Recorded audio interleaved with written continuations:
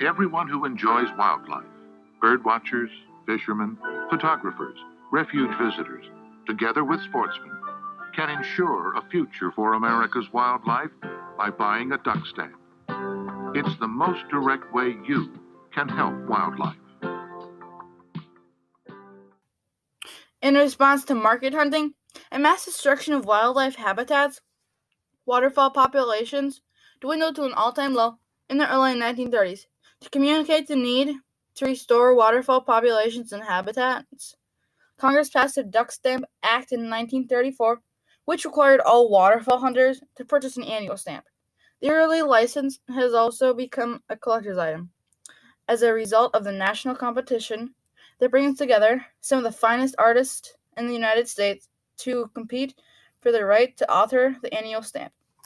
Over the past 87 years, the Duck Stamp program has generated more than $1 billion of revenue that has been used to acquire over 6 million acres of habitat, which communicates that diverse groups of hunters played a key role in wildlife conservation and restoration of duck populations.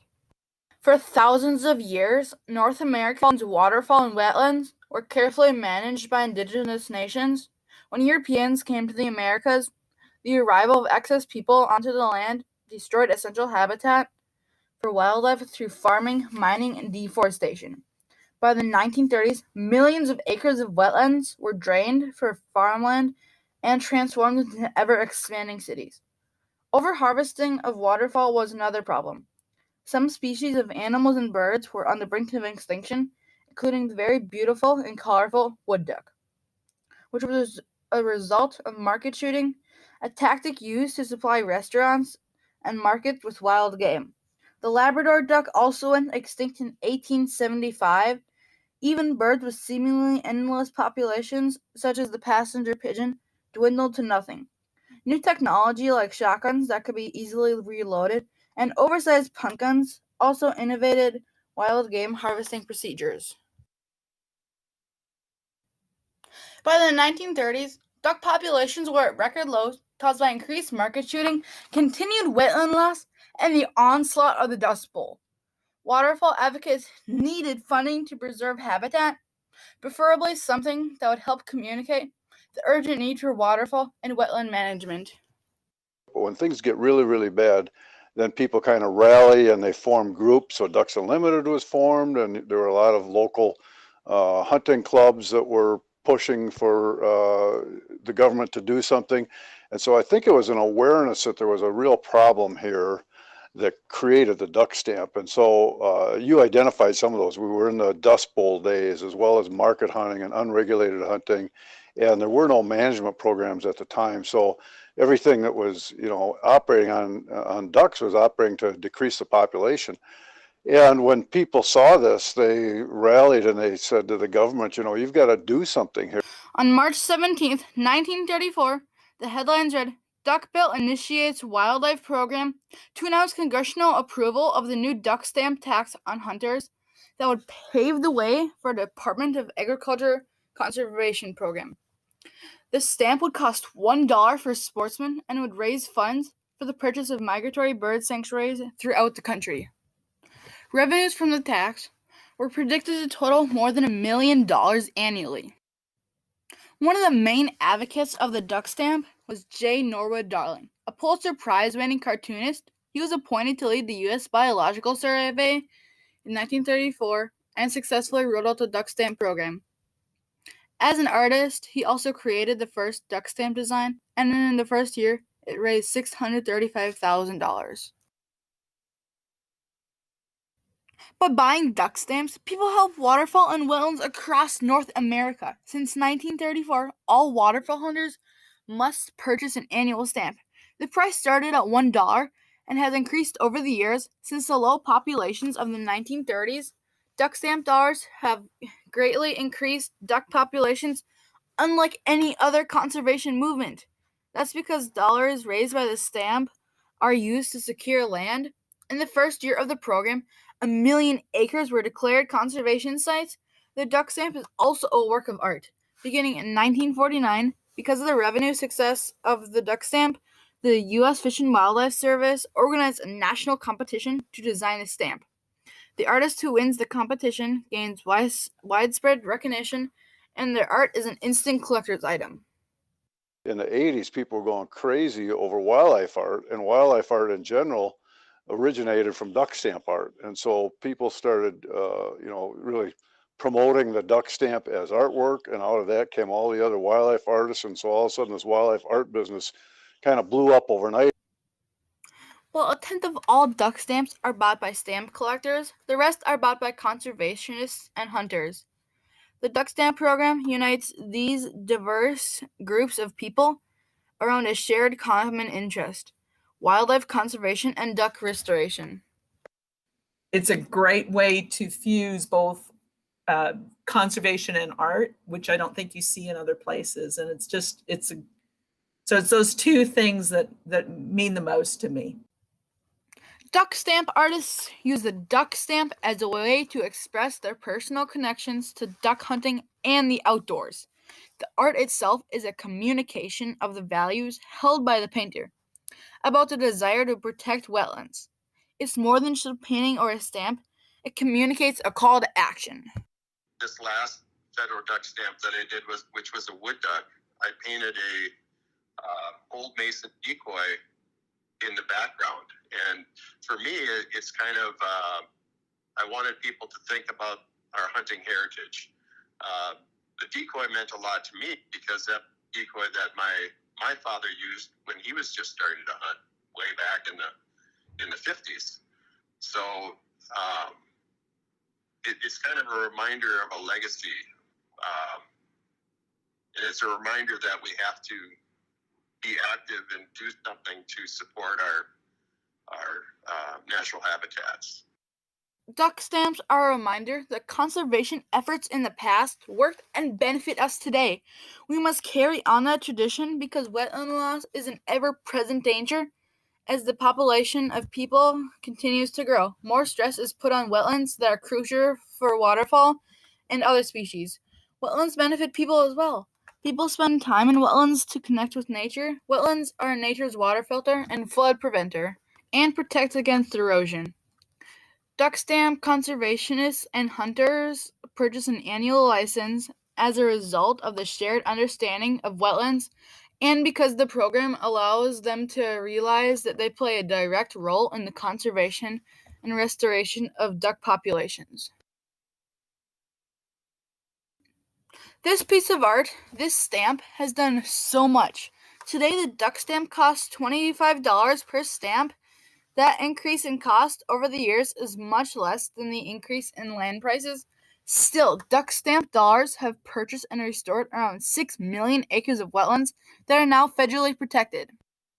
Additionally, conservation groups and local communities and national groups like Delta Waterfowl and Ducks Unlimited were founded to support conservation of waterfowl and wetlands. These organizations promote the stamp and market the artwork as a common item sold at fundraising events. Those dollars are not only used to restore habitat, but also to lobby Congress and state legislatures for stronger conservation laws and protections. All groups believe that there is more to be done, and the duck stamp story plays a bigger role in that. Duck stamp equals habitat has been the message with the stamp for multiple generations, and I think that's an easy message that has resonated with the public. The duck stamp program united different corners of wildlife organizations and participants through a shared purpose, communicating the need to also protect wetlands and duck populations. Through the National Art Fundraising Contest, these individuals and communities have carried on the importance of conservation and restoration, making the duck stamp program one of the most successful government programs in the United States. I want people to see that this is a program that we all benefit from, and it's not just a hunting stamp. The hunters are the only ones who have to buy it, which makes me very happy that we have a hunting population that's willing to put money into the resource. But I'd also like to see other people step up to the plate and help too, because it's habitat helps us all.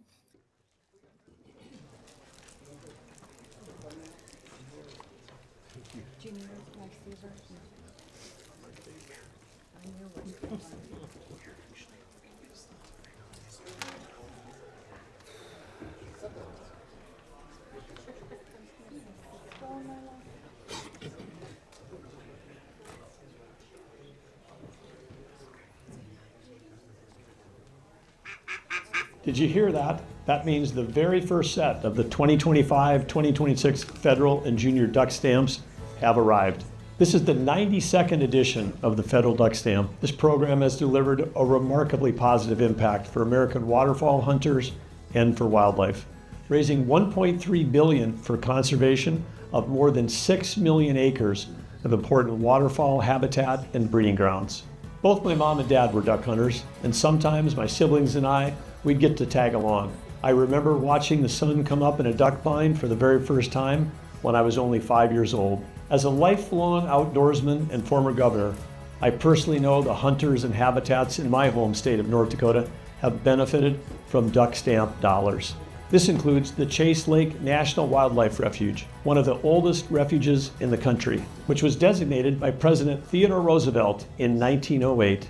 It's our hope you'll join us today and be part of conservation history by buying your duck stamp to benefit wildlife refuges near your home and around the country. You can buy yours now online at www.fws.gov.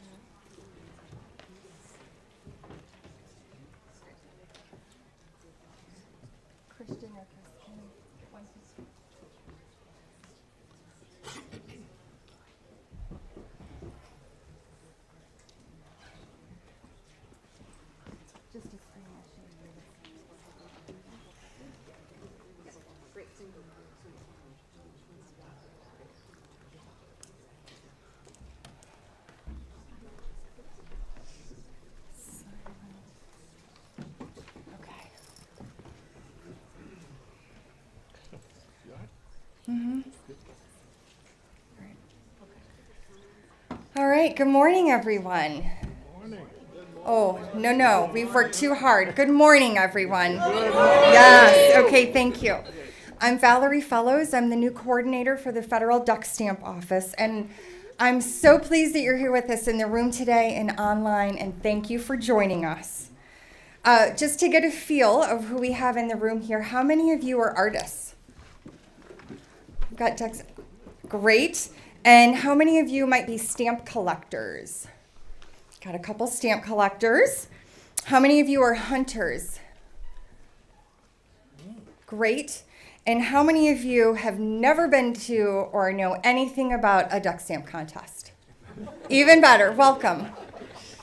For those of you that have been involved with the duck stamp program, at least for the last 10 or 15 years, you probably know who we call the other fellows. Suzanne, would you raise your hand for or maybe just stand up quickly.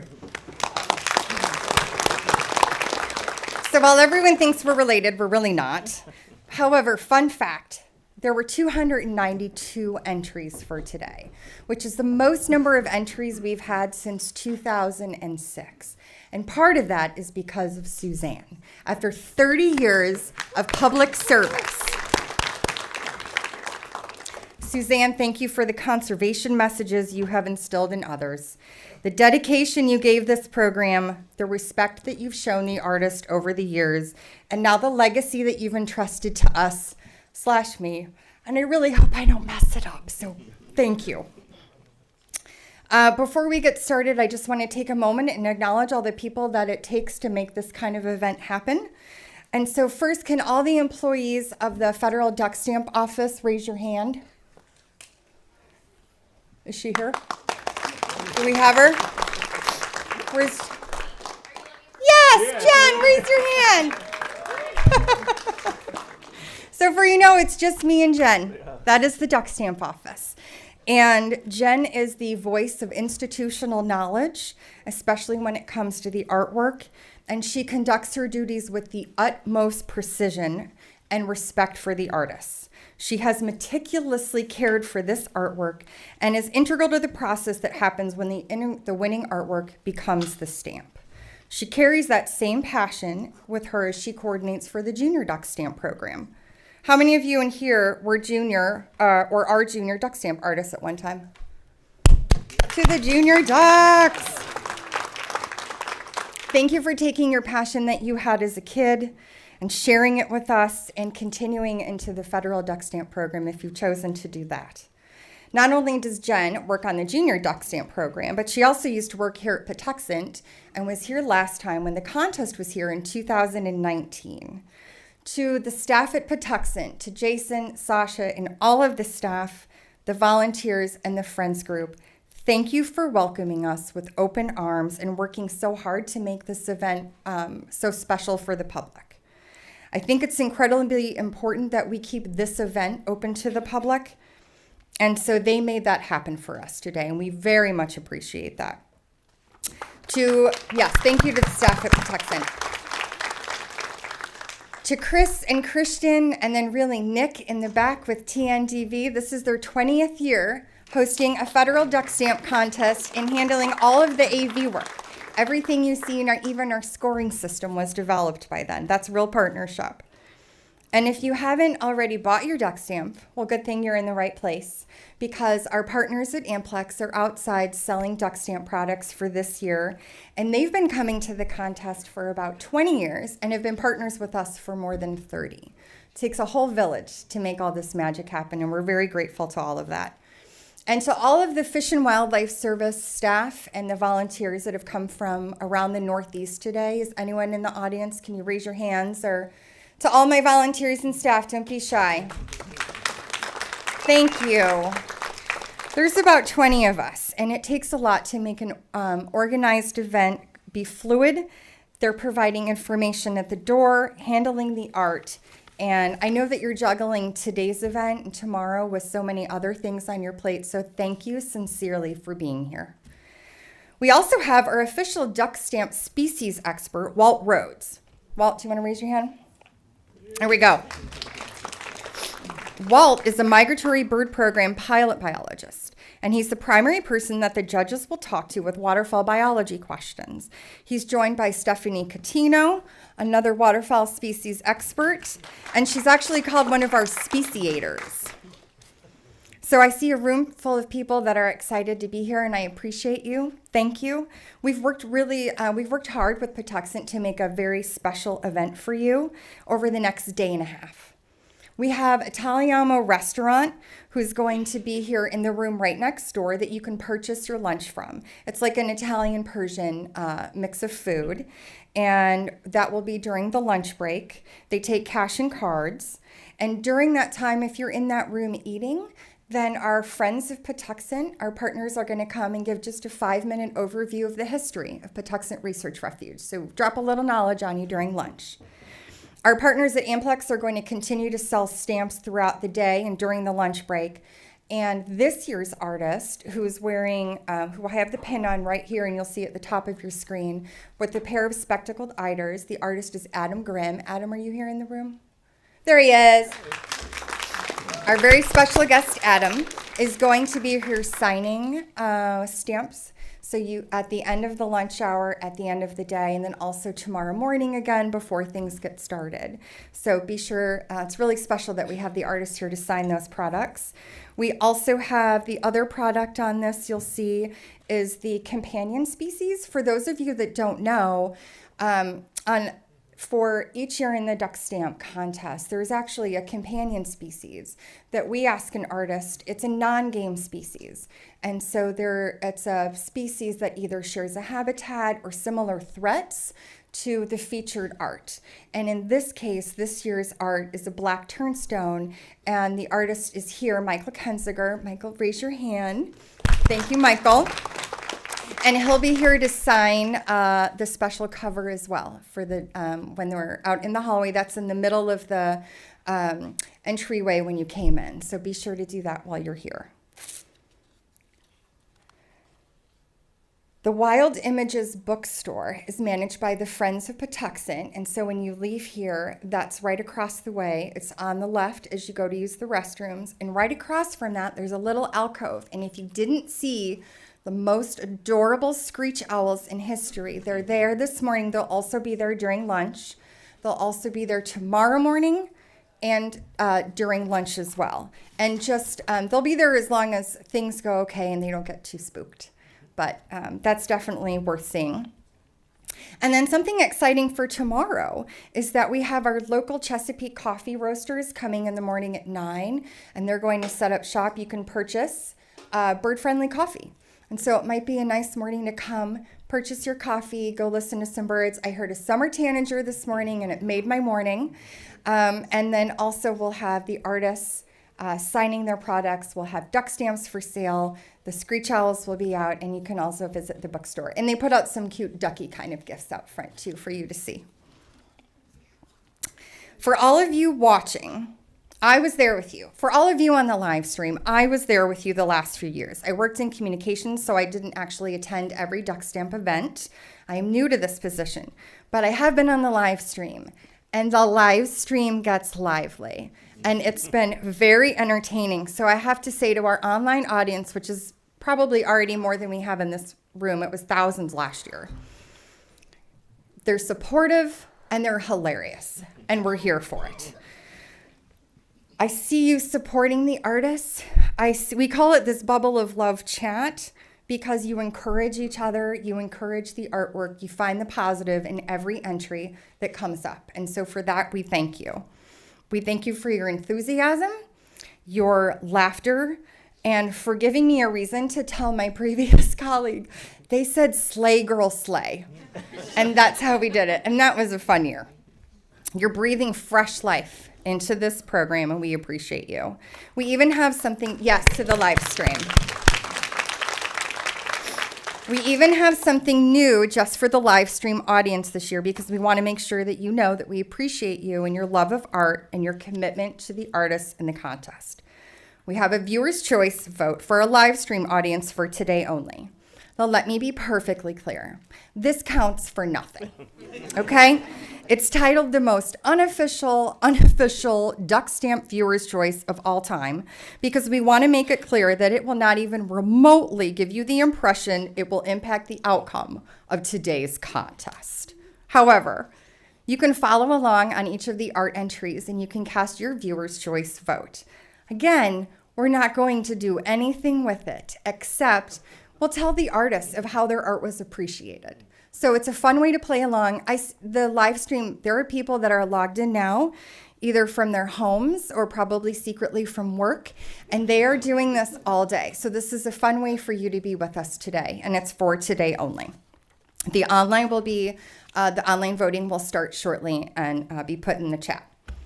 So with that said, I would like to now introduce Jerome Ford, our U.S. Fish and Wildlife Service Assistant Director of Migratory Birds and a huge supporter of the federal duck stamp program.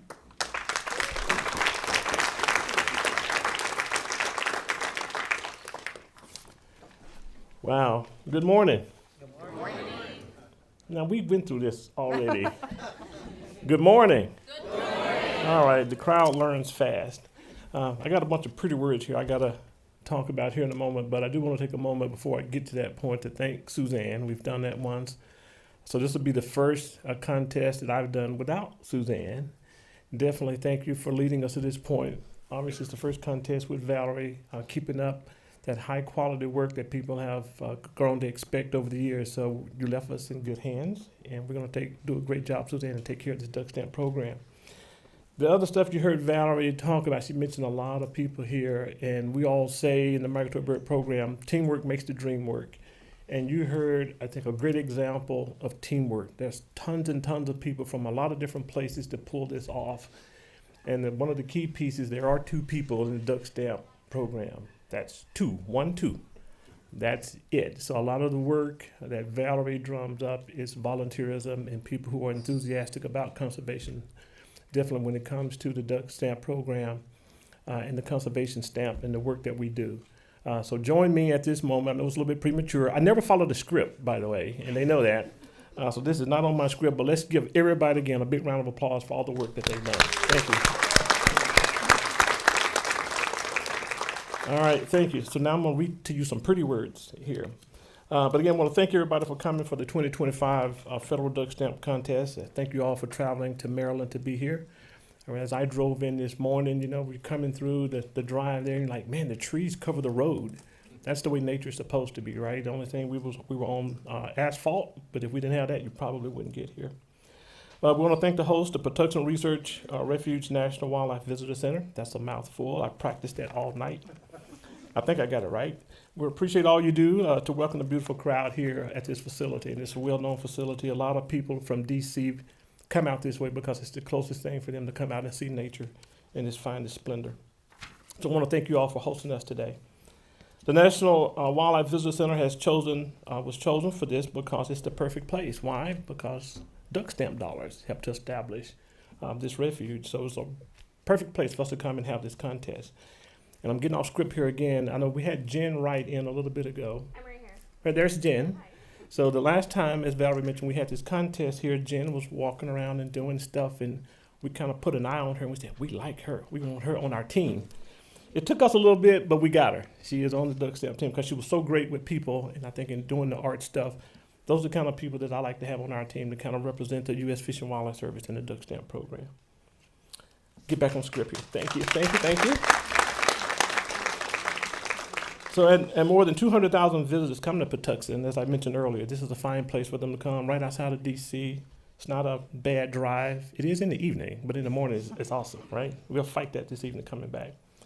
But over the next 2 days, our panel of judges will be selecting the artwork for the 93rd Federal Migratory Bird Hunting and Conservation Stamp. Tomorrow's winner will be featured on next year's federal stamp, which will be officially released at the end of June 2026. Tomorrow, we will also honor last year's winner, Mr. Adam Grimm, who painted the pair of spectacle iders that graced this year's federal stamp. Now, Adam, I've been looking for you all morning. I'm just now figuring out where he is. Hey, Adam. We'll talk a little bit later. He's no stranger to this. Adam is a 3-time winner of the art contest and is now one of over 60 esteemed artists whose work is the center of the tradition that is the federal duck stamp. We all know that the federal duck stamp is a legacy more than 90 years in the making and much more than just a piece of paper to fulfill a hunting license requirement. This piece of paper, the duck stamp, is a vital part of our conservation history. The duck stamp represents all the people who came together to conserve our natural resources over the years. It traces our history from the market hunting era to the Dust Bowl era to our collective concern for protecting places for wildlife where we can recreate, get away from our busy lives, and nurture our souls. Every artist who has ever participated in the contest and every person who purchased a duck stamp is a vital part in conservation. So to all the artists, you share your talents to illustrate a story in a manner that is more powerful than words. Your interpretations of wildlife captures our imaginations. Your beautiful and often very creative renditions of our waterfowl are a reminder of this important conservation tool. Each year, waterfowl hunters purchase approximately 1 million duck stamps. Do the math. I'm not going to attempt to do that here. They're $25 a piece, right? Times 1 million. That math is mathing.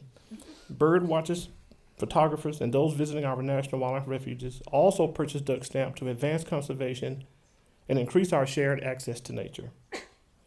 Stamp and art collectors buy and treasure these small works of art. So today, we celebrate the artists who have taken this most unique approach to support conservation. The contest today is about choosing the art and recognizing the talents of the artists while celebrating this unique conservation program and its legacy of protecting millions of acres of habitat. I know that each artist put their heart and soul into their entry, and whichever piece of artwork is chosen, it will become a cherished part of our conservation history. And for you to get a chance to feel that, we do have Adam here today. Just get him in a corner, and Adam will tell you how long it takes to get this work done. And all of the artists, we know how long it takes. It's not 15 minutes. It's not 15 days. It's longer than that. So get a chance to talk to the artists, those that are here, and they'll tell you the work that they put in and how hard it is and why this is a special event. Before we get started, I would like to send a heartfelt thank you to each of the artists, definitely those who are here today, and their entry Collectively, you are the partners that make the duck stamp contest possible. So sincerely, from my heart, I say thank you. I'm excited for the contest to begin, and I know that our new U.S. Fish and Wildlife Service Director, Mr. Brian Nesvik, shares my same enthusiasm. However, Brian is unable to join us today. We actually invited Brian and the secretary, and of course they have busy schedules and they weren't able to make it. But Brian will be sending his counselor, Mr. Ron Schindler, to join us either later today or the first thing tomorrow, and we will get him involved in announcing the winner. But before we do that, at this time, I think we have a video we'd like to share with you of Brian and his thoughts on the duck stamp contest. And again, thank all of you for coming. I look forward to chatting with you throughout the next 2 days. Thank you. Good morning and welcome to the Federal Duck Stamp Contest. I'm Brian Nesvik, Director of the United States Fish and Wildlife Service and a proud supporter of the Duck Stamp program. I know that many of you are also proud supporters of the program and are our partners in conservation. I'm sorry that I can't be there with you in the room, but I'm here with the thousands of other people around the country watching the live stream so I can be one of the first people to find out who the winner of this year's contest will be. As the only juried art contest in all of the federal government, this program has stood the test of time because of the artists that believe in the mission of this program and share their talent to continue the legacy. The U.S. Fish and Wildlife Service produces the federal duck stamp, which sells for $25 and raises approximately $40 million through sales each year. This supports critical conservation of wetland habitats in the National Wildlife Refuge System.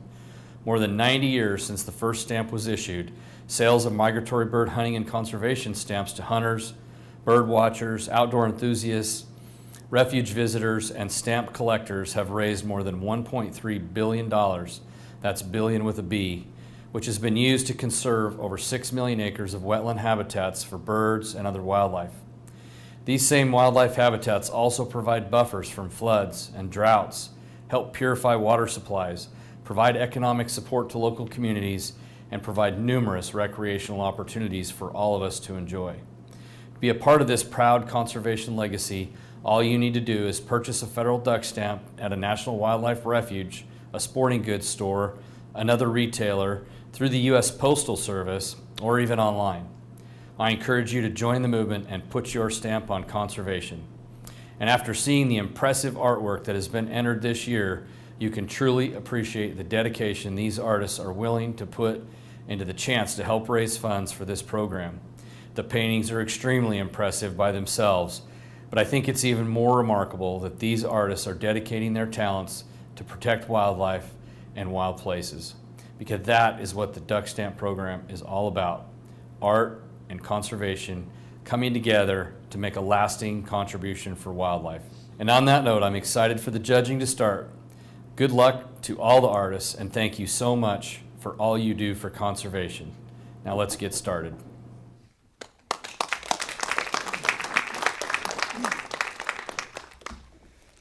By lunchtime tomorrow, there will be just one piece of art that will go on to become next year's duck stamp, which means that these 5 judges next to me are going to review 290 pieces of art today and tomorrow and pick just one winner. This might be the hardest job in the room today. And I can tell you, when I started just a few months ago, this is a top secret level mission of keeping their names secret. So just yesterday, they all got to meet each other for the first time, and now I get to finally introduce all of them to you. So, Jean Clater currently serves as the treasurer for the National Duck Stamp Collectors Society and is a member of the American Philatelic Society. Stamp collecting is philatelic, for those who don't know.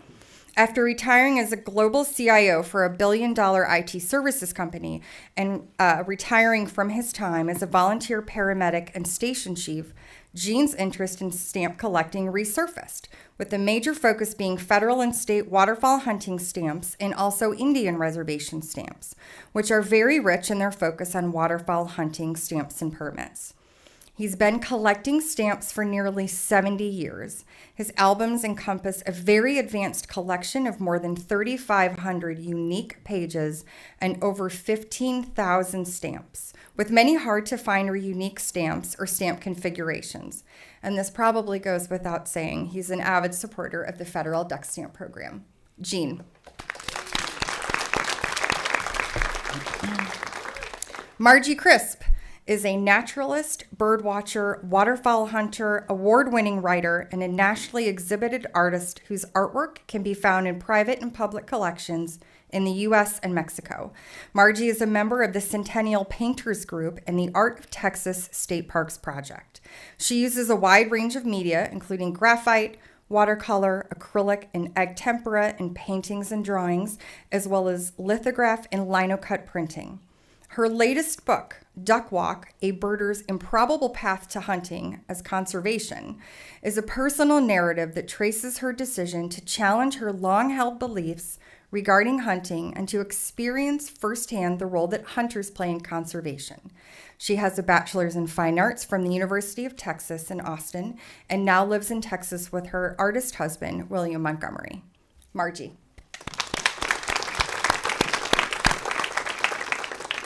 Paul Padding is a wildlife biologist who retired after 28 years with the U.S. Fish and Wildlife Services Division of Migratory Bird Management.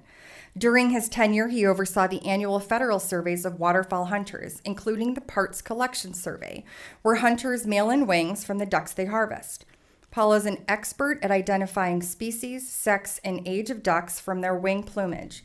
He has also handled and banded many ducks during their annual waterfowl banding operations and participated in the aerial surveys for the waterfowl breeding population and habitat surveys, commonly called the May surveys, during the spring breeding season and in winter. And on a personal note, he's an avid migratory bird hunter. Paul. As commissioner of the Maine Department of Inland Fisheries and Wildlife, Judy Camuso takes her passion for the outdoors and instills it in others. Since being appointed the first female commissioner to lead the department in 2019, Judy's leadership has garnered attention nationally, as she is the president of the Association of Fish and Wildlife Agencies, the first commissioner from Maine to serve in that role, and is the first member from Maine on the North American Wetlands Conservation Act Council, where she is vice chair. She is the chair of the Association of Fish and Wildlife Agencies Bird Conservation Committee, vice president of the Northeast Association of Fish and Wildlife Agencies, and co-chair of the North American Bird Conservation Initiative. Outside of work, you will find her fishing any season of the year, hunting, birding, running, and spending time with family. Judy.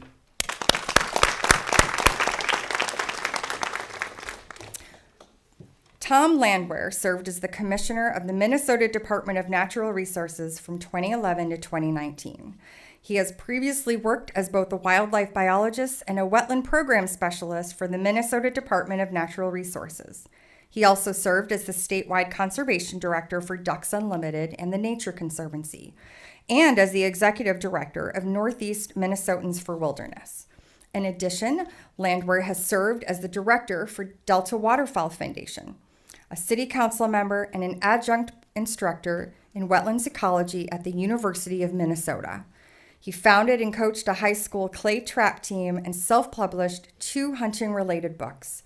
He's an avid hunter, angler, and outdoorsman with a particular passion for waterfowl hunting. Tom.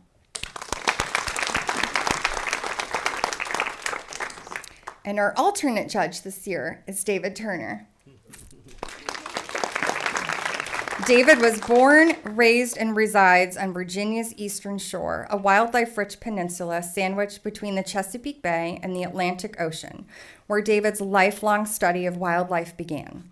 David and his father own and manage Turner Sculpture, serving since 1983 as their studios, Bronze Foundry and Gallery.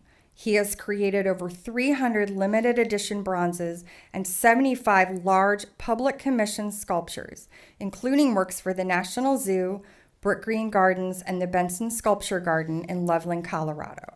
And of special note, the wolf sculpture at the very entrance of this building is from your father, correct?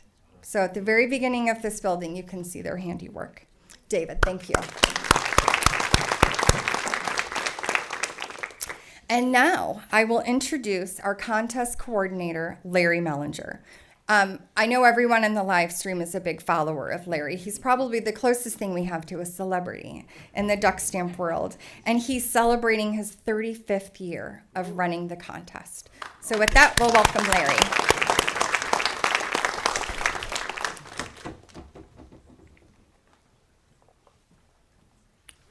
Thank you, Valerie. And as those of you who watch the contest year after year know, this is the time that I stand up and tell you that the only thing standing between you and the beginning of the 2025 Federal Duck Stamp Contest is a lawyer from the federal government telling everybody the rules. I'll try to be brief. I just want to go over how the judges will score the entries, first, second, and third round, and then we will get on with the show. During round one, each of the entries, 290 in number, actually they're numbered from 1 to 292. There are two entries, number 14 and number 35, that were disqualified because they didn't follow the rules. We will announce those numbers when they're not judged because they were withdrawn. But during the first round, the judges will get to see individually, in person, each of the entries in numerical order. That order was decided by the order in which the entry was received in the Federal Duck Stamp Office. After each judge sees the original artwork, it'll be displayed up here on the screen. They each have monitors so they know during the whole process which piece is being judged on. They will then ask to judge that piece as either in or out. And we're looking for a majority, 3 out of 5 or more, votes from the judges that a piece is in order for that piece to advance to the second round, which will commence tomorrow morning. So that every piece that's judged today in the first round that receives a majority of the vote will go to the second round. But then there's another part of the first round, and that is the rules provide that after the judges have voted in or out on all the pieces, they can go back to among the entries that were not selected, and each individual judge can select up to 5 additional entries to come back into the second round. They don't have to choose any entries, but they can each choose up to 5, so that tomorrow morning before we begin the second round, we will announce anywhere from 0 to 25 additional entries that have been added to the judging in the second round. In the second round, again, in numerical order, those entries that have made it to that round will be shown individually to the artists, or to the judges rather, and they will, at this point, judge each piece numerically 1 through 5, 5 being the best score. And so there will be a composite score of between 5 and 25 for each of the entries judged in the second round. At the end of the round, those entries that have attained the 5 highest scores, not necessarily just 5 entries, but the 5 highest scores, if it's 21, 22, 23, 24, and 25, then all of the entries that received those scores would advance to the third and final round.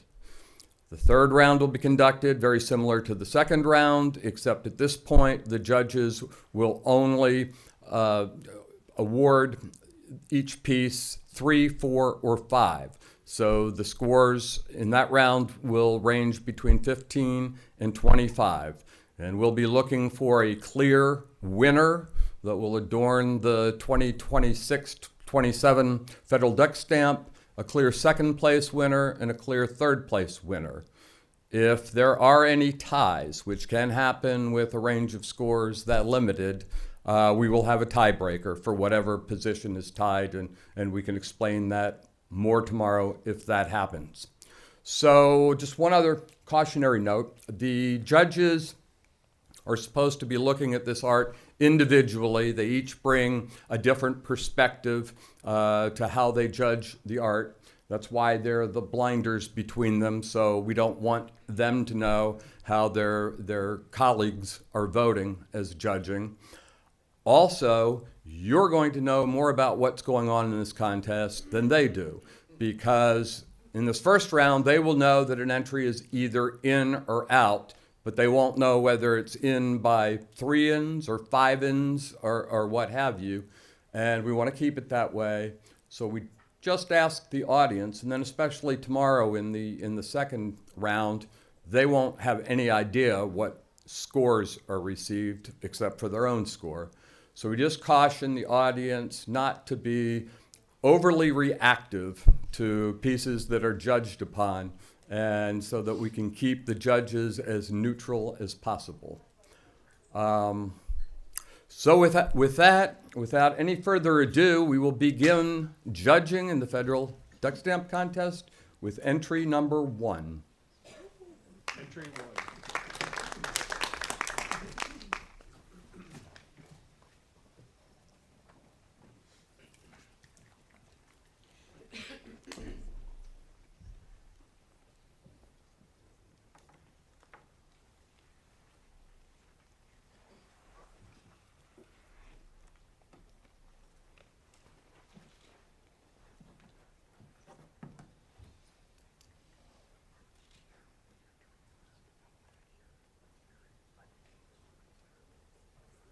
Please vote.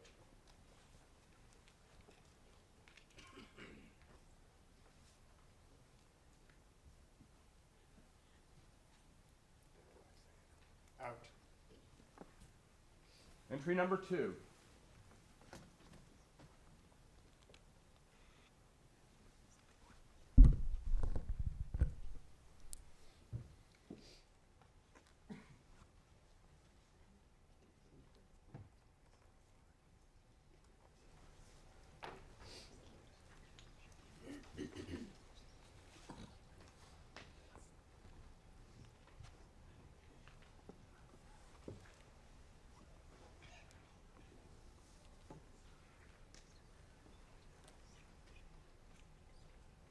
Please vote.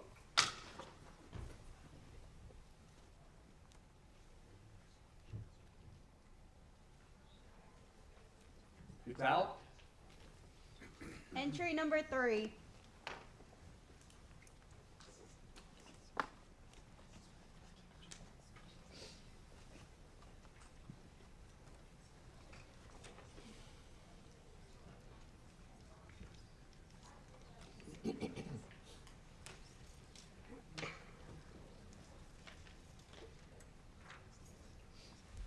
Please vote.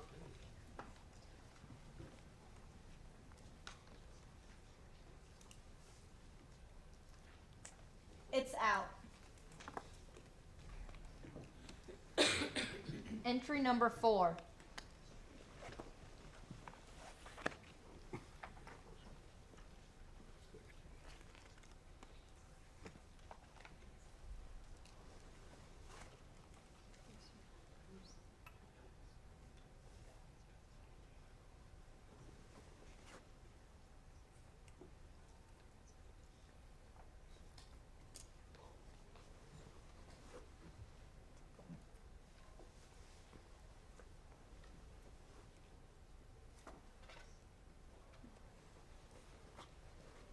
Please vote.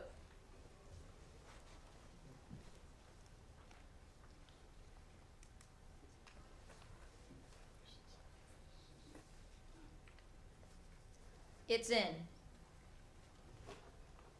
Entry 5.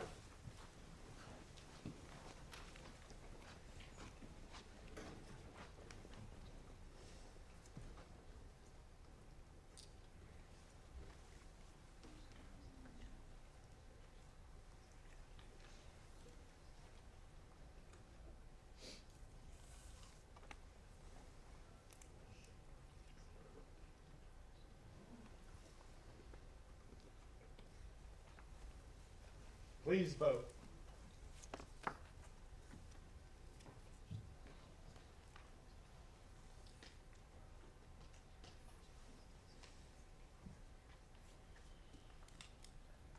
Out.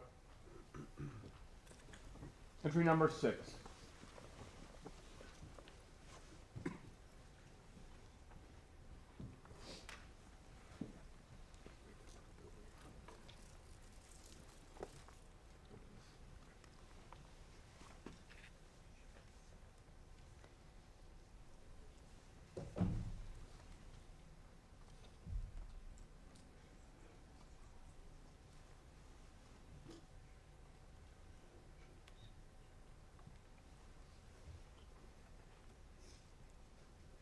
Please vote.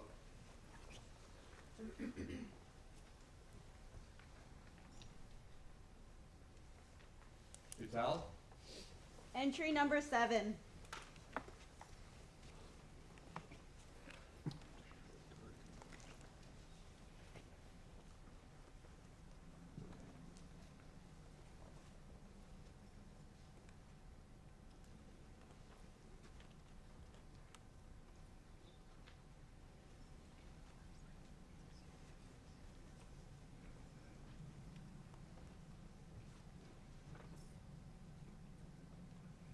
Please vote.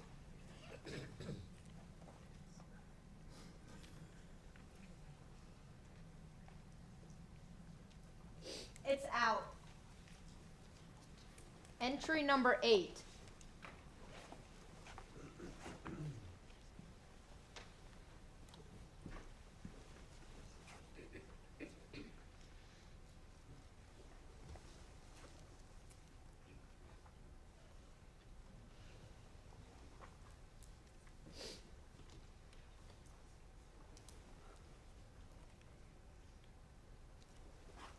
Please vote.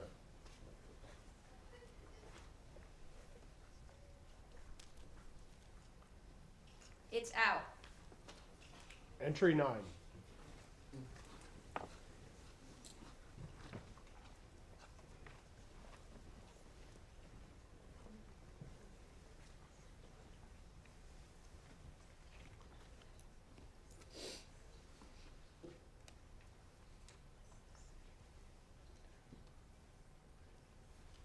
Please vote.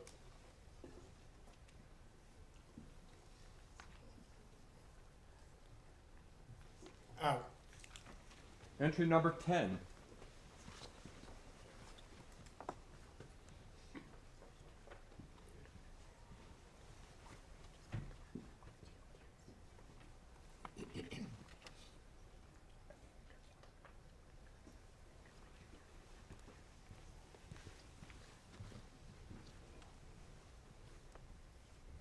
Please vote.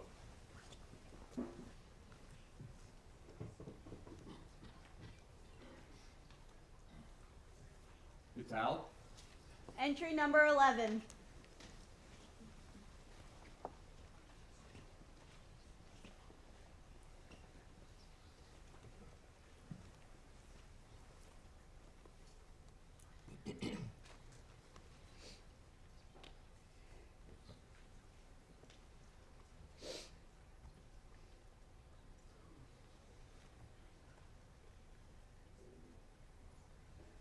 Please vote.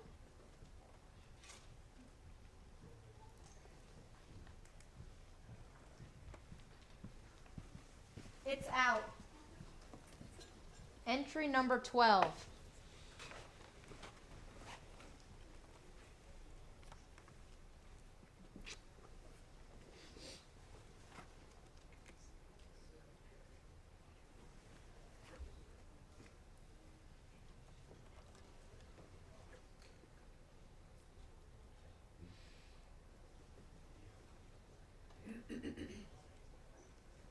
Please vote.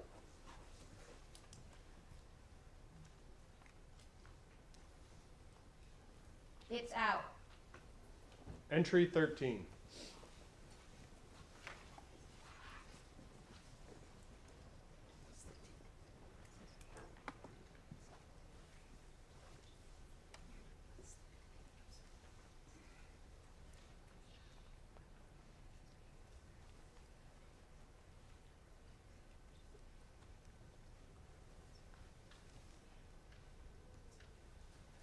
Please vote.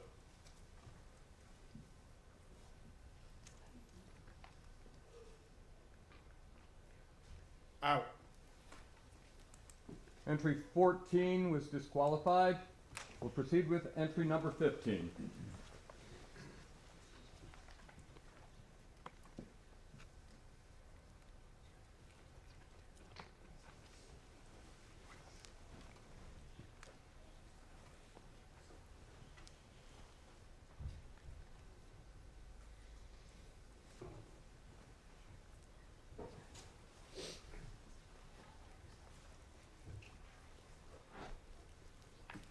Please vote.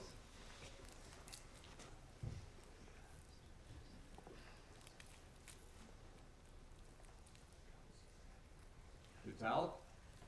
Entry number 16.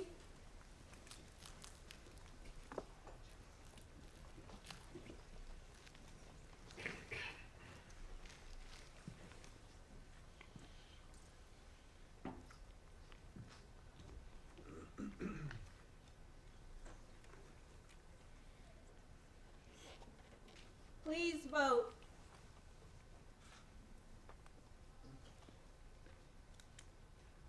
It's out. Entry number 17.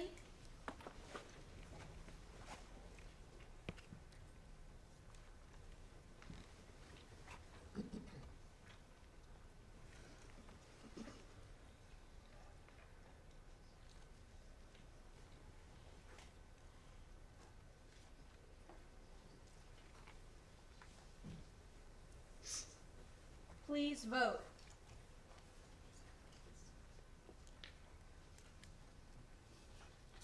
It's out. Entry 18.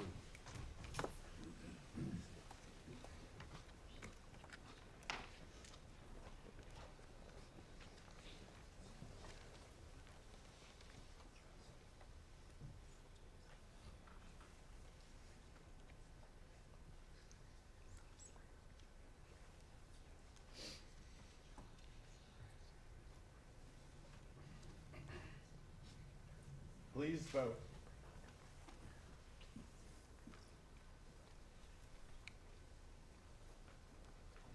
Out. Entry number 19.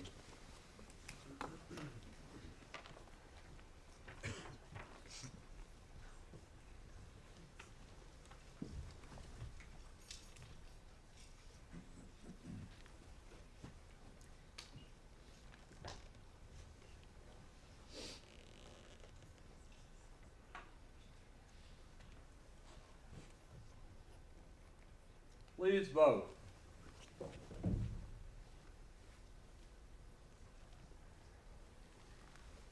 It's out. Entry number 20.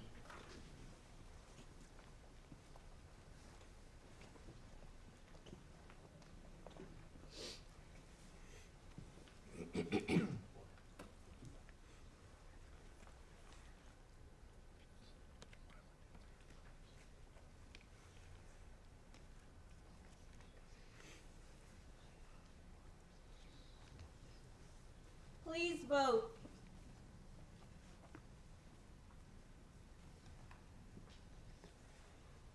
It's out. Entry number 21.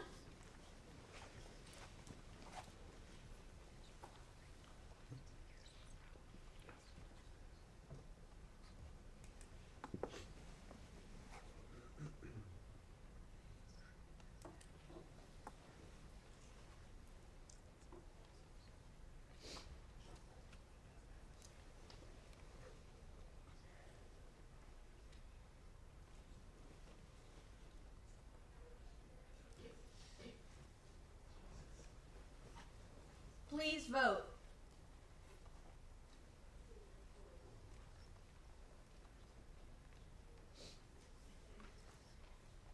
It's in. Entry 22.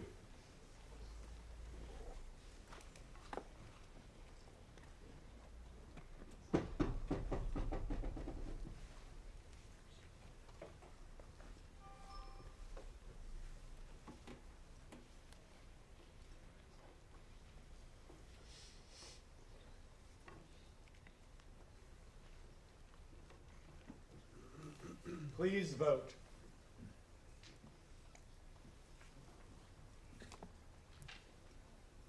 It's out. Entry number 23.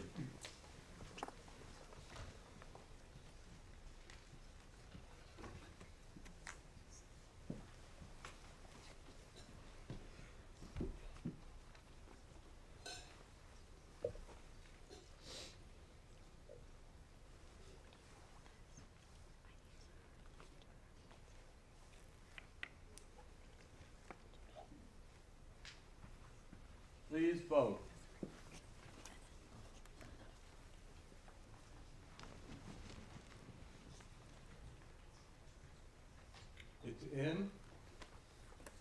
Entry number 24.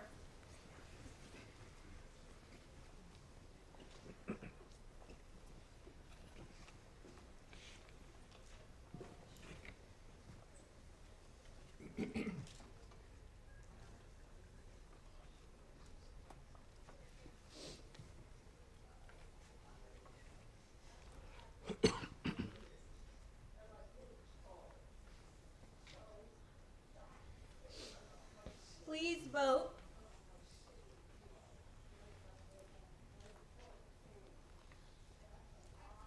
It's out. Entrance number 25.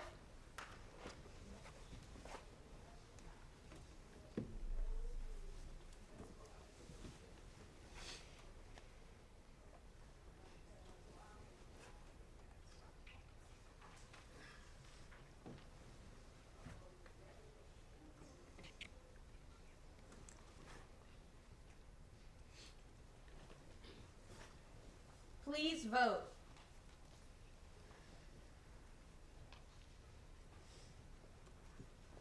It's out.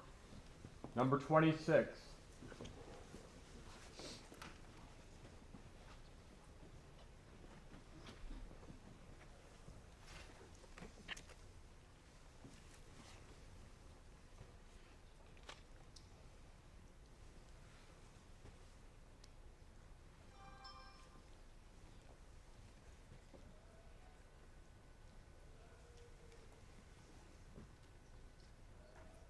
Please vote.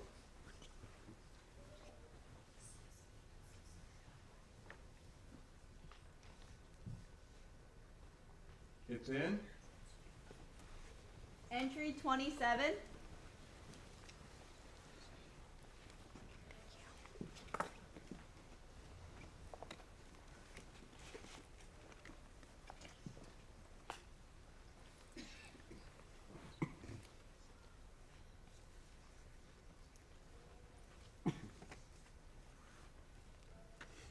Please vote.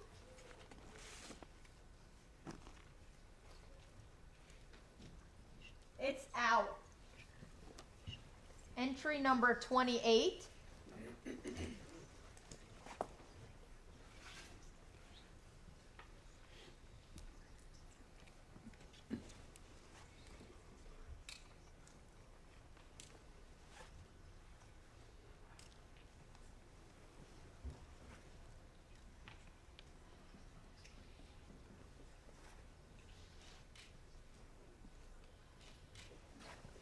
Please vote.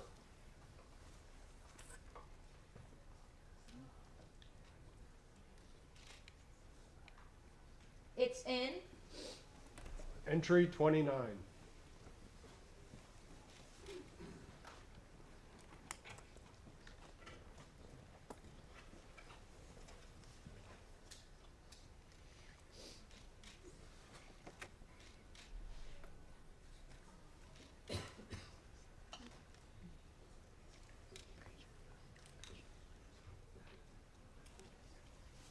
Please vote.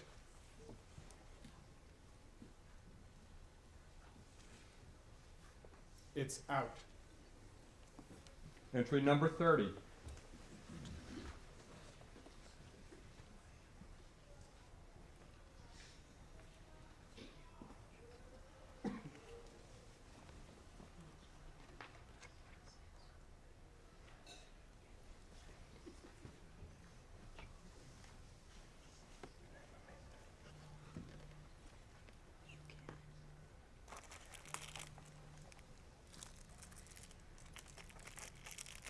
Please vote.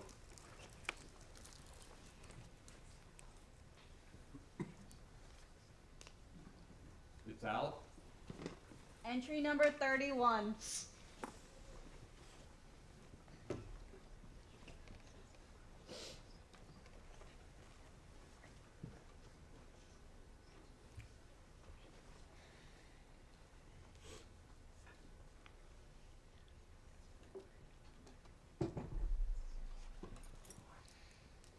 Please vote.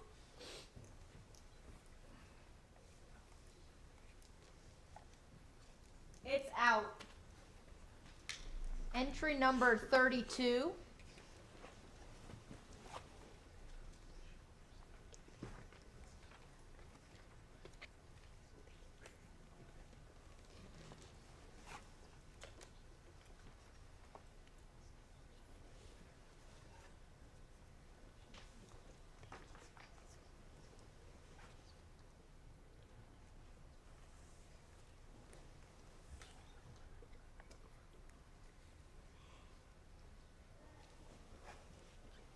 Please vote.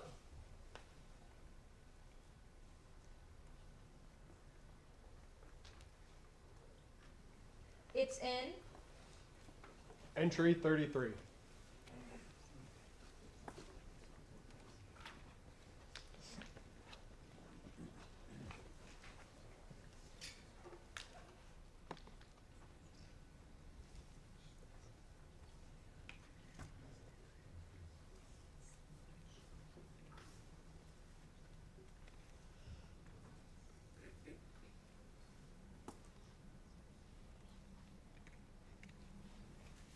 Please vote.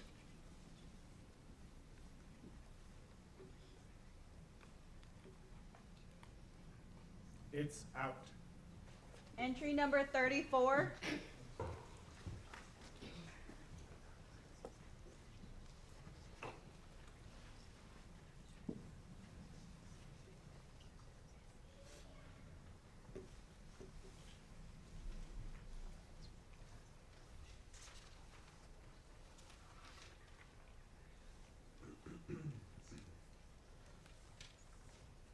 Please vote.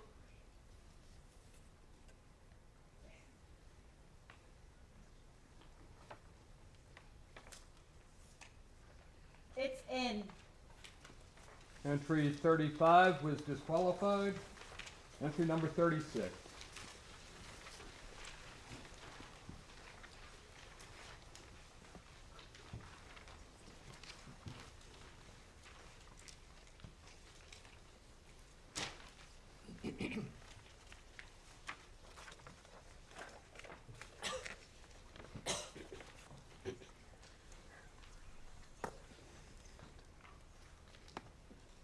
Please vote.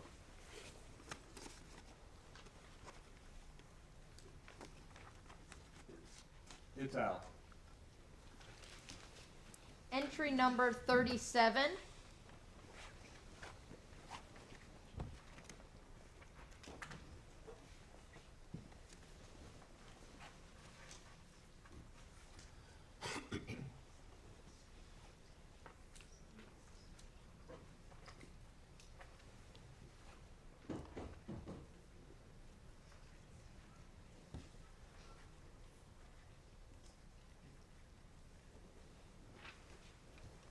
Please vote.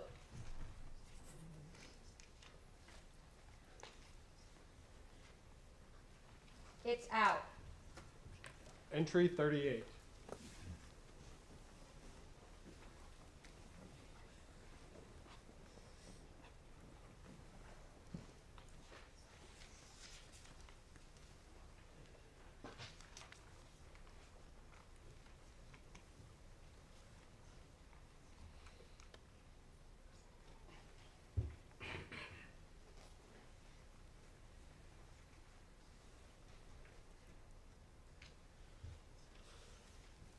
Please vote.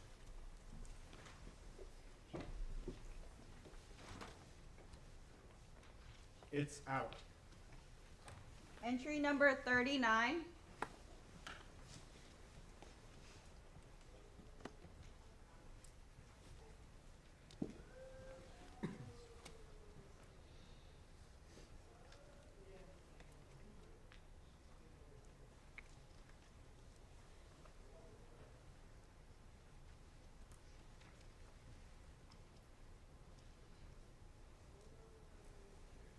Please vote.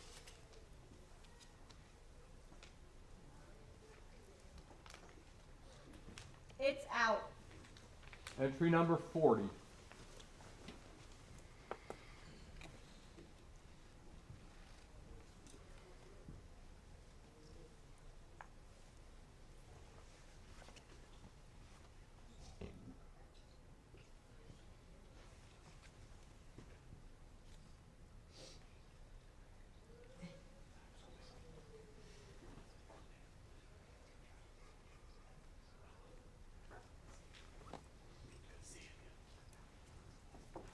Please vote.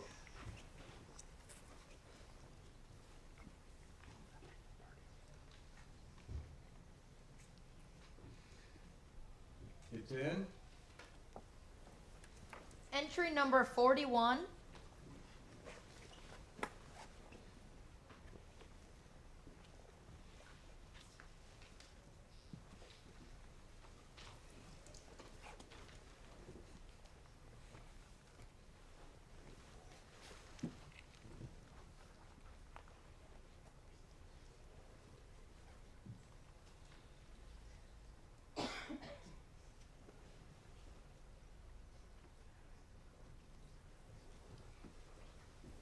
Please vote.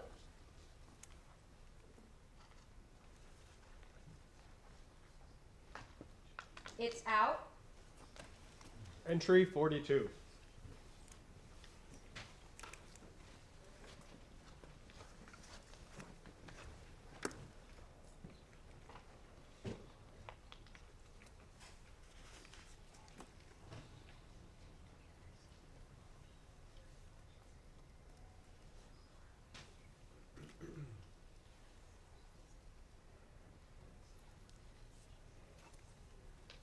Please vote.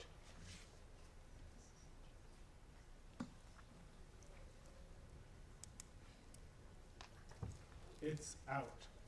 Entry number 43.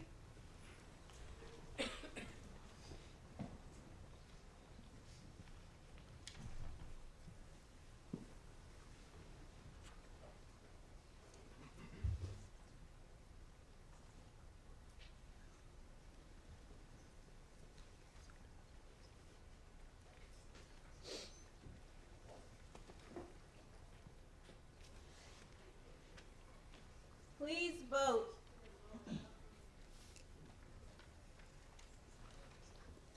It's out. Entry number 44.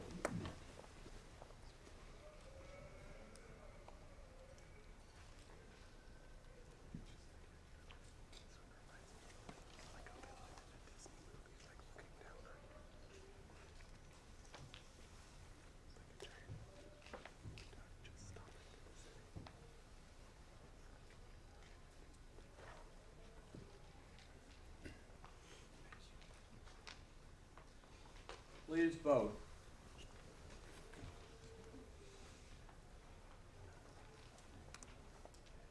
It's out. Entry number 45.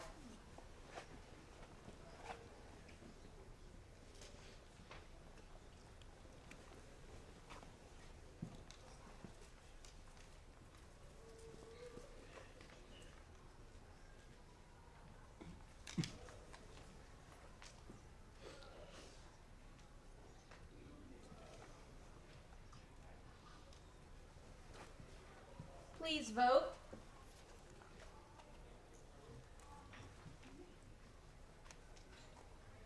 It's in. Entry 46.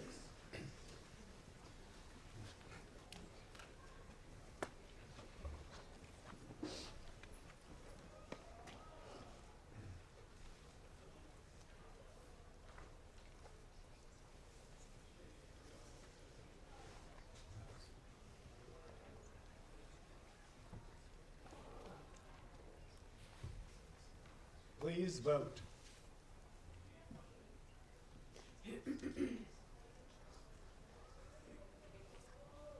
It's out. Entry number 47.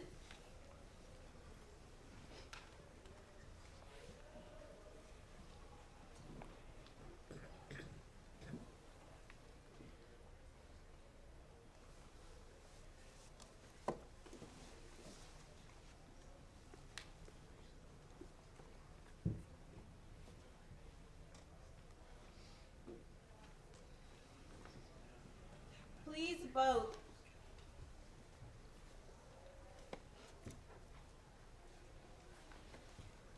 It's out. Entry number 48.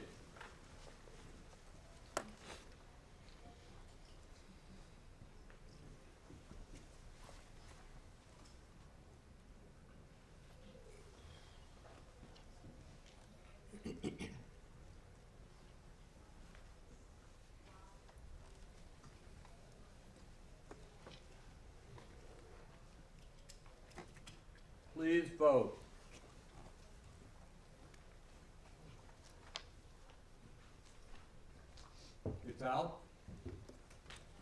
Entry number 49.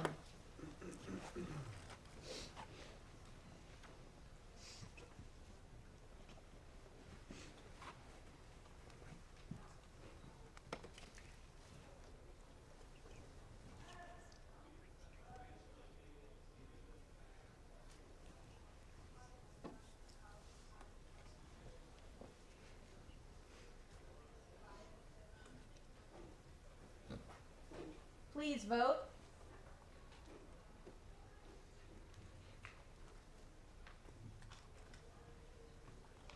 It's out. Entry 50.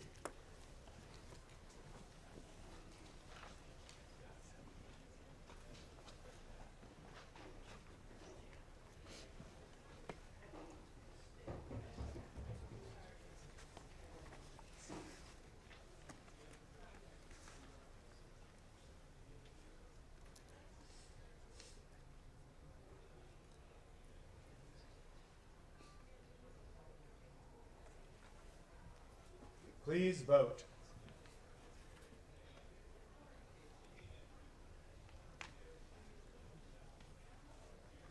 It's in. Entry number 51.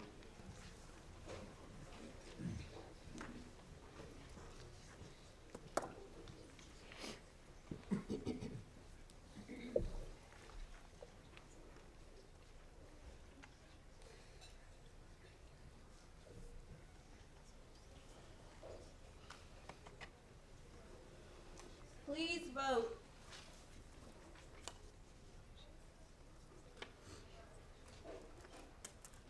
It's out. Entry number 52.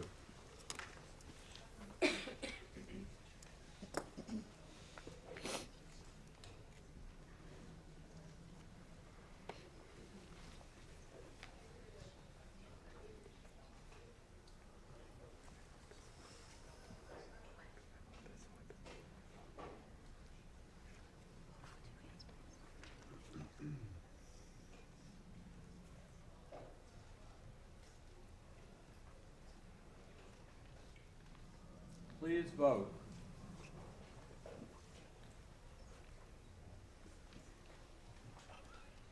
It's out.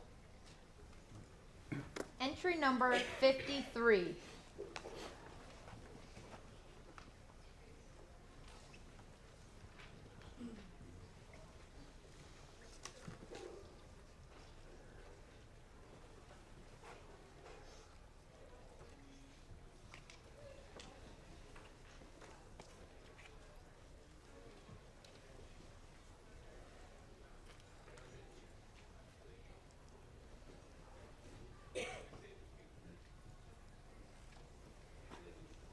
Please vote.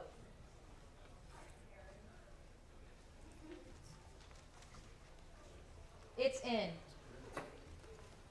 Entry 54.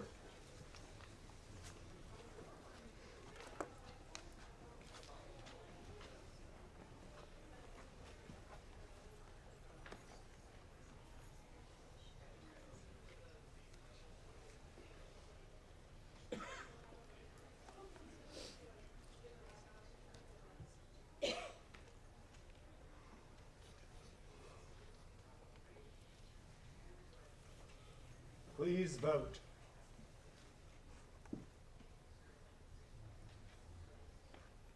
It's out. Entry number 55.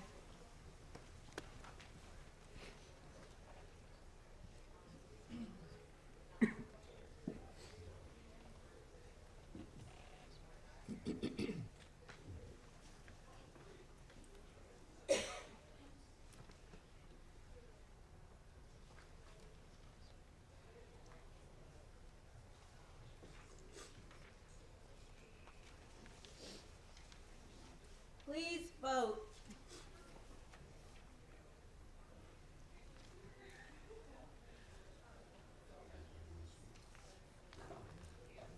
It's in. Entry 56.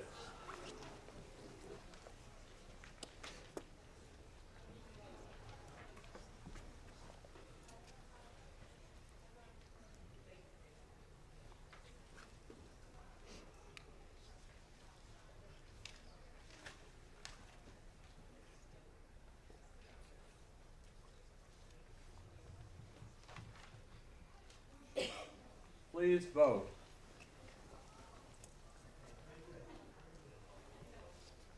It's out.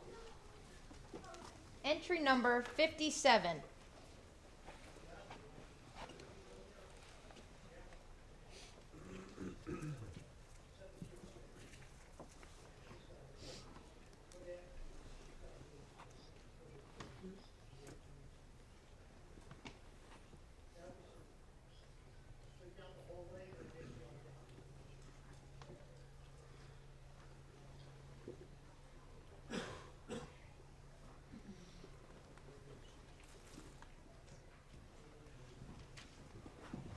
Please vote.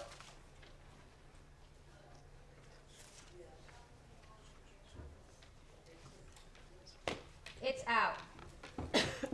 Entry 58.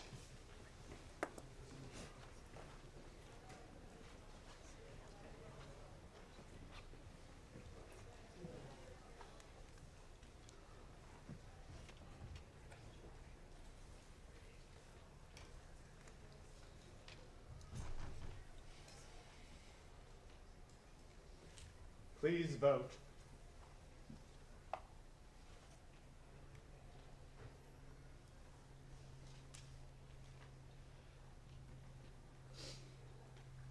It's out.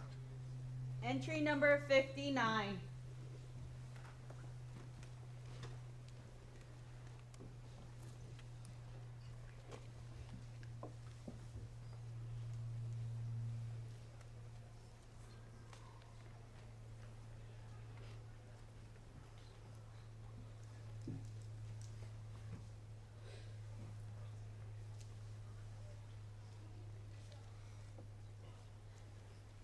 Please vote.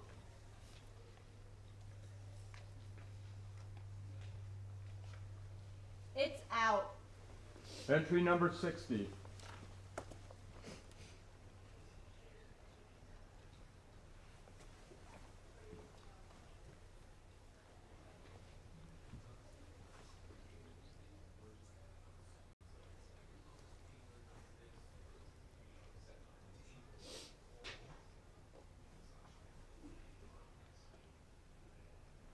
Please vote.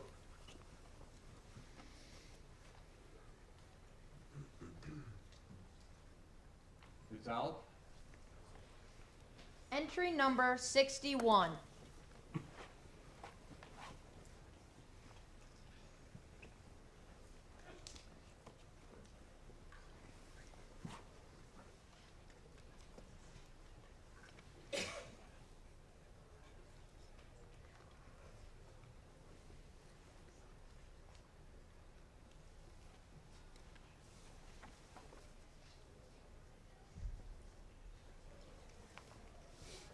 Please vote.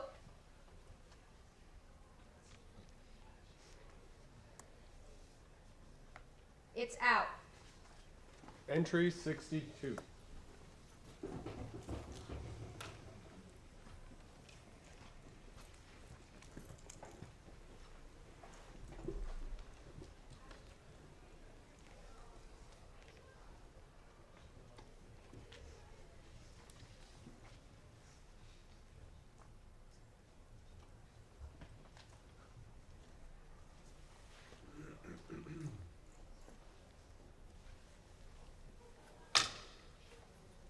Please vote.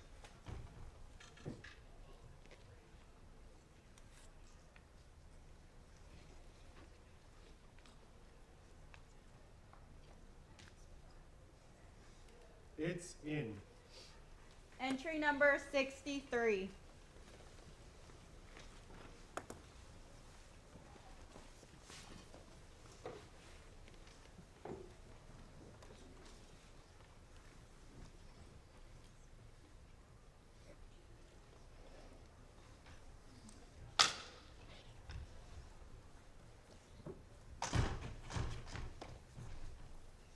Please vote.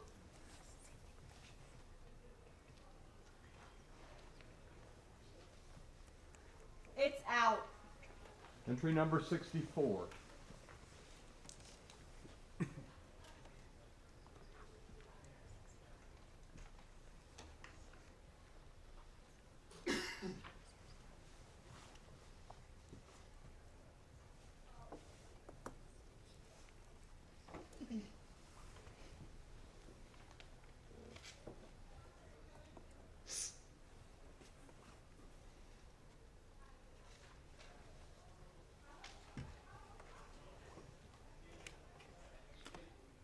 Please vote.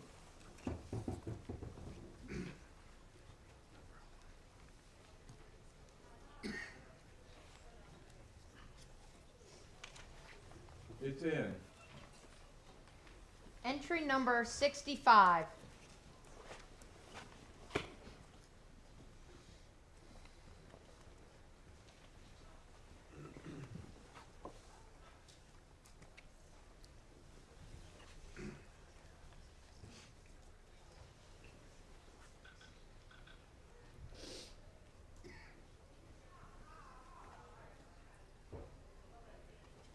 Please vote.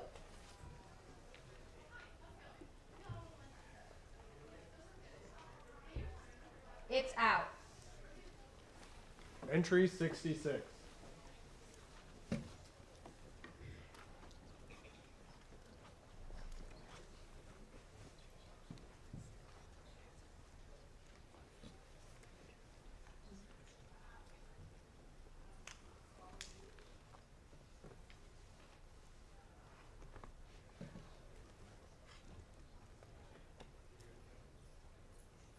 Please vote.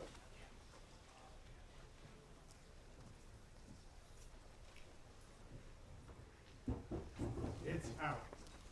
Entry number 67.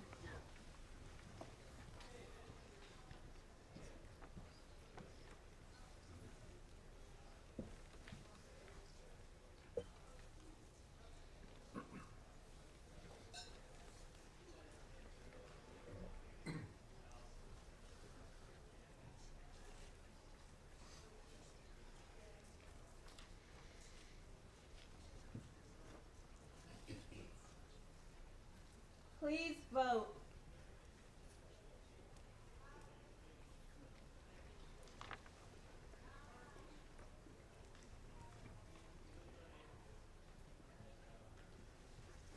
It's out. Entry number 68.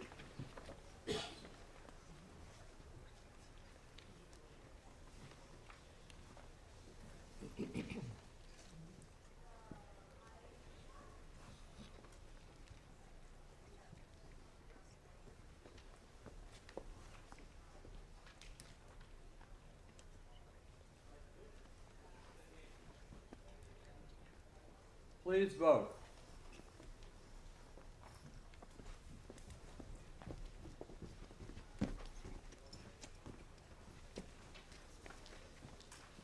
It's out. Entry number 69.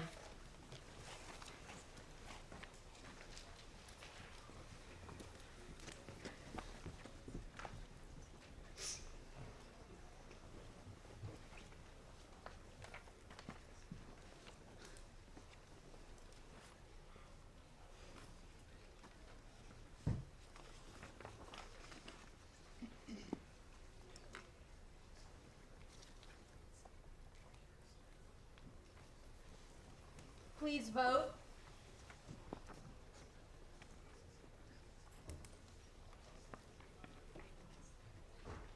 It's out. Entry 70.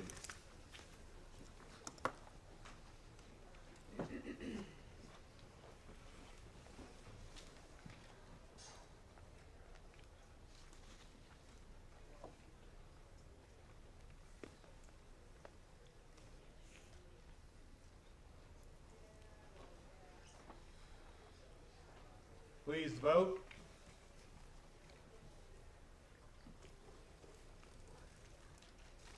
It's out. Entry number 71.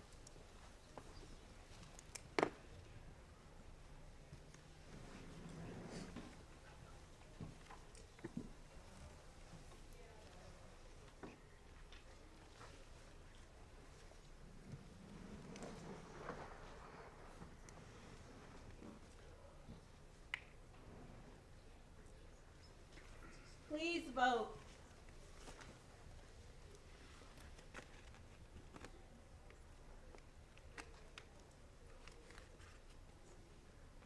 It's out. Entry number 72.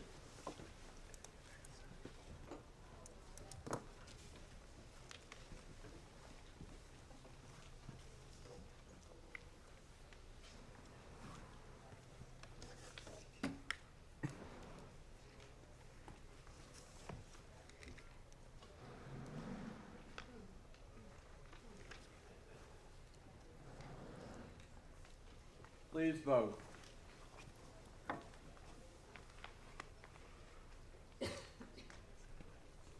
It's out.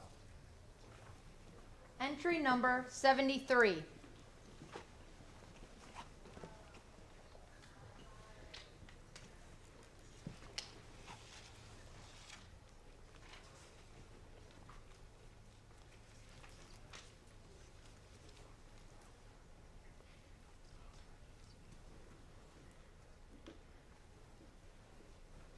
Please vote.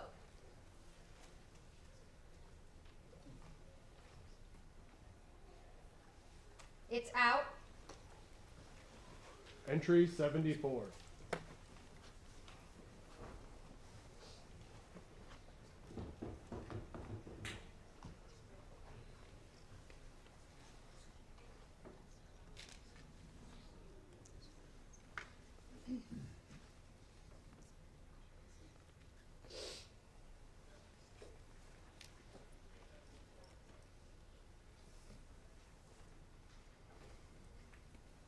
Please vote.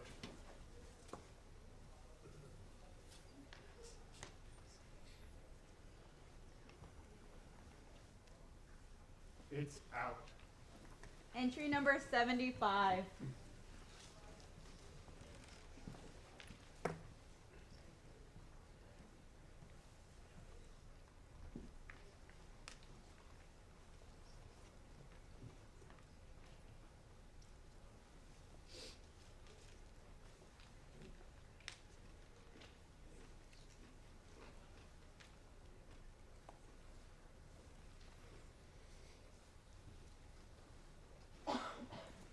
Please vote.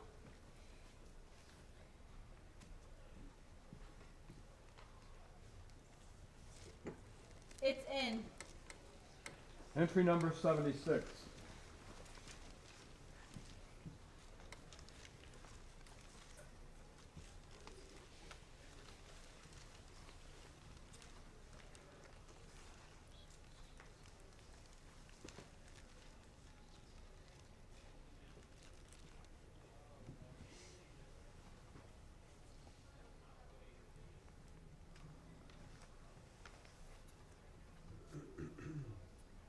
Please vote.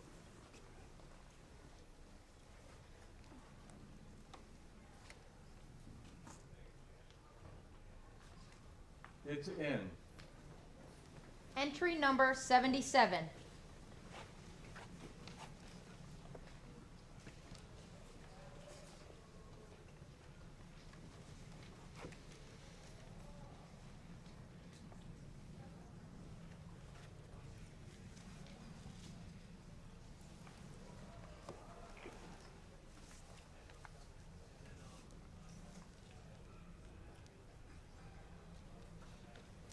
Please vote.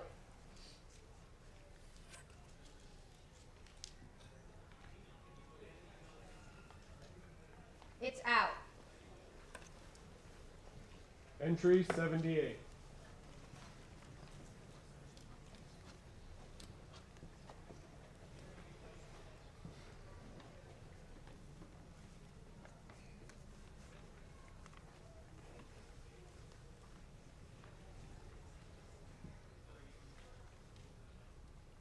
Please vote.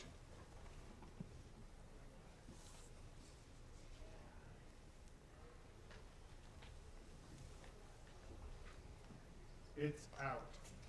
Entry number 79.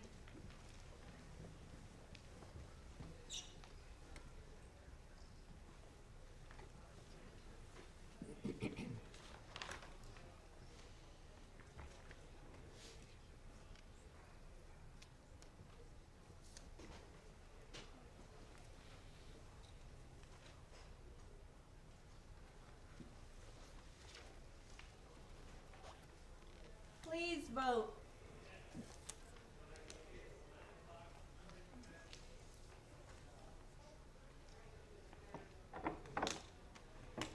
It's in.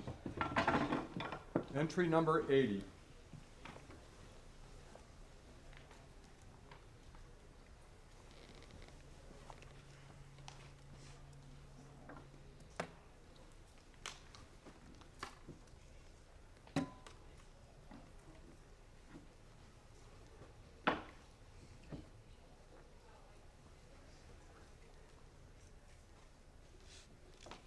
vote.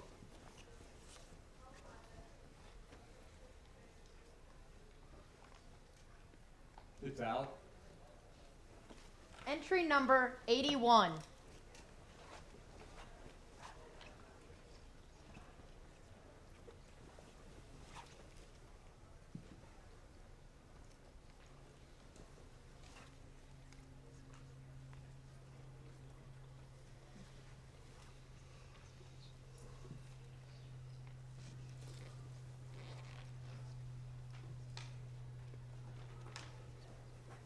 Please vote.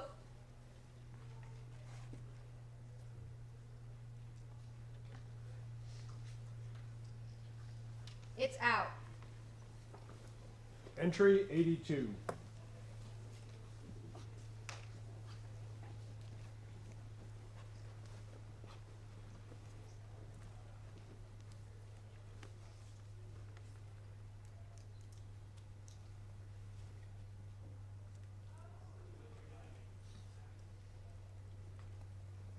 Please vote.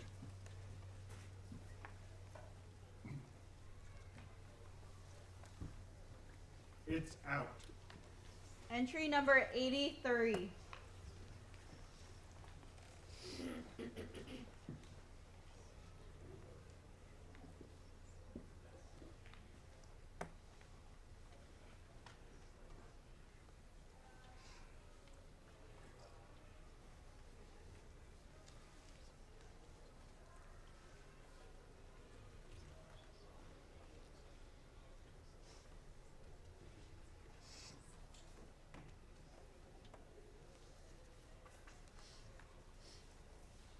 Please vote.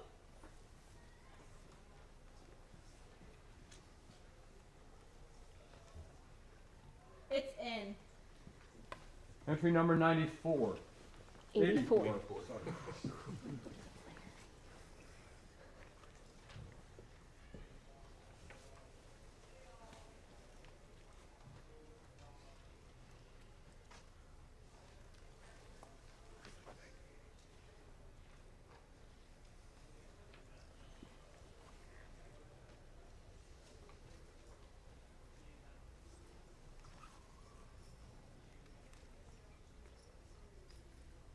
Please vote.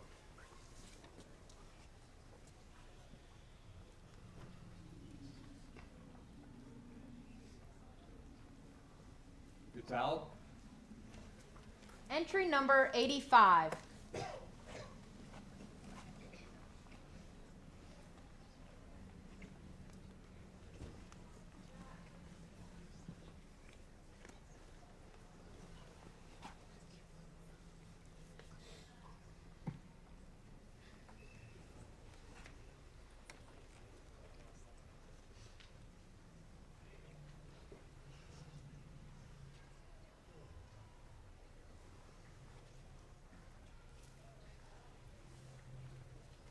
Please vote.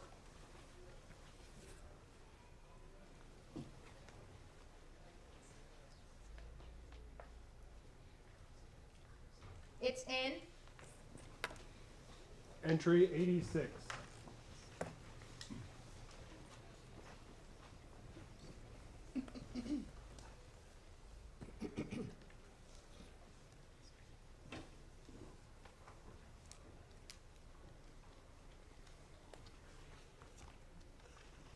Please vote.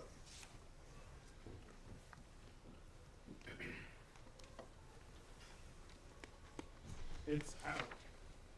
Entry number 87.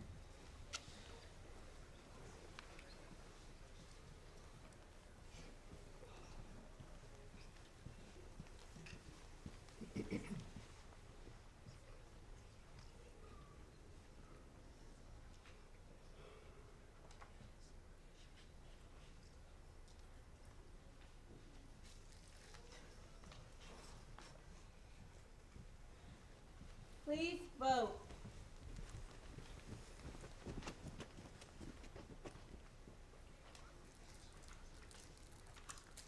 It's out. Entry number 88.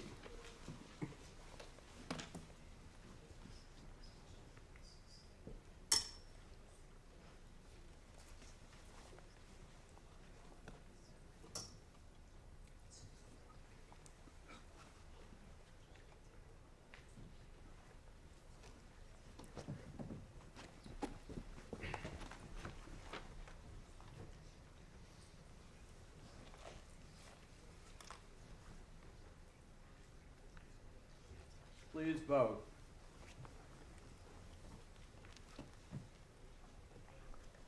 It's out. Entry number 89.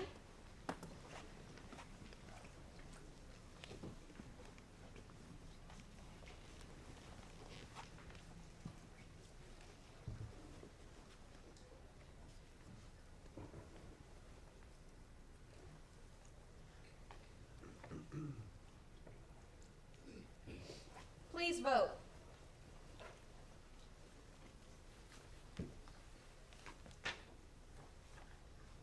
It's out. Entry 90.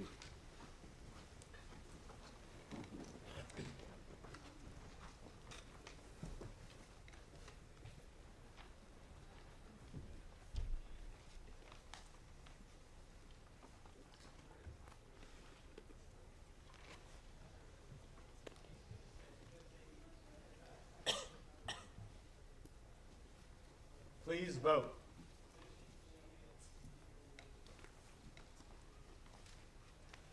It's out. Entry number 91.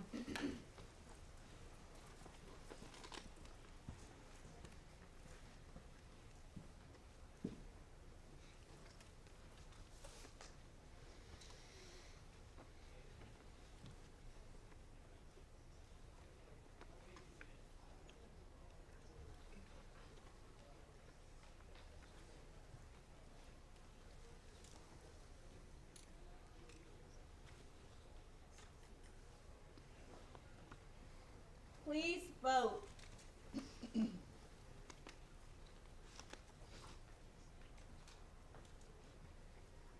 It's out. Entry number 92.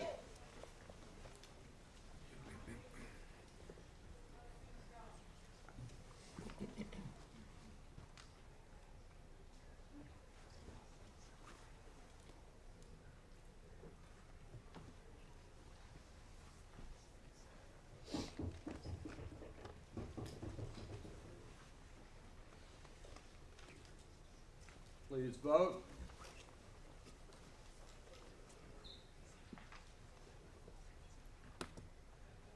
It's out.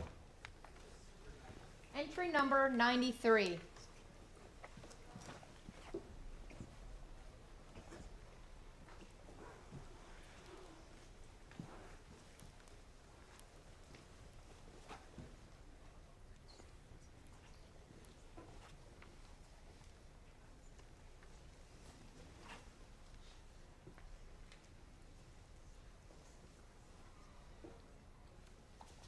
Please vote.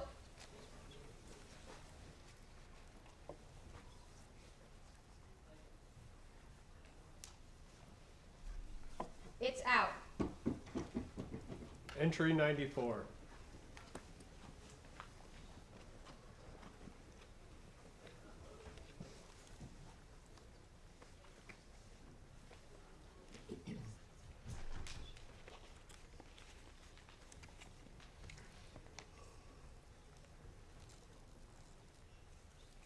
Please vote.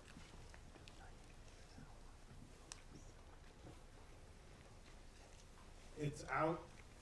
Entry number 95.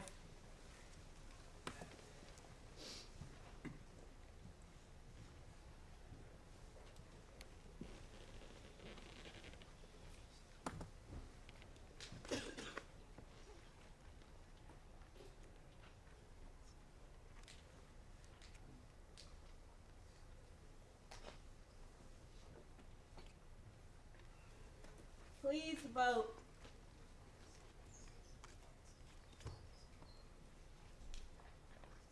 It's out. Entry number 96.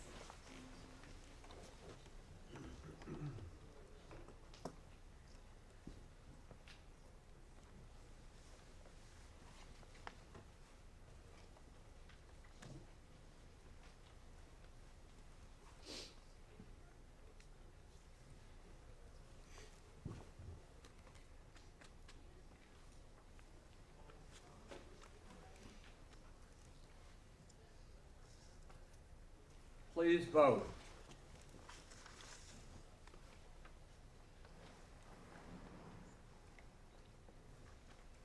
It's in. Entry number 97.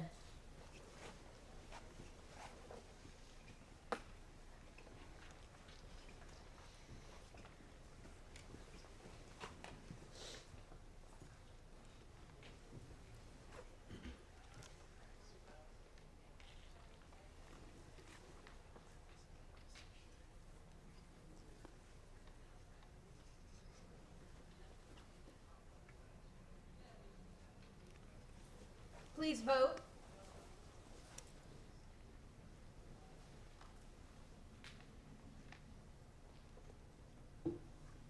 It's out. Entry 98.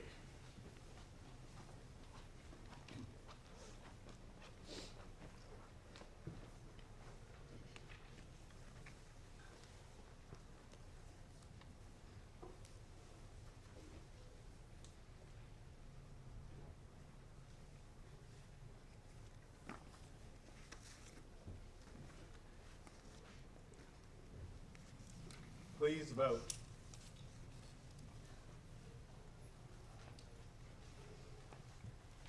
It's out. Entry number 99.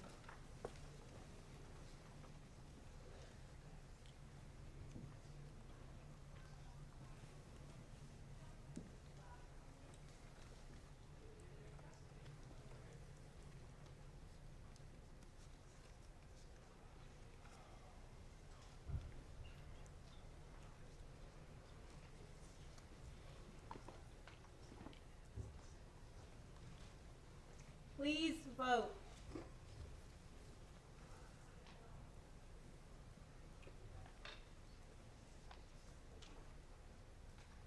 It's out. Entry number 100.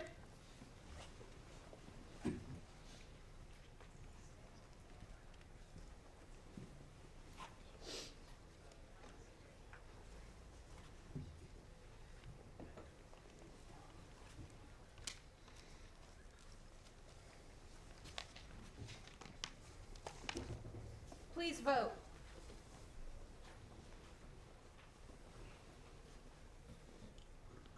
It's out. Entry number 101.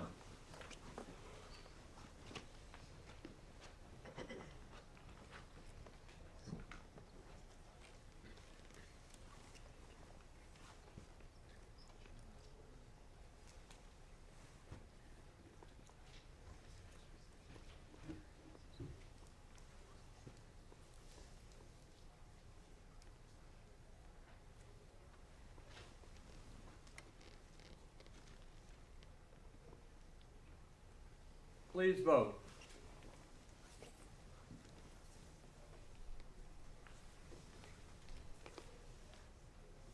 It's in. Entry 102.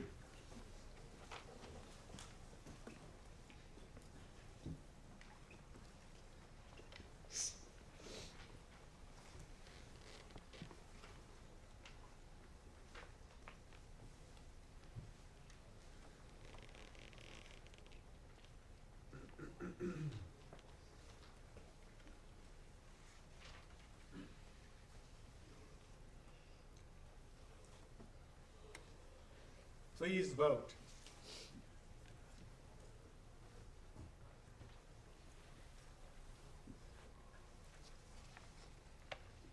It's out. Entry number 103.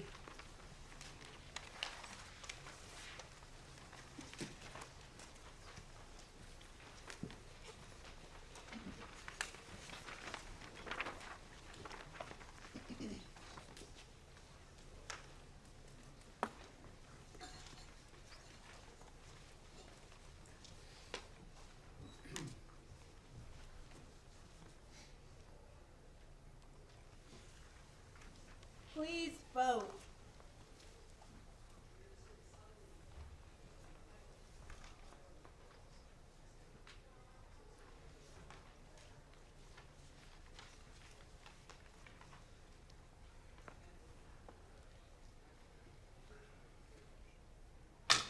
It's in.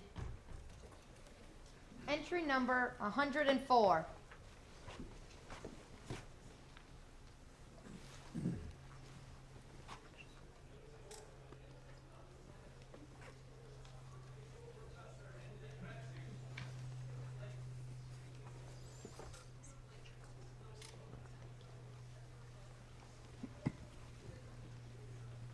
Please vote.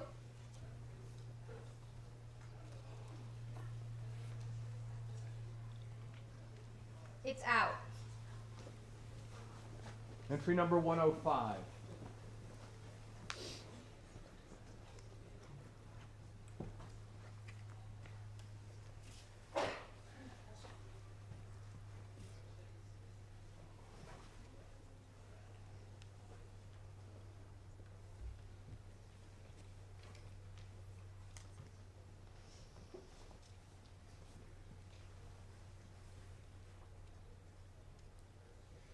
Please vote.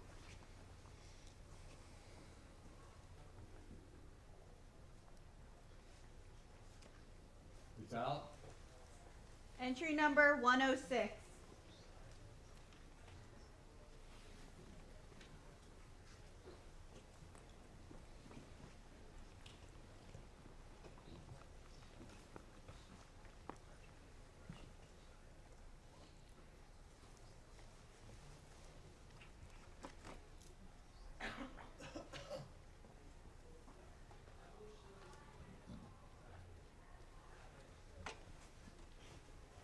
Please vote.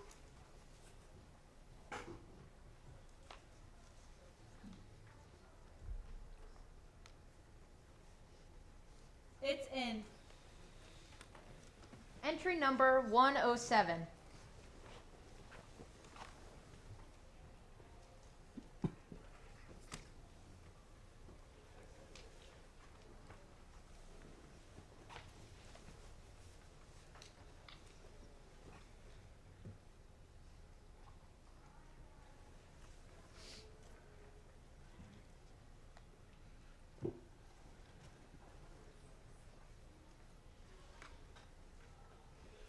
Please vote.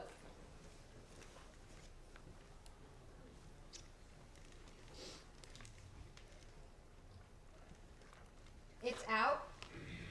Entry number 108.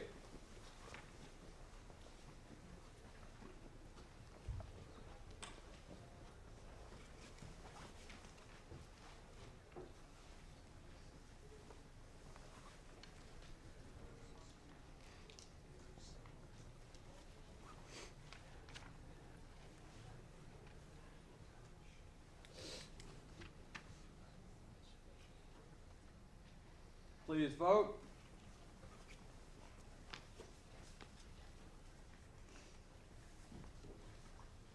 It's out. Entry number 109.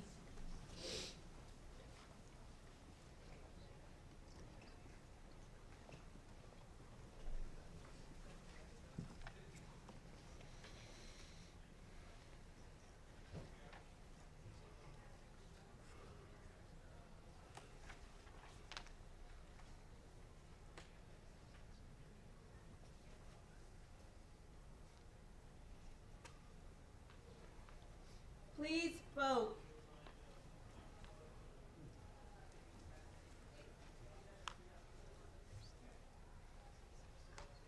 It's out.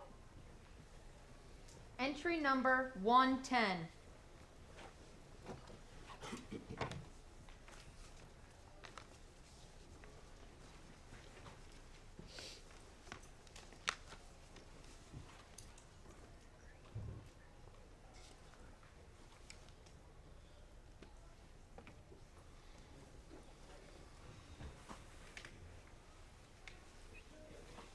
Please vote.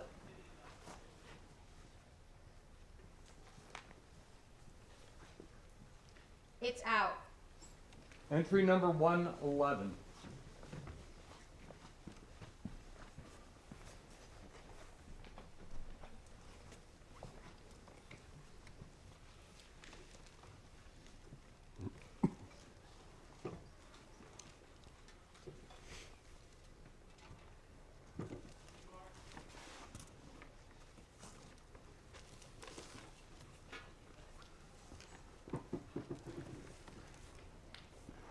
Please vote.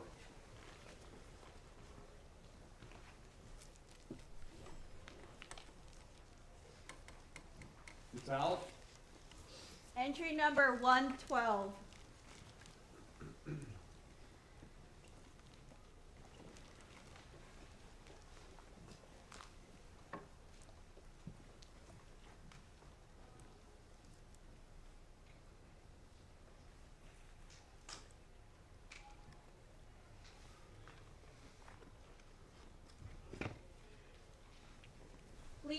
vote.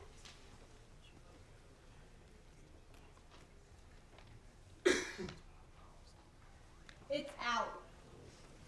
Entry number 113.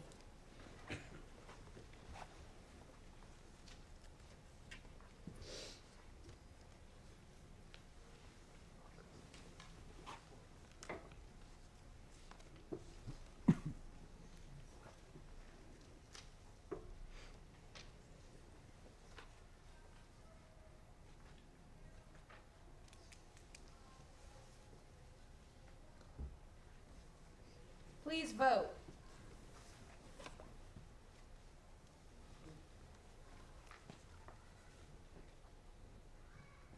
It's in.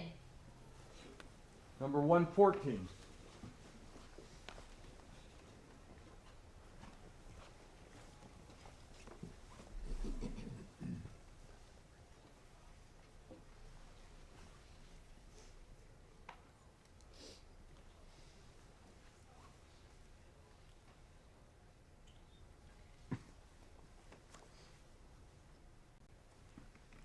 Please vote.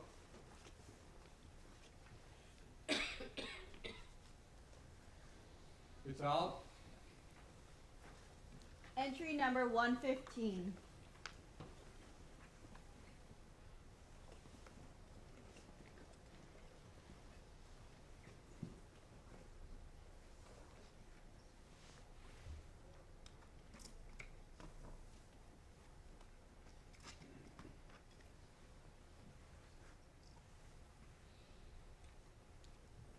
Please vote.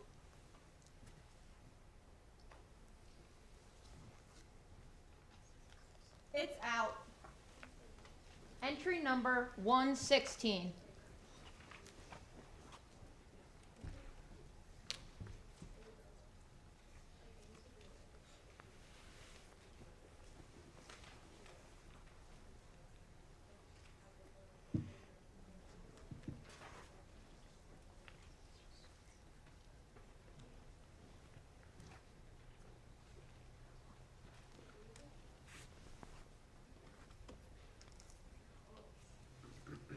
Please vote.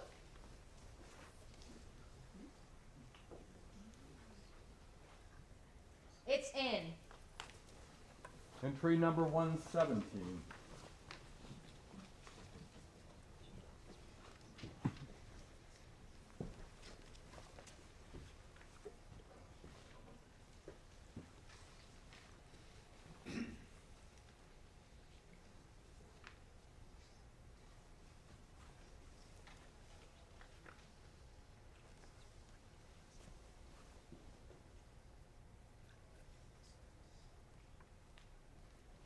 Please vote.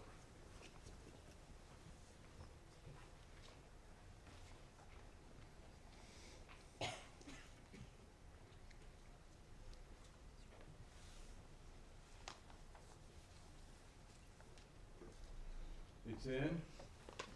Entry number 118.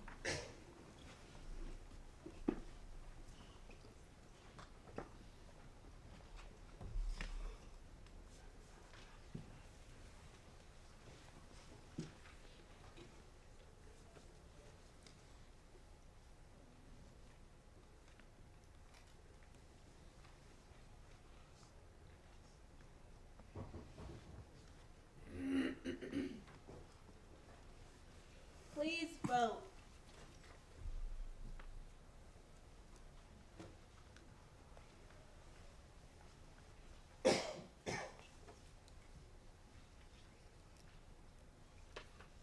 It's in.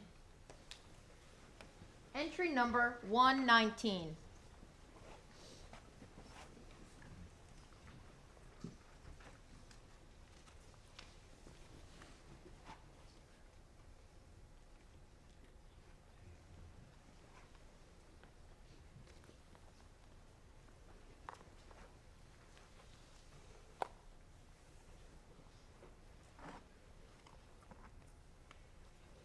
Please vote.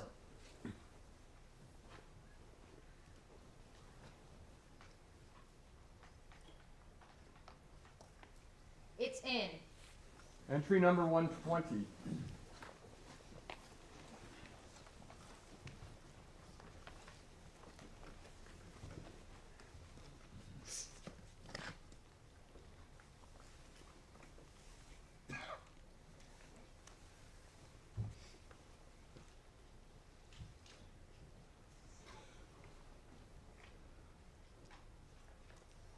Please vote.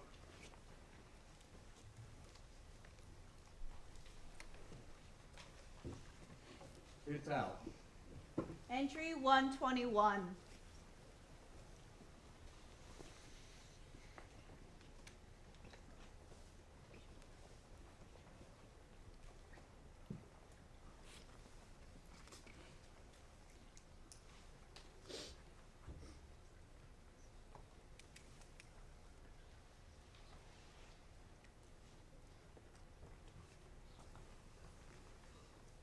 Please vote.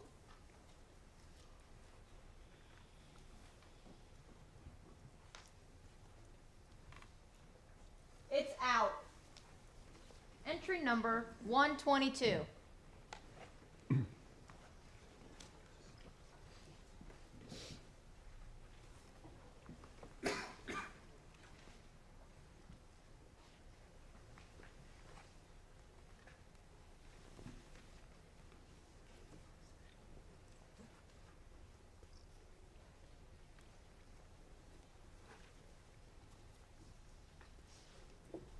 Please vote.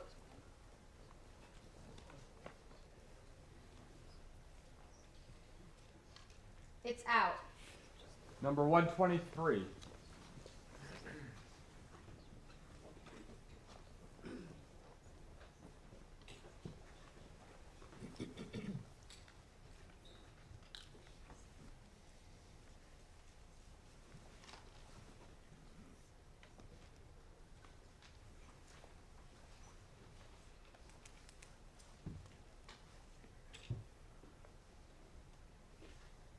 Please vote.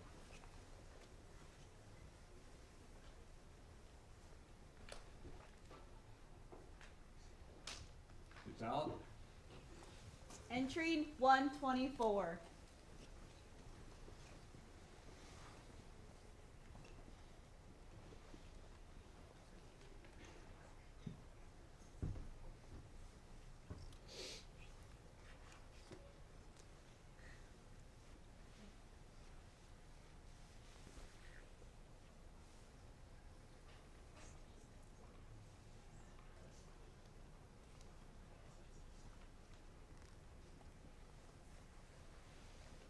Please vote.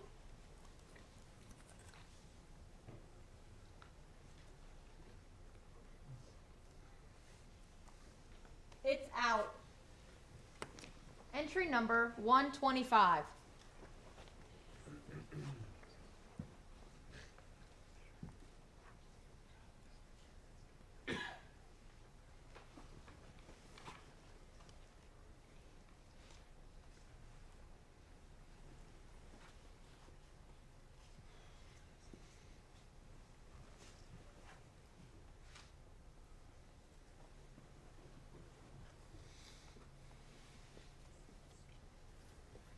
Please vote.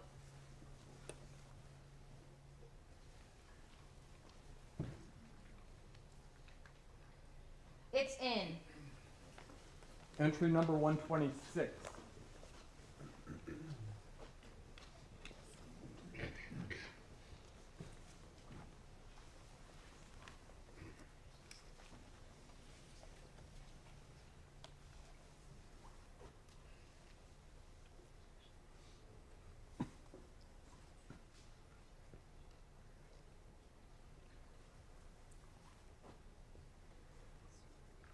Please vote.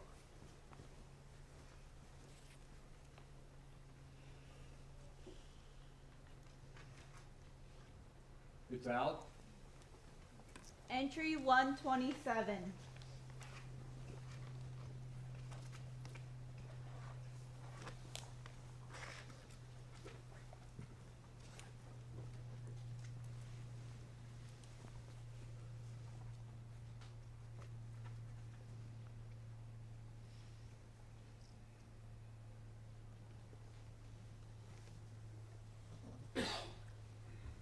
Please vote.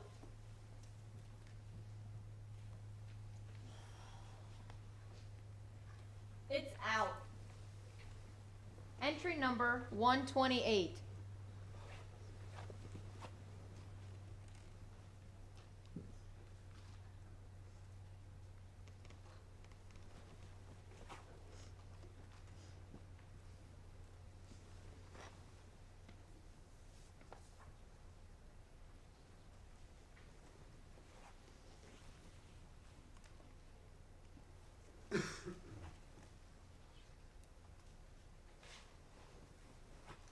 Please vote.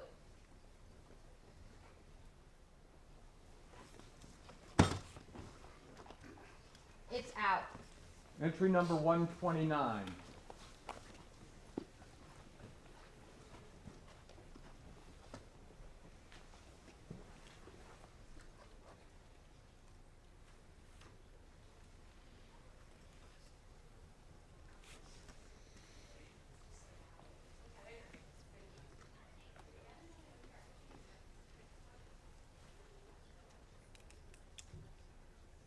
Please vote.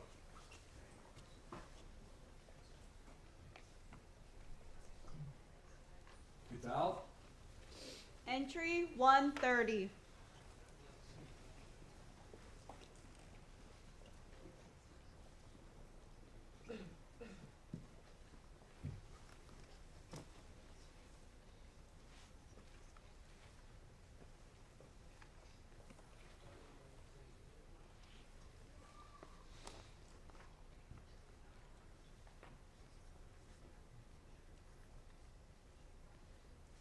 Please vote.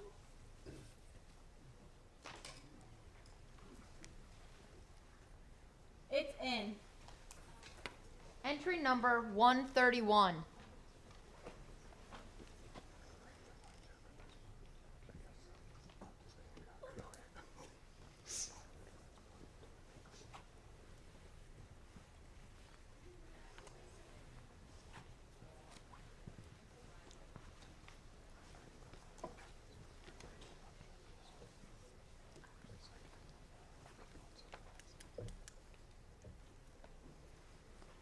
Please vote.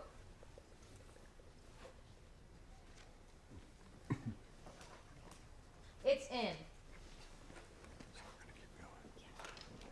Number 132.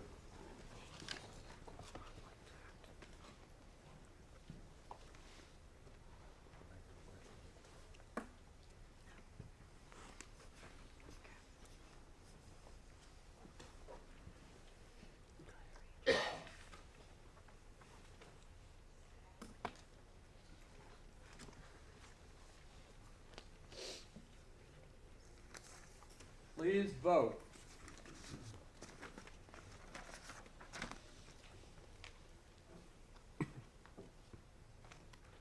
It's in. Entry 133.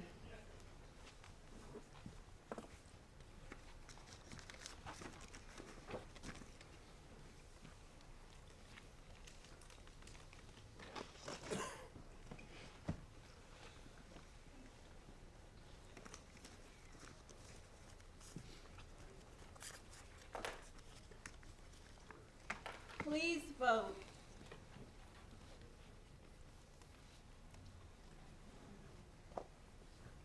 It's out. Entry 134.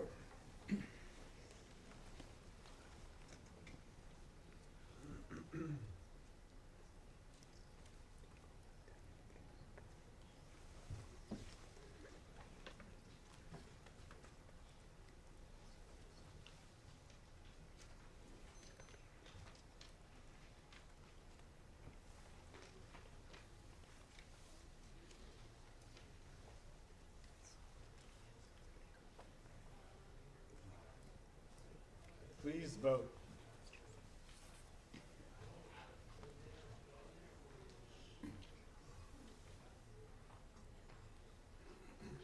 It's out. Entry number 135.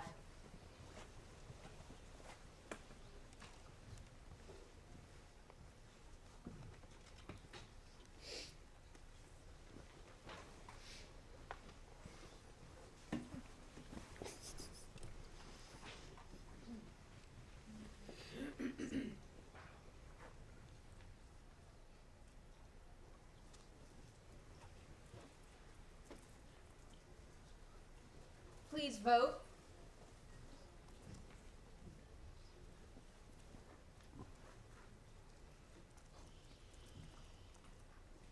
It's in. Entry number 136.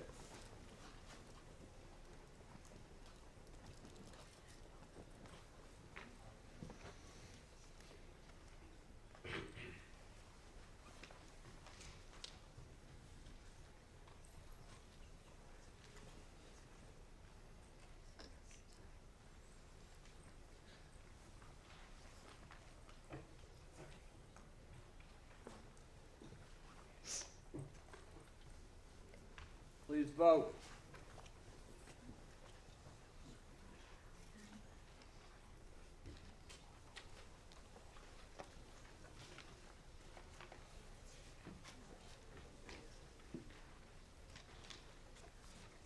It's in. Entry 137.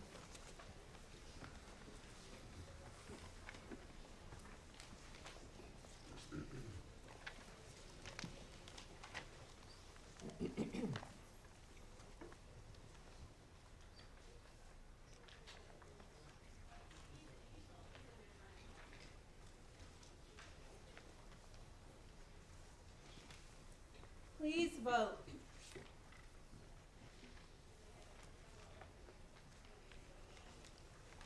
It's out. Entry number 138.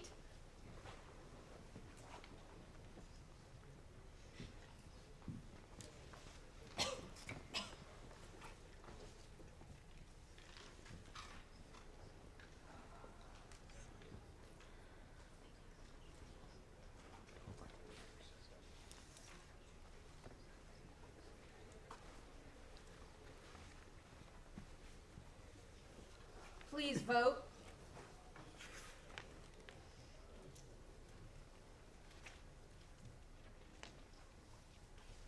It's in.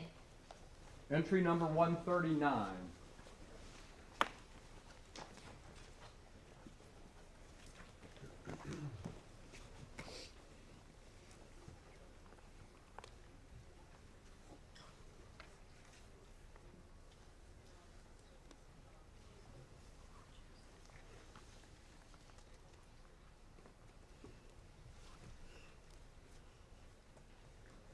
Please vote.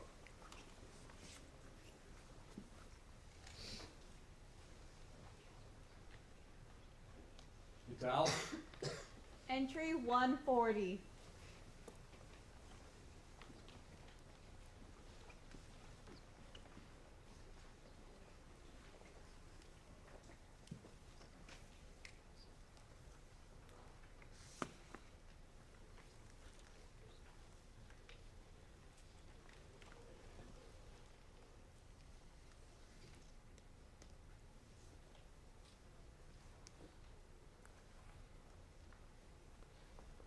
Please vote.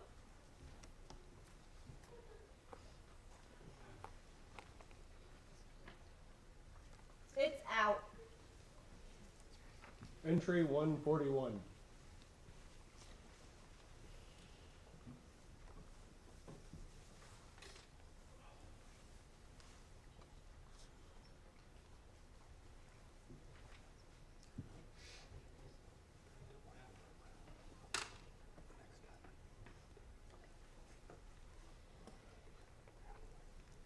Please vote.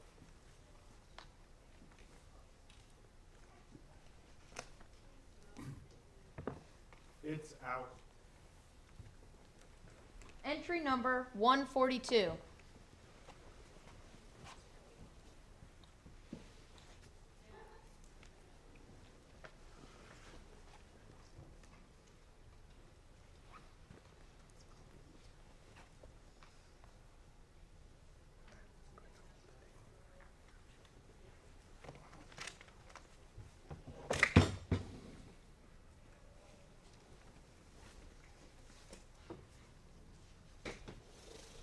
Please vote.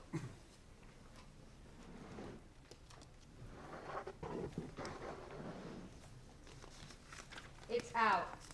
Entry number 143.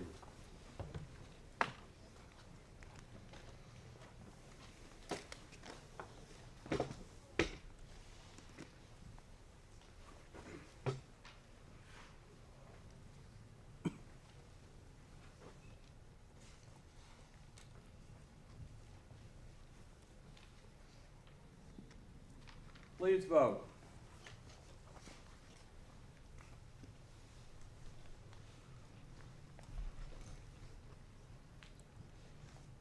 It's out. Entry 144.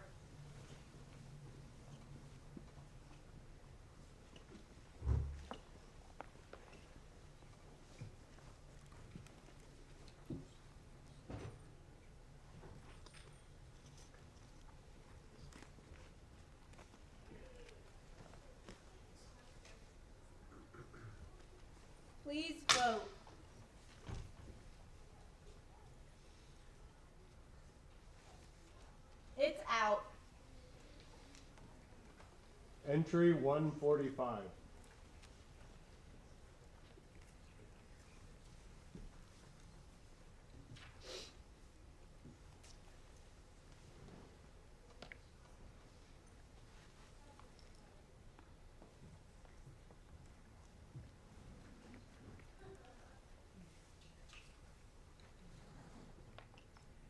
Please vote.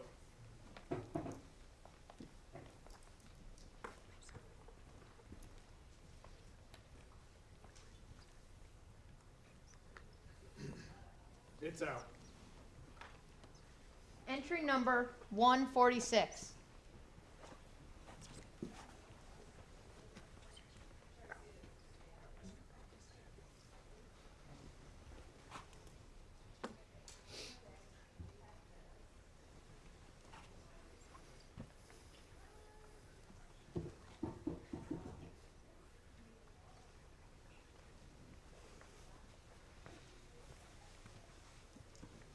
Please vote.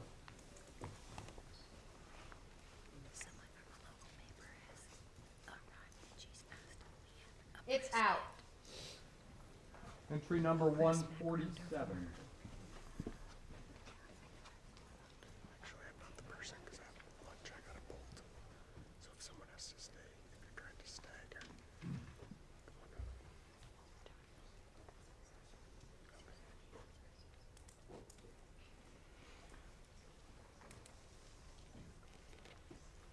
Please vote.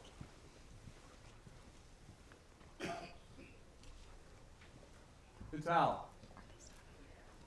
At this point, we're about halfway through judging in round 1 of the duck stamp contest. We're going to break for lunch right now.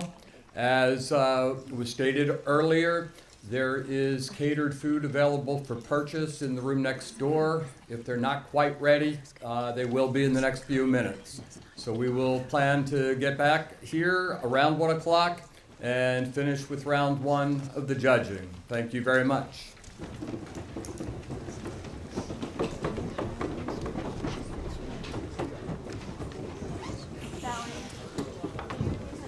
I will always love the Junior Duck Stamp program because it was the foundation of much of what forms my favorite activities and interests today. My involvement in that program just really set me on paths of exploration that formed a foundational part of who I consider myself to be today. My Junior Duck Stamp story began around the end of 1997 as a 10-year-old. I found an advertisement for the program in the Missouri Conservationist magazine, and I'd enjoyed drawing and watching birds at our feeders for about as far back as I can remember. And so the opportunity to combine these two hobbies of mine into a fun challenge just immediately sparked my interest. But at the time, I had practically no knowledge of our wetland wildlife species. I knew of mallards and I knew of Canada geese, but that was really pretty much about it. But I was a young homeschooled kid and I loved reading, and my parents had always encouraged doing deep dives into my self-created educational research on topics that sparked my interest. So I immediately started reading up on all the different species of ducks that we have in the USA and where they can be found. And I was fascinated by all the variety and uniqueness of the different shapes and sizes and colors of the native wild duck species. I'd seen some of these in bird books before, but I'd always assumed that they were just exotic species that were, somewhere off in, distant parts. And so I'd never paid them much attention. I pretty quickly decided that I need to figure out a way to get some of my own photos of these and get some up close and personal experience to use as reference material. But I didn't think I'd be able to get close enough with the camera equipment I had at the time to the ducks in the wild. But I'd recalled seeing some ducks at the Bass Pro Shops in Springfield, Missouri that seemed reasonably tame and used to people. And so it got me thinking, well, where do they get their ducks? And so with a little further digging by my parents, we found a breeder that supplied captive raised wild duck species to both Bass Pro Shops and to zoos around the country. And so I believe my parents helped with some matching funds along with some of my savings that I'd earned from doing extra chores around the house and farm.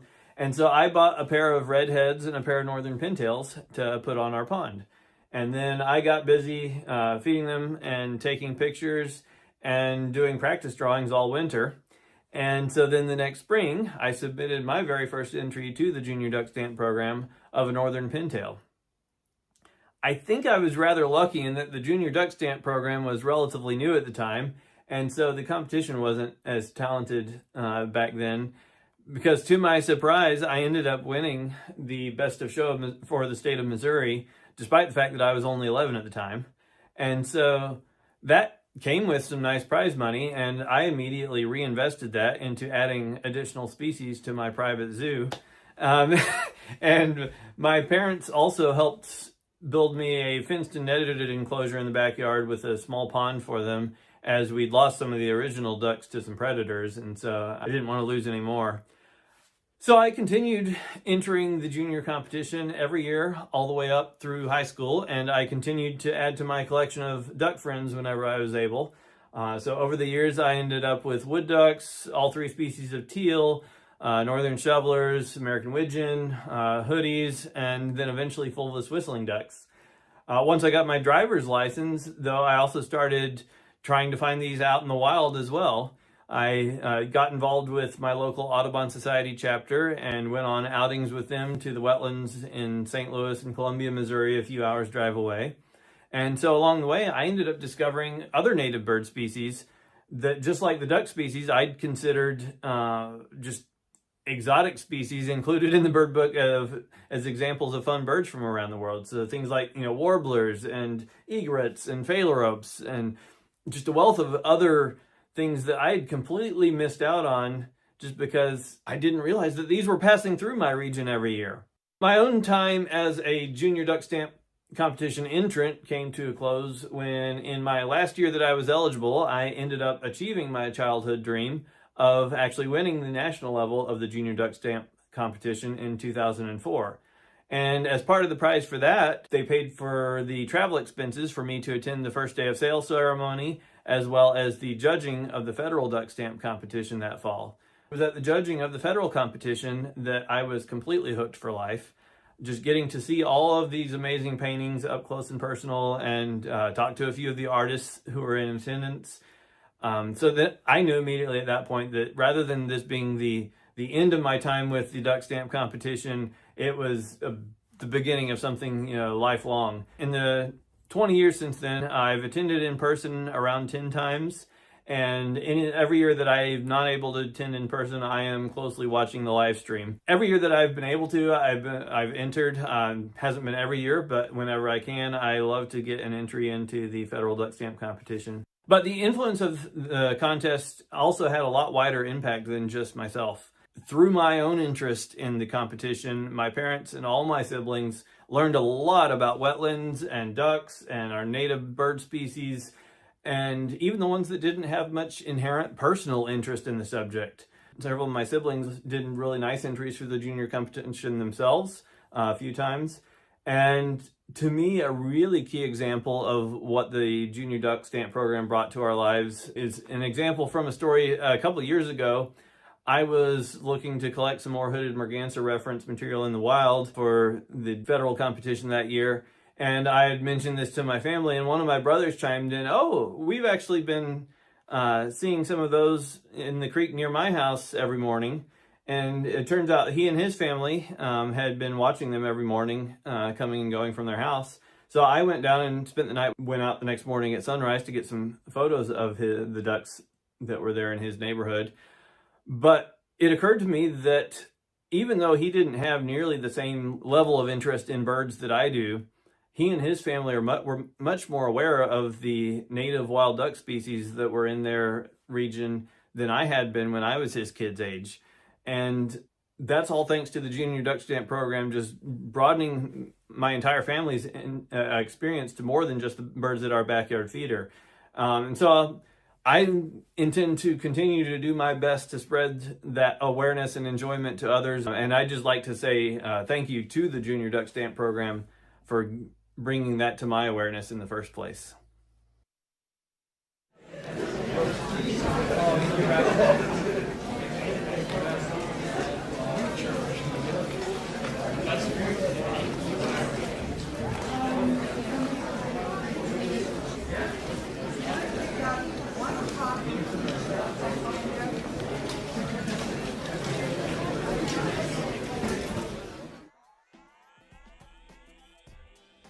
My name's Walt Rhodes. I'm a pilot biologist within the branch of migratory bird surveys in the Division of Migratory Bird Management for the U.S. Fish and Wildlife Service. And I come to the Federal Duck Stamp Contest every year as a scientific advisor to the judges for the contest. And generally, my role is to answer any questions that the judges may have in relation to the biological aspects of the painting, such as does the plumage of the birds match the phenology of the vegetation? Is the bird and habitat association typically where you would see that? Now, obviously birds have wings and can be anywhere at any time, so we have some liberty there. We'll count feathers and stuff, but typically all the artists are very good about having the correct number of feathers, such as the primaries and whatnot. And I'm just here to answer anything that the judges may have a concern with, again, related to the anatomy or biology of the bird.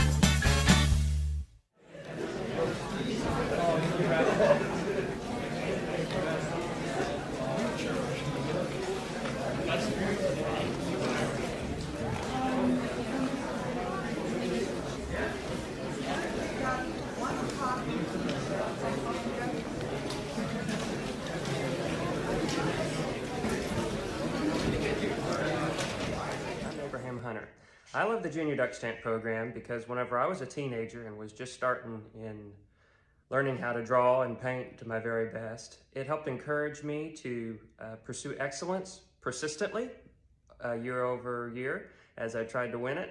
And I think that it is a powerful motivator for young artists to do their very best work. The other reason why I love it is that it funds conservation. And I've spent countless hours in wildlife refuges, national forests, national parks, enjoying nature and observing wildlife. And I think that it will be responsible for some of the very best artists in America's future, because it fosters a love of nature and a pursuit of the finest craft you could do, a pursuit of excellence. And I think that it will go down, along with the National Park System, as being one of America's very best ideas.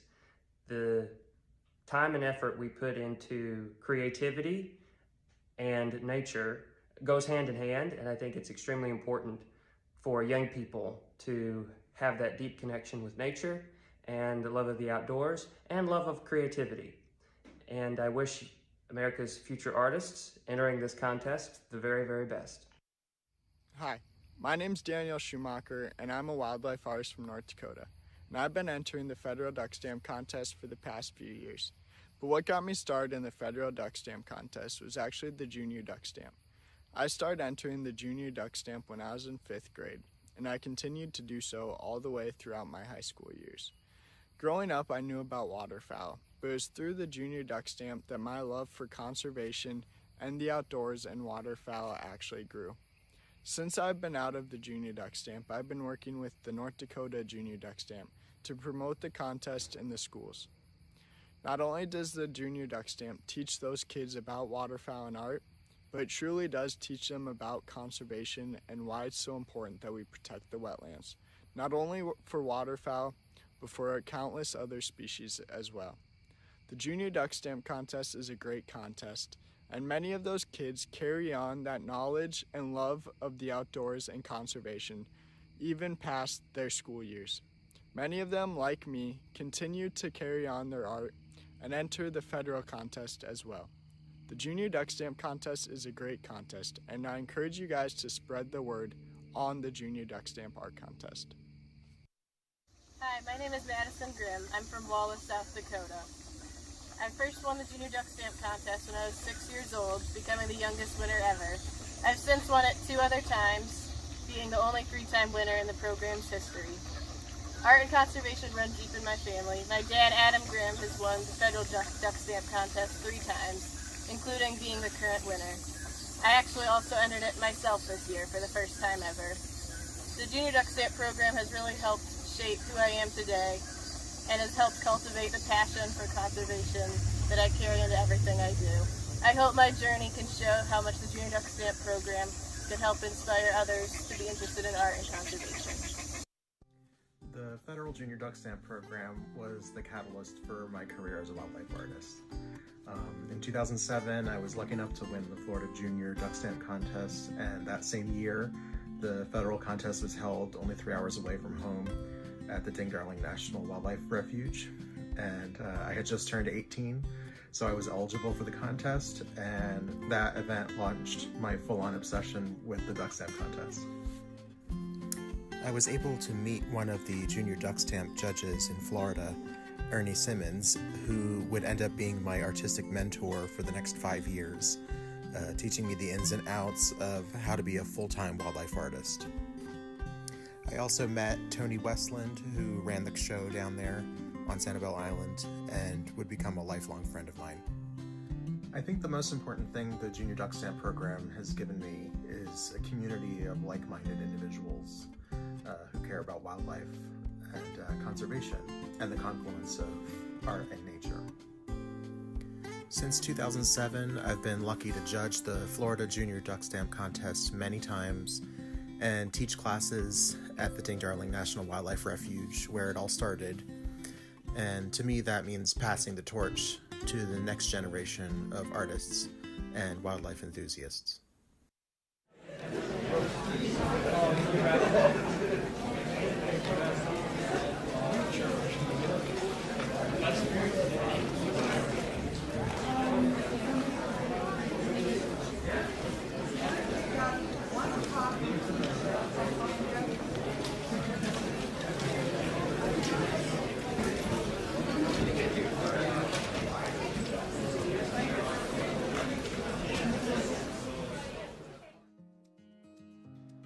My name is Michael Kensinger, and I'm a wildlife artist and outdoor writer based out of Altoona, Pennsylvania.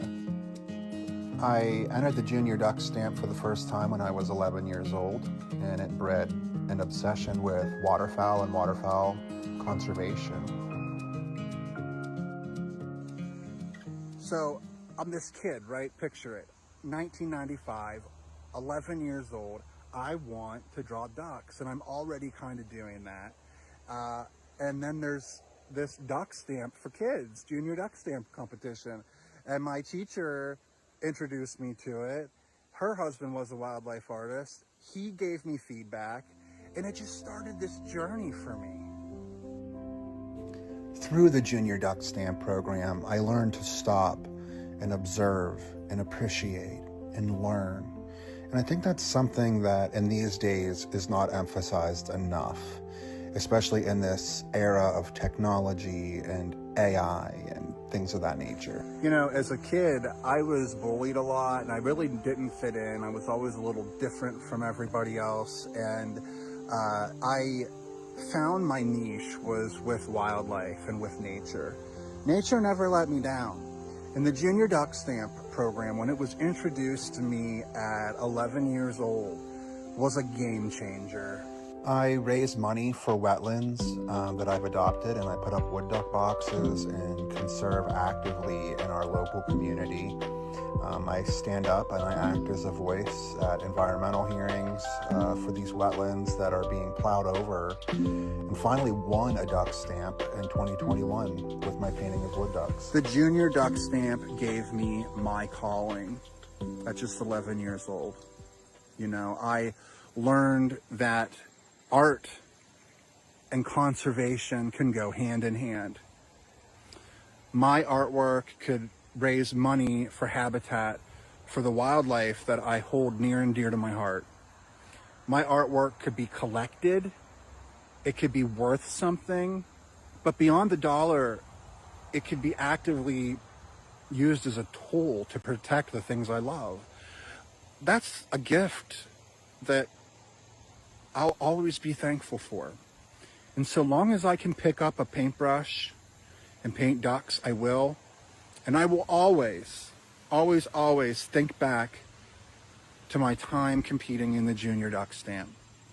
And I thank all of the coordinators, past, present, and future, for the work that they've done for this program.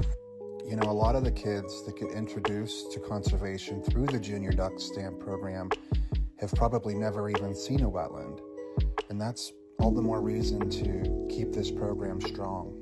We got to get kids outdoors. We got to get them to learn about these wild spaces and the creatures that call them home. Otherwise, they're not going to fight to protect them. And they're just going to get bulldozed. It's going to be devastating, not just to the wildlife, but also for humanity. So behind me here is Moorhen Marsh. It is one of a handful of wetlands here in central Pennsylvania that I've adopted, so to speak. They're all contractually adopted by me. And what I do and my friends that are in my group is we come down here, we pick up litter, and we also place and maintain wood duck boxes, bluebird boxes, and bee boxes, bat boxes, and that sort of thing. And the reason is this whole valley used to be wetland, and now so much of it has been fragmented due to highways and, you know, infrastructure. So for me, I wanted to come in here and give back, and that is something that I was taught through the Junior Duck Stamp program. We really have to stop looking for the value of things as a dollar figure. These wetlands are so valuable to molting wood ducks and different species of wildlife. They reproduce here, plants, reptiles, amphibians, mammals, insects. They all rely on this. They all rely on this space. Around it, you know, we have the city of Altoona, but inside of it is a treasure, and we have to preserve that and maintain that. The Junior Duck Stamp program is a critical resource for kids who might never step foot in a wetland. Maybe they've never even seen a duck.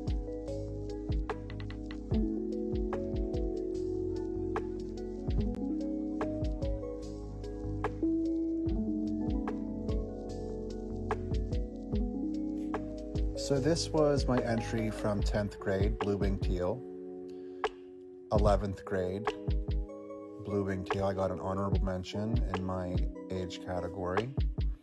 And then my senior year, I took Best of Show in Pennsylvania out of 668 entries, and I won 6th place at Nationals. And you can tell what my favorite, probably of all ducks, is. So there I was, this kid that, you know, loved to draw ducks and was a little weird, I guess, and didn't have a lot of friends. And I was inspiring other people to enter this contest because of my passion for it. And in that way, I think that Junior Duck Stamp contest is just amazing, and I owe so much to the program.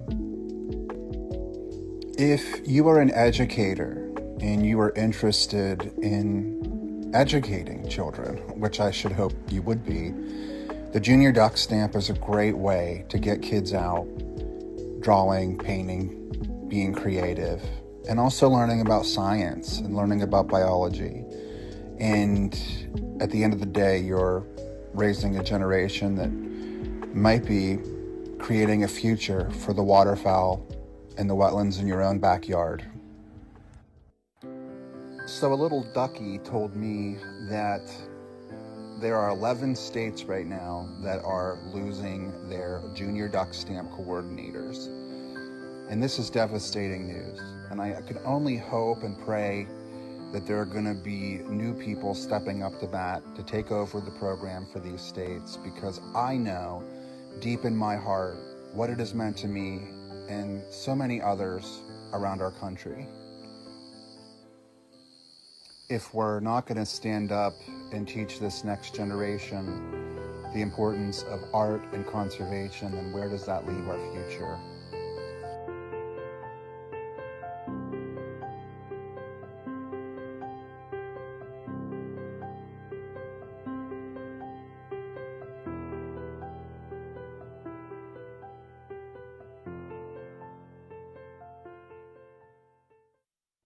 Hi, Rebecca Knight here. I'm the 2006 Federal Junior Duck Stamp winner, and I was 15 years old at the time that I won the contest. And to this day still, that contest means so much to me, first of all on a personal level, because I learned so much about waterfowl and conservation and art. And at 15 years old, I never imagined that I would learn as much about ducks as I did. But when you paint waterfowl or when you draw something, you're forced to observe every single little detail, and you learn and absorb so much from doing that. And you also have to learn about the habitat and the behavior in order to create an accurate scene. So I owe so much of my knowledge of waterfowl in general to the Junior Duck Stamp program, because I learned all of that at such a young age. I've always done a lot of drawings of animals as a kid, but it wasn't until I started entering the Junior Duck Stamp contest that I started doing more finished paintings and a lot more waterfowl. Winning that junior contest was basically my trajectory into where I am now as a wildlife artist. So I owe so much of my success to that program. On an even broader level, it just teaches kids so much about art and conservation like it did me, which I think is really important because the things that you learn as a kid are a part of what shapes you as a person. And like me, I've seen a lot of kids come out of the Junior Duck Stamp with a passion for wildlife and for wildlife art and for conservation. The Junior Duck Stamp is also the gateway into learning about the Federal Duck Stamp and what that does and what it has done throughout the years. I had the opportunity to judge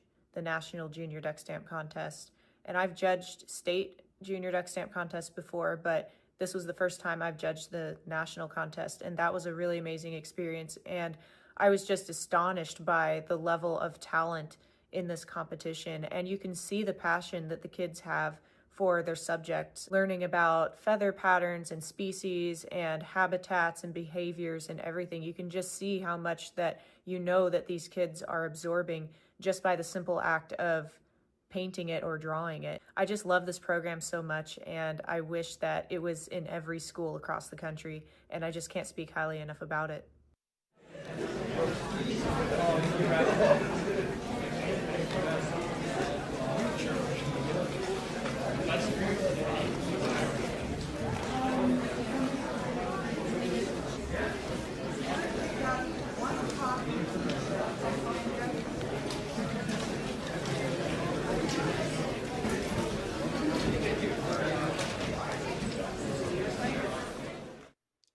Ever been curious about our National Junior Duck Stamp Contest?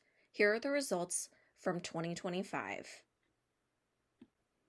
We start with all of the entries, and the judges each choose 5 different pieces that they want to see in the next round, based on originality, identifiable as one of the eligible native North American species, artistic composition, and suitability for reproduction on a 1.5 by 2 inch stamp.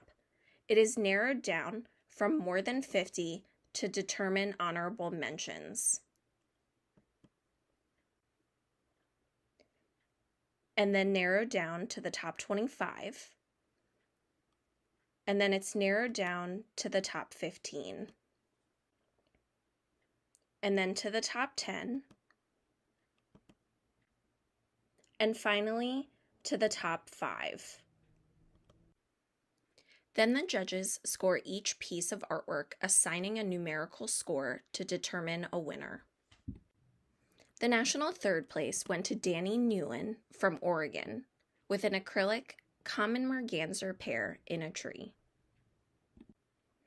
National second place went to Sophie Shue from Maryland with her oil painting of harlequin ducks.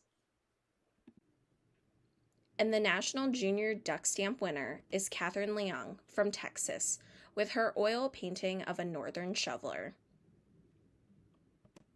The conservation message is also chosen by the judges, and the winner for 2025 is Nature Needs Heroes, B1, by Kaylin Castle from North Dakota. Buy your Junior Duck Stamps today. What should I send to the Duck Stamp Contest?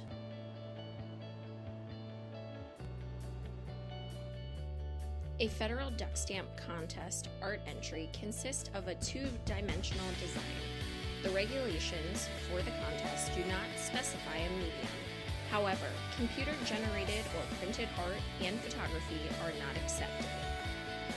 Judges are instructed to look for scenes depicting live birds in their natural habitat. Judges will be looking for images that will reproduce well as a stamp. Each entry must be accompanied by the display, participation, and reproduction rights agreement and an entry fee of $125. The fee must be a certified check, cashier's check, or money order made payable to the U.S. Fish and Wildlife Service. No personal checks or cash will be accepted. If you send a personal check or cash, your entry may be disqualified. Fees are non-refundable. Failure to sign this form will result in disqualification. No P.O. boxes. Enclose the top portion with your entry and attach the bottom portion to the back of your entry. Entries must be uniform in size. Each entry must be 7 inches by 10 inches and matted over with bright white matting. The matting must be 1 inch wide. Total size, entry with matting, must be 9 inches by 12 inches. We recommend you use an 1/8 inch masonite board or foam core with an 1/8 inch matting to equal the total width of 1/4 inch thick.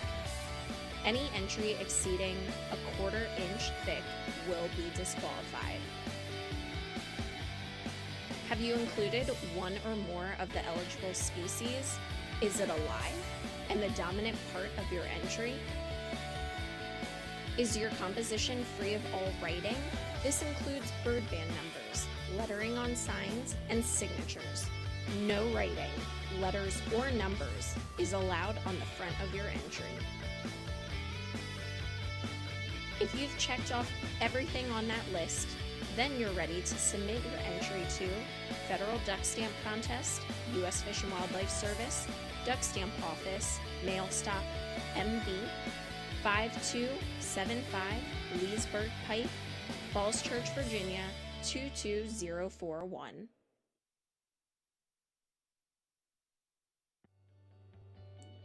Urban Bird Treaty Program, making cities healthier places for birds and people. The Urban Bird Treaty Program is a unique collaborative effort between the U.S. Fish and Wildlife Service and participating U.S. cities. Launched in 1999, the first treaty was signed with New Orleans and the second with Chicago in 2000. Since that time, an additional 29 cities have become Urban Bird Treaty cities, for a total of 31 spanning from Alaska to Alabama. Currently, there are only 26 active cities, as 5 cities no longer have active UBT partnerships. Our goal is to have 30 cities active by 2030 through the new and improved UBT designation process approved in 2021. There are 2 cities within Connecticut that are considered Urban Bird Treaty cities. The first one is New Haven, Connecticut. Fall data in particular show high densities of migrating birds in and around the New Haven Harbor watershed just prior to migration. The city of New Haven is thus a hotspot for migrating birds. Species not typically thought of as city birds such as wood thrush, grasshopper sparrow, bald eagle, great horned owl, and clapper rail all use habitats in New Haven and other Connecticut cities, according to the Connecticut State of the Birds Report.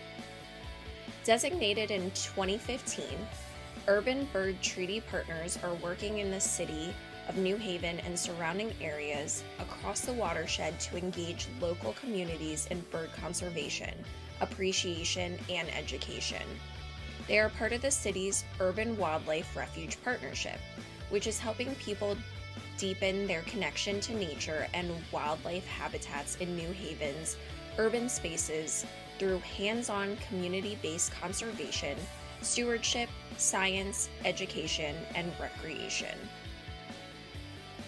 Designated in 2011, the city of Hartford, Connecticut is situated mid-state at the confluence of the Park River watershed and the Connecticut River, which flows from Canada to the Long Island Sound and is a distinct migratory pathway within the Atlantic Flyway. Hartford's parks offer residents and visitors unique glimpses of bird migration and nesting because these species return to establish habitats, especially mature forests and ponds within the city's heritage parks, as well as floodplains along the north and south branches of the Park River and the lower Connecticut River. The picture shown is the UBT partners at the redesignation and signing event in Kenny Park that happened in 2023, when the UBT partners in Hartford recommitted to the UBT program and celebrated their 12th anniversary of UBT designation. Find this guidebook online and learn more about the UBT program mission, vision, goals, and purpose. You can also find out the process for city partners to apply for UBT city status. Visit www.fws.gov/program/urban-bird-treaty for more information.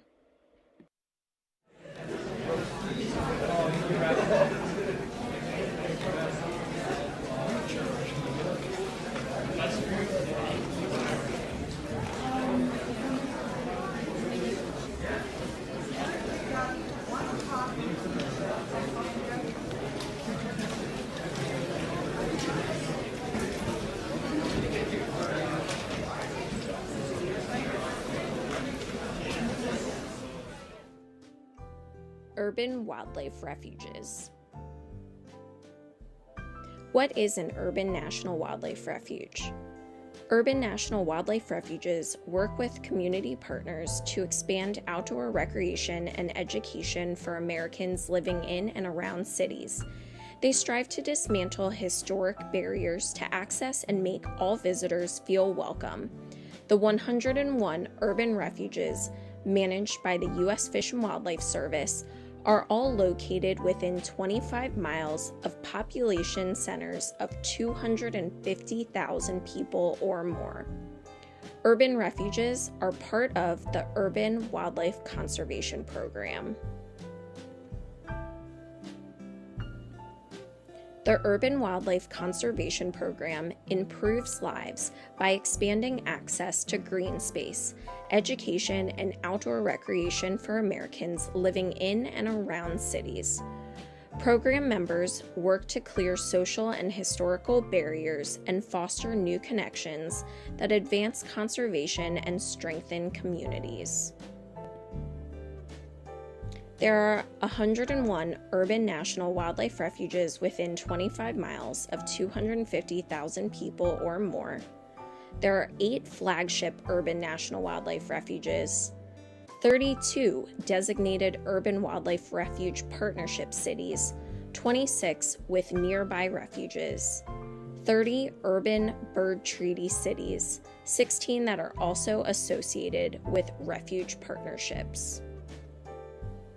The Urban Wildlife Conservation Program centers on the idea that building strong, meaningful relationships with diverse communities is key to achieving equitable conservation outcomes.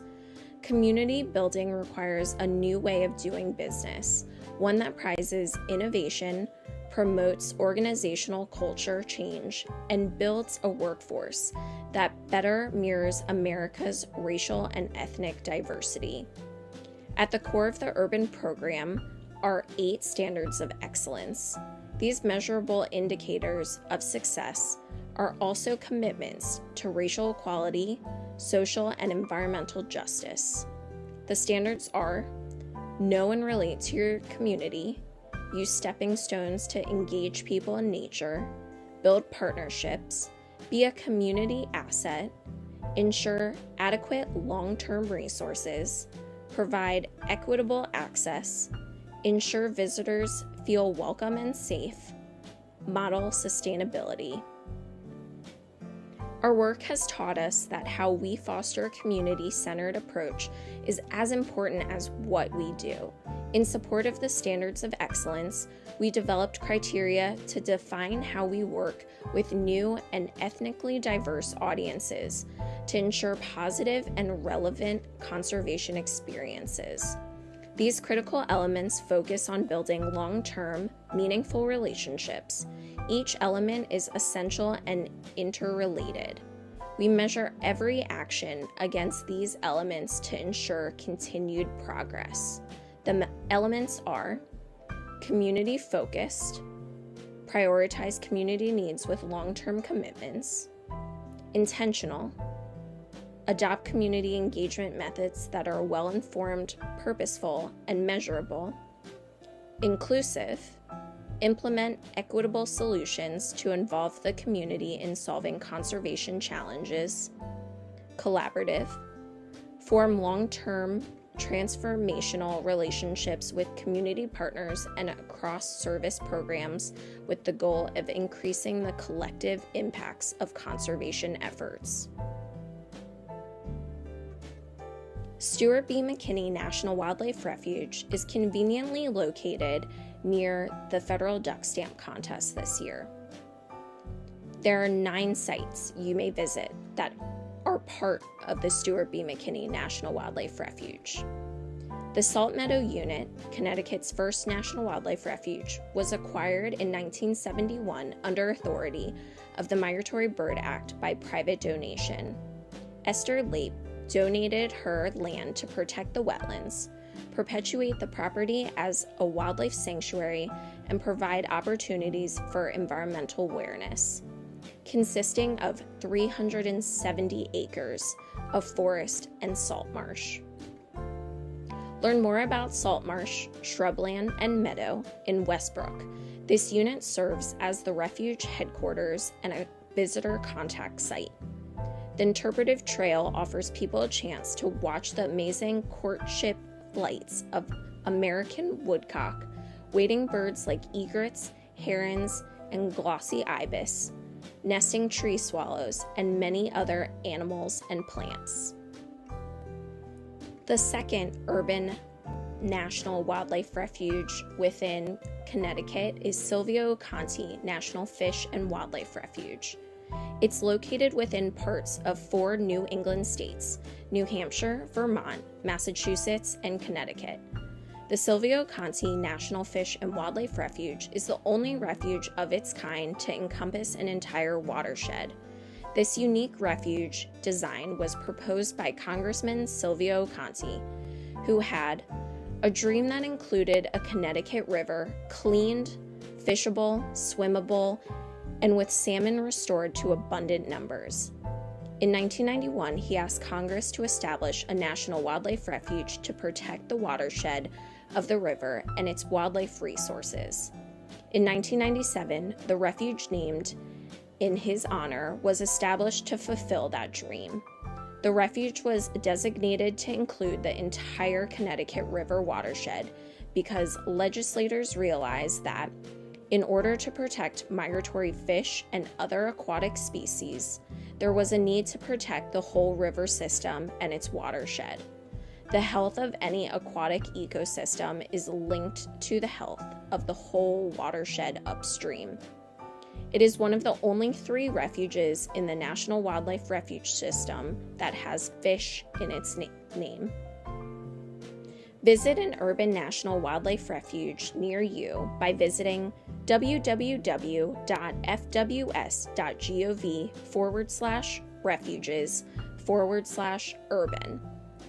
And a valid federal duck stamp could be used as your entry if a refuge requires a fee.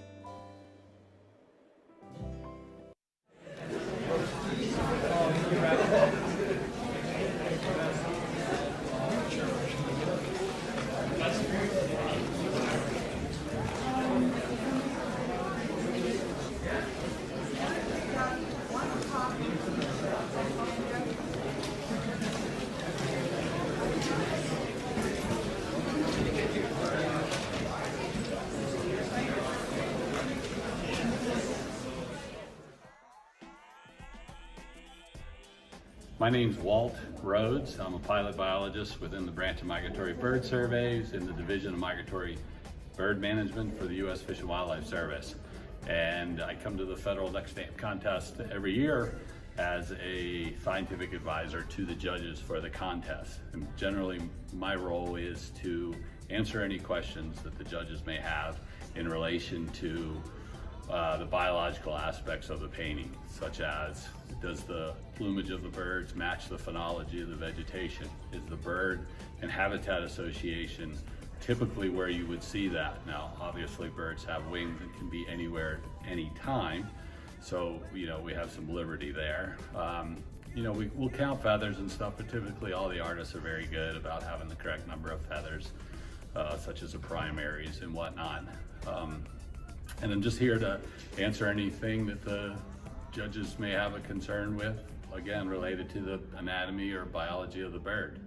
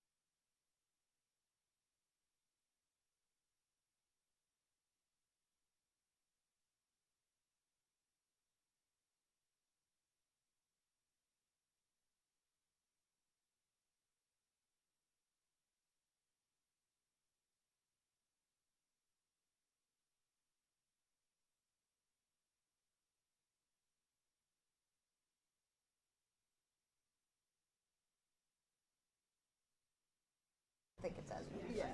But like, it looks so weird. Do you get shovels? I don't know if we get them. I don't know. I don't think I've seen them. Yeah, we get a lot of shovels. We get. Yeah, we don't get that many of them. But we're also doing more freshwater ponds, and I think they like them. We get so many already. I like them. That's why. I like the little ones, like the bubblehead. That's why I like teal too. Yeah. Just right before it gets crazy, you know, so it's cool. Well, yeah, I'm glad And the bridges and it's that if I wasn't Oh my sitting, God. oh yeah, I'd be. I wonder how many. Oh yeah, 731, a whole different deal going across that bridge, 730. I wonder what. She's like at the end.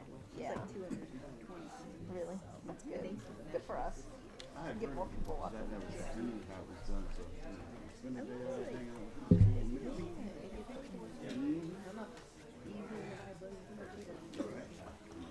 Yeah, probably because it's distracting the others. It's like nice, like nothing crazy. It is loud. Not like not bad, like you know.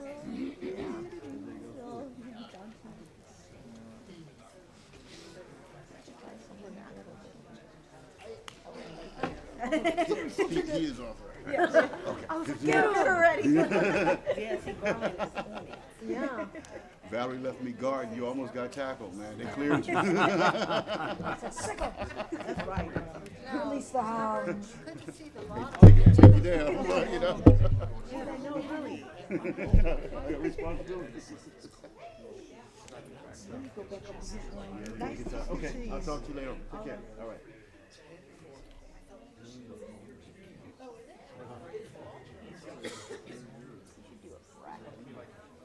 Yeah.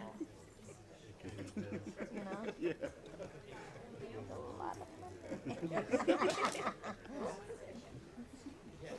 Once some FanDuel comes up on the screen. Yeah. The stats. This guy almost got tackled. They came walking up here. They cleared him though. They saved him because I was authorized to take him down, right? Take care. All right. He did. It was scary. We had to hold him back.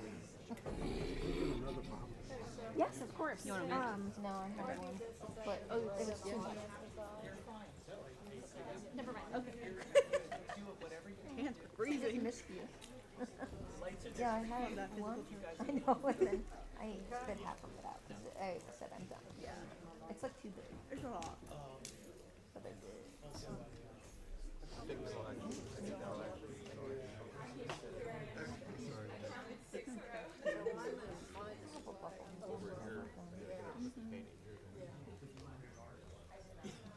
Do we know how many of the inns? How many there were? Not yet. They said they seemed to be pushing a lot. I didn't know that.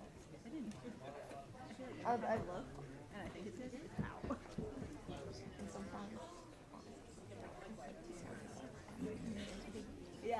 That's what I'm like, oh, okay. Because it is interesting what they like. Sometimes they're like, no, I don't like that style, and then the next time they're like, I like it. But I do think it's also mine. Because I'm sure they're like, I want another look at that that's often.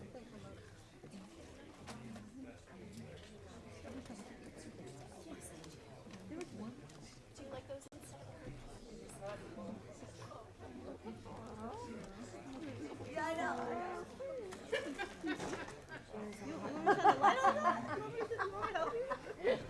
Hold on 1 second. Yeah. Let's get a read. Yeah. Yeah.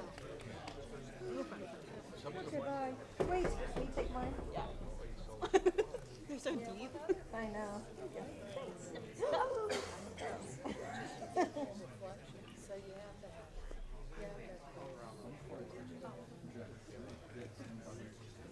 some point, we're still judging to start putting the outs back on the panel, so long before the judges can.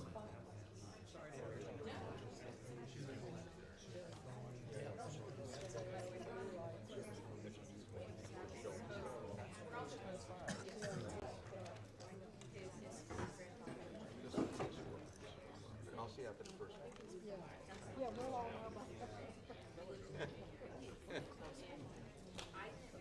back. Yeah. Found one pretty quick. This is a nice, like, movie theater. I don't know. I would like to watch, like, The Avengers. Or, like, something. Yeah. Or, like, after work's over, you put on movies. Stranger Things or something. You're like pretty comfy. I know. Yeah. I could totally. I would say rent these out. One time for my birthday party in middle school, I rented out. Like my mom rented out and we played video games. Oh, that's so fun. Yeah. Ever now.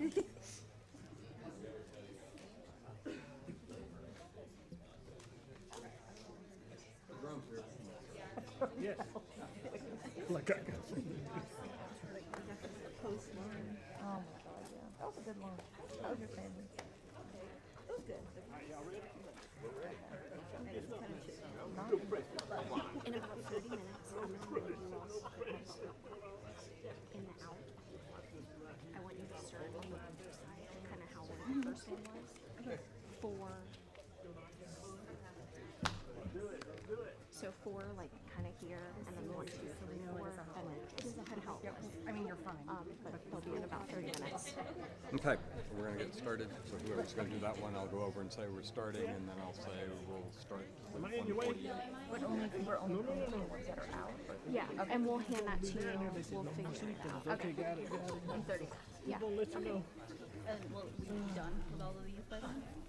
No, we're like gonna it's gonna be while we're still judging. Who's gonna? It'll be me and Larry.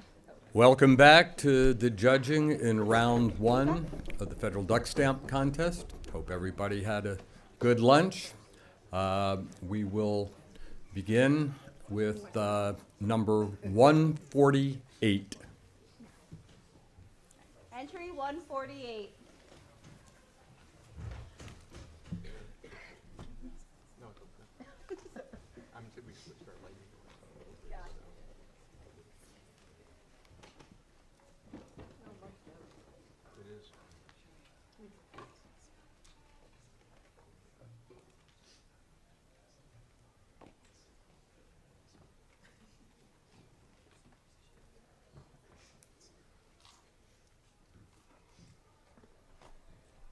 Please vote.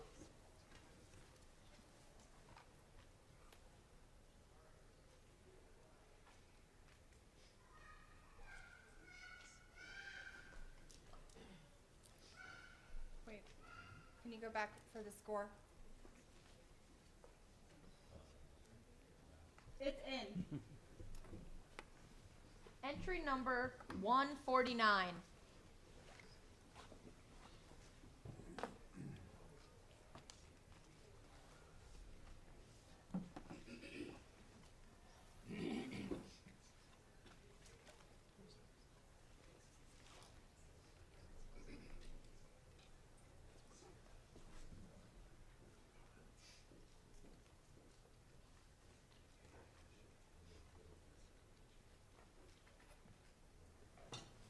Please vote.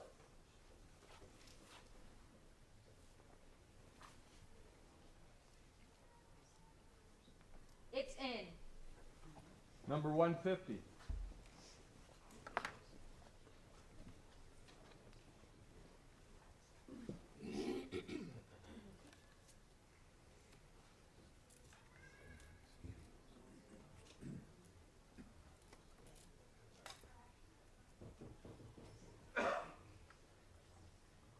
Please vote.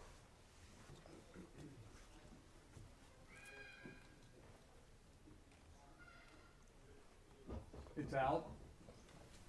Entry 151.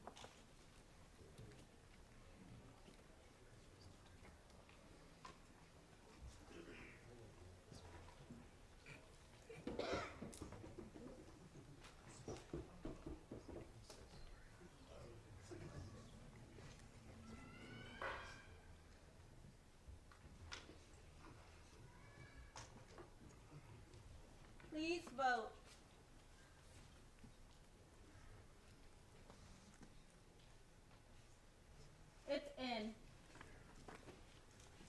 Entry number 152.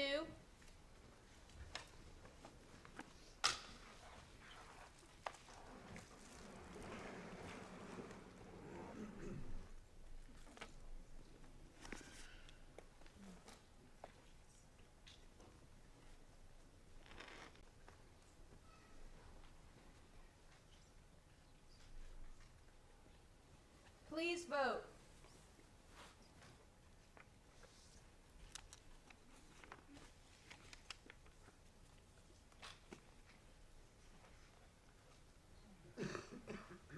It's out. Entry 153.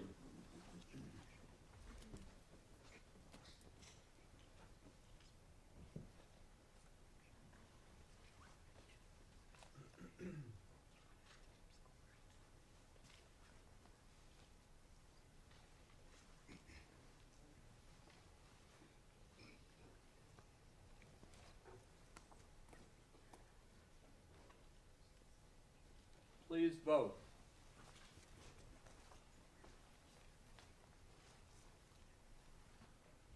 It's in.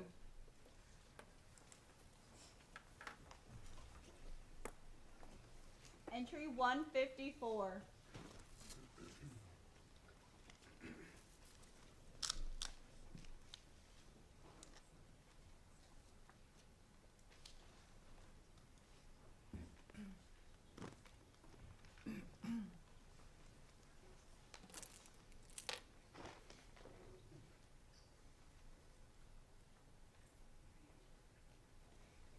Please vote.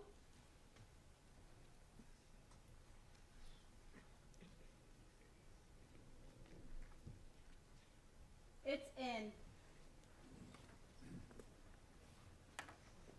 Entry 155.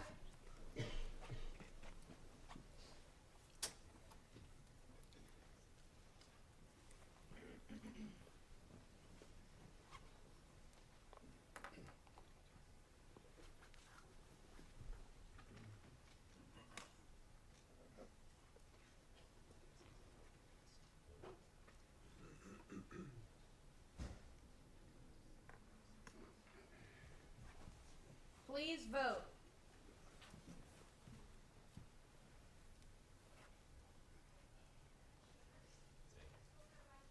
It's in. Number 156.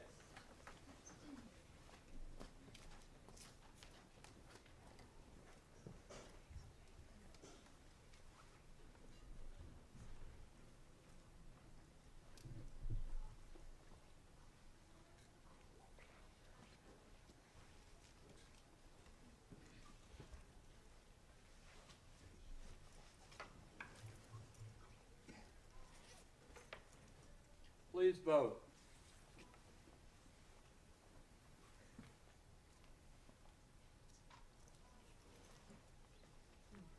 It's out.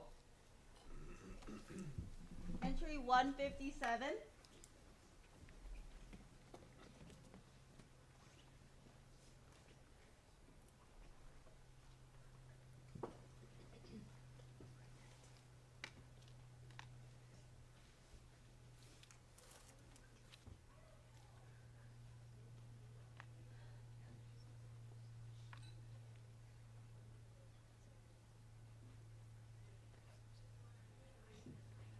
Please vote.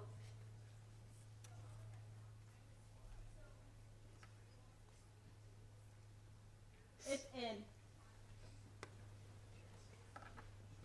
Entry 158.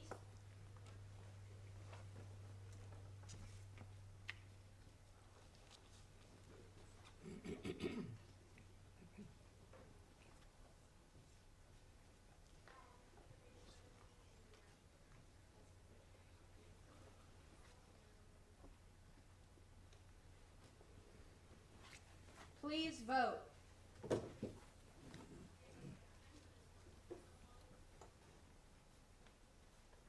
It's out. Entry 159.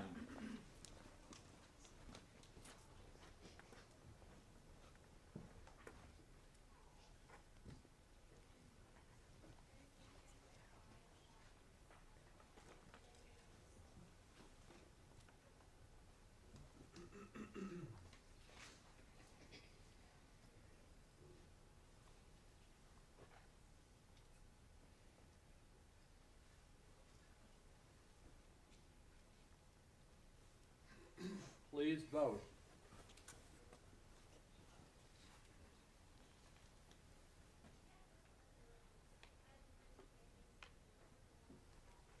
It's in. Entry 160.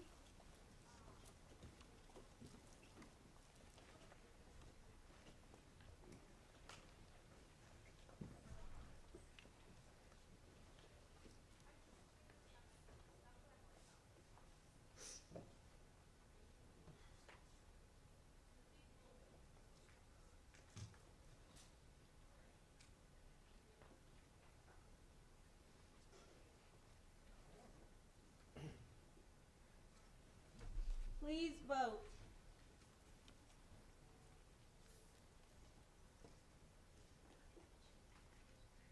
It's out. Entry 161.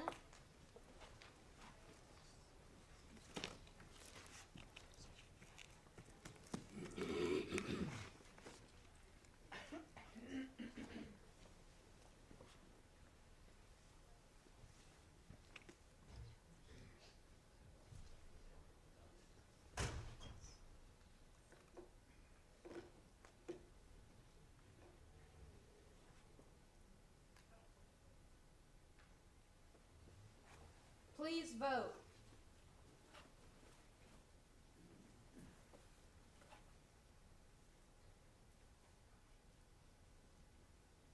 It's out. Entry 162.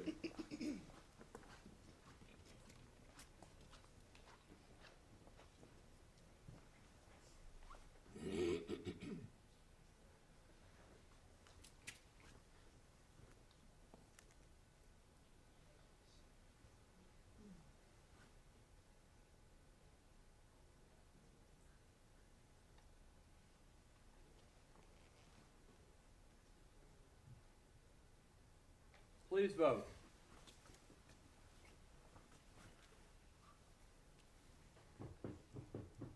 It's out. Entry 163.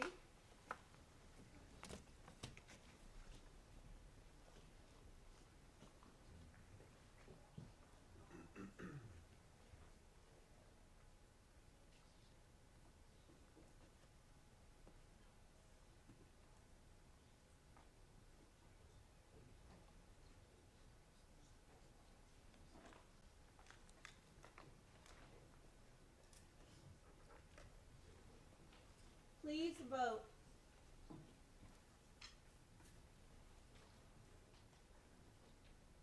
It's out. Entry 164.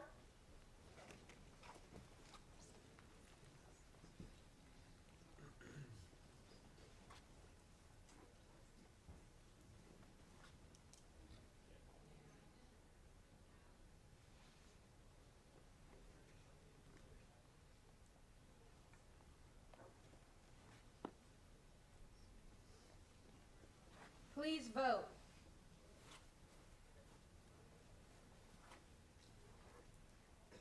It's out. Entry number 165.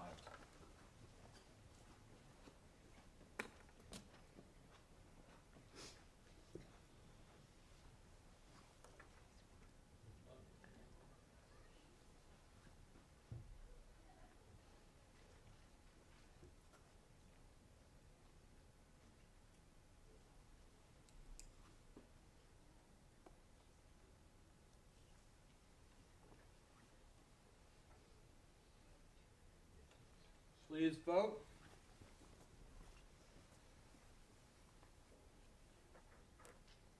It's out. Entry 166.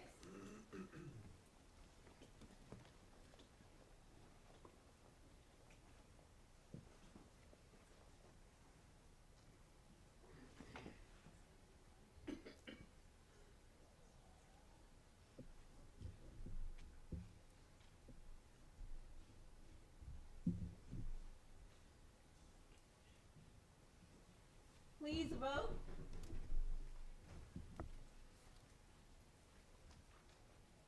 It's out. Entry 167.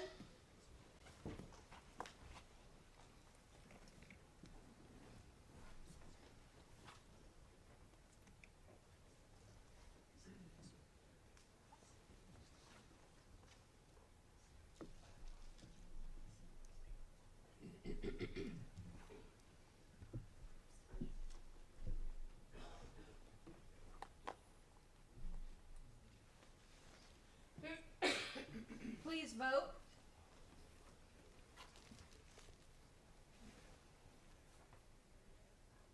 It's out. Entry 168.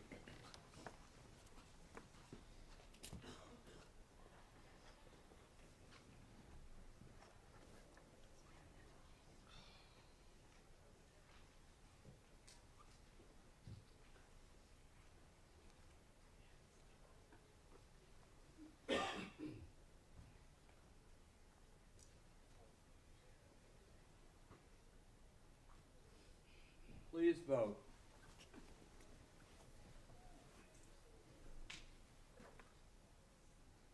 It's out. Entry 169.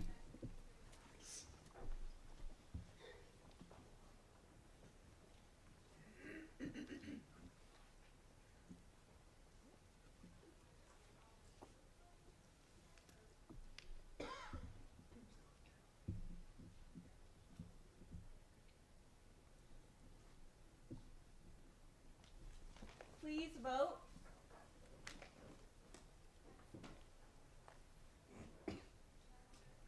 It's out. Entry number 170.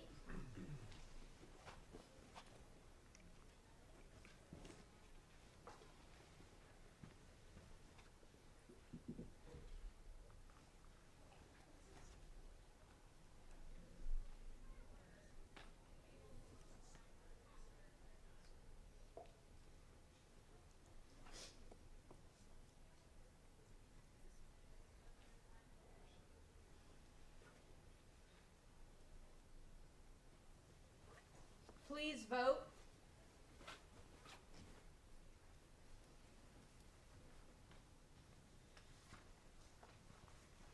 It's out. Entry 171.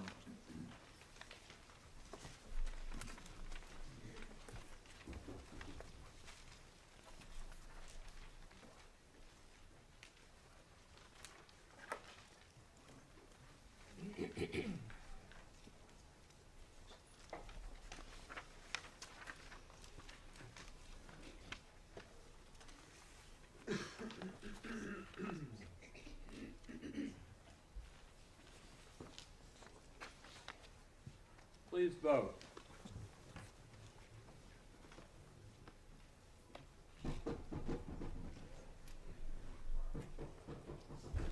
It's in.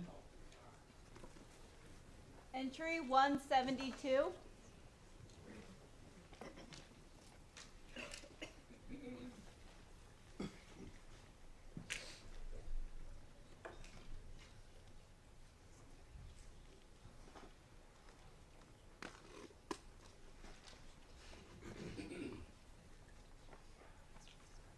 Please vote.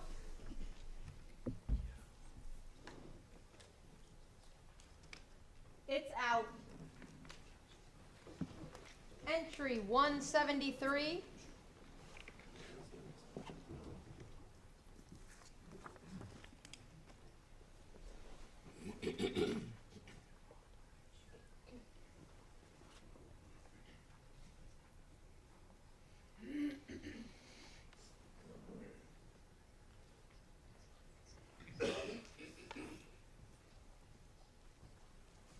Please vote.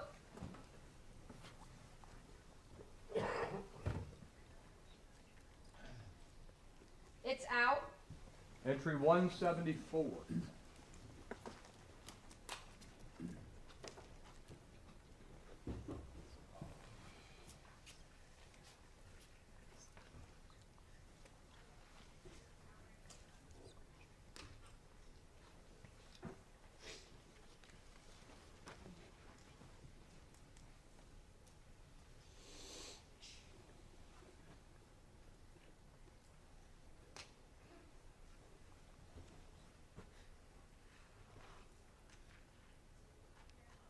Please vote.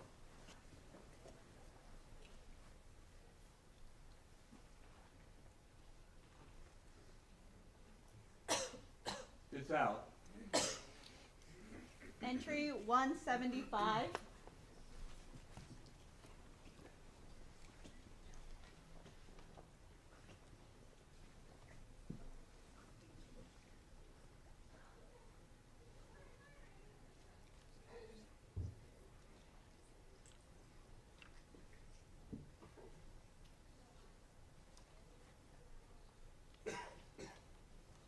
Please vote.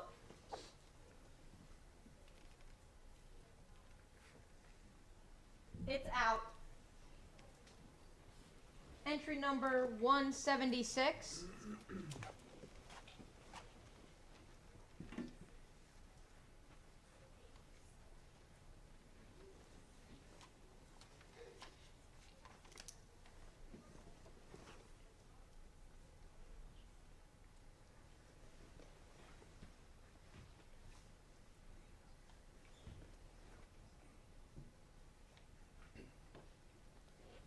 Please vote.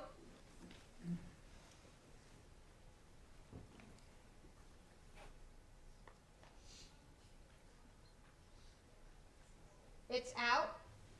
Entry 177.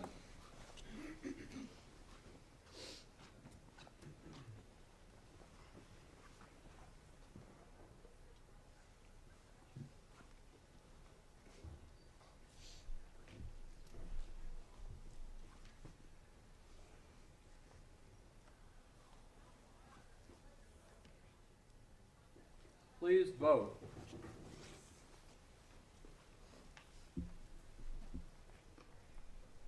It's out. Entry 178.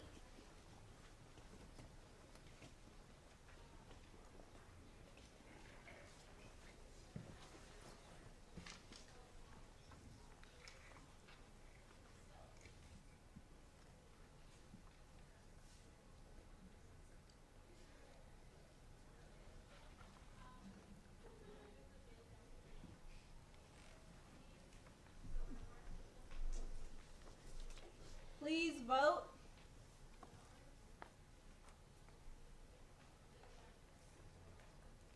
It's out. Entry number 179.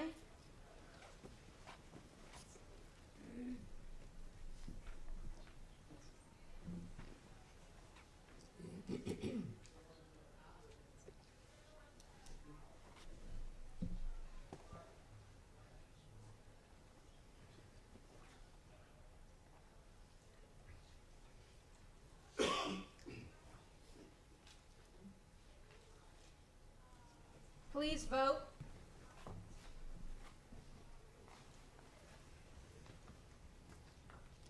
It's out. Entry number 180.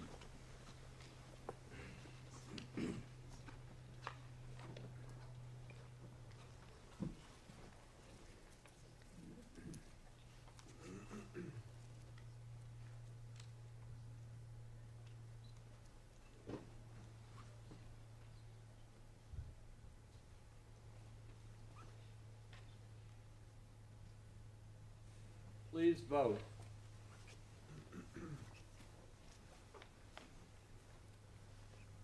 It's out. Entry 181.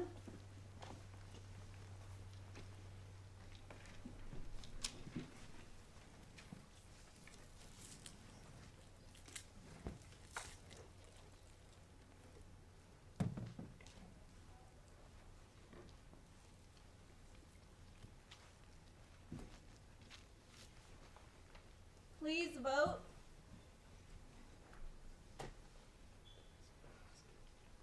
It's out. Entry number 182.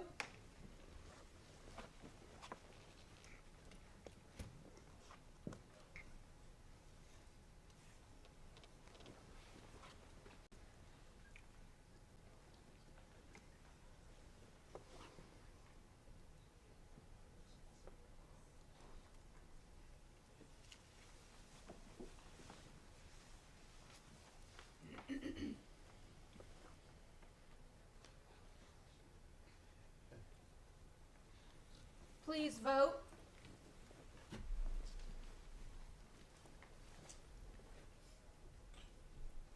It's out. Entry number 183.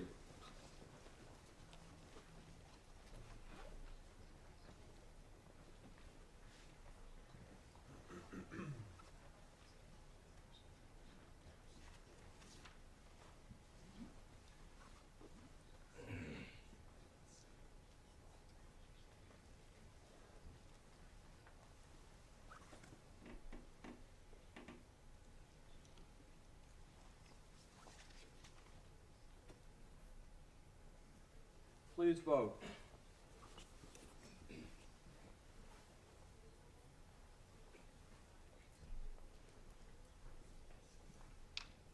It's in. Entry 184.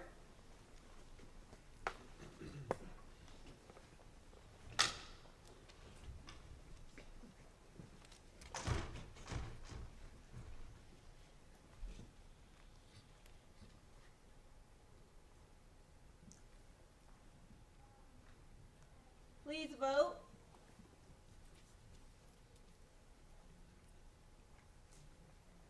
It's out. Entry number 185.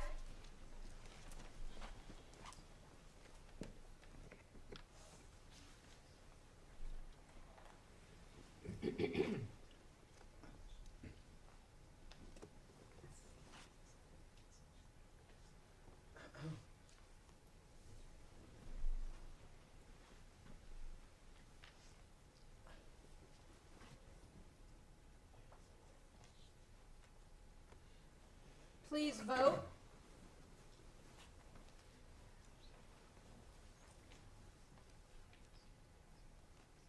It's in.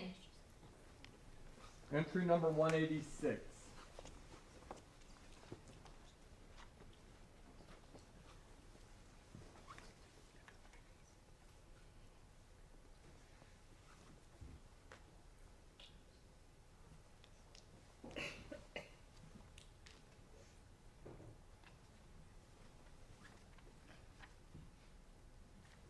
Please vote.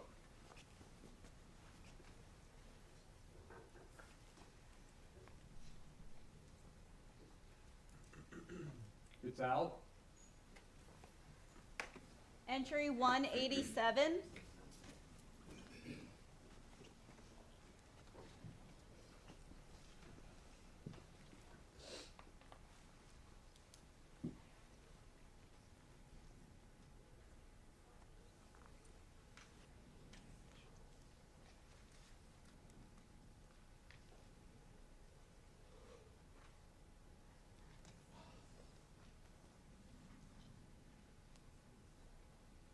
Please vote.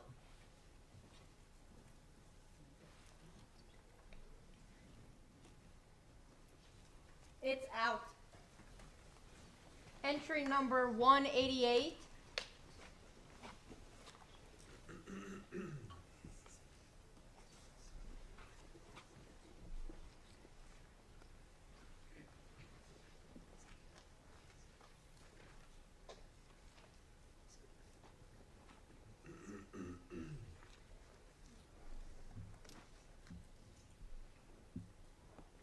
Please vote.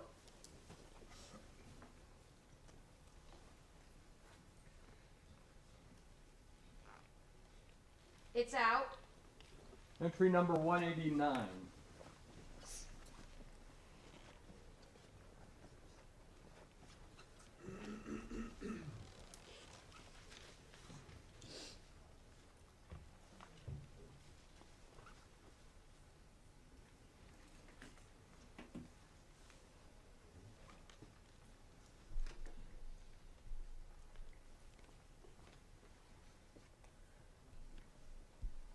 Please vote.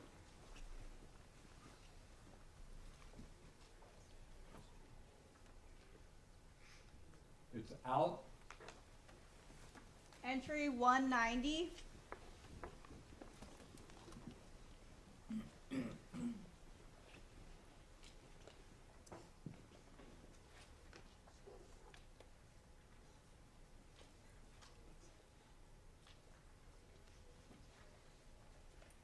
Please vote.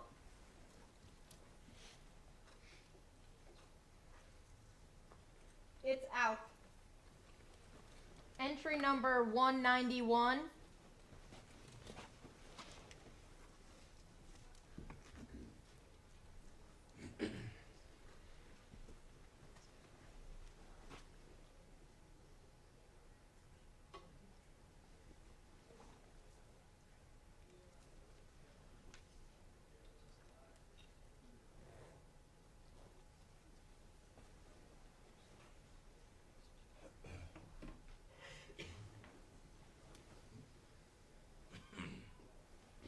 Please vote.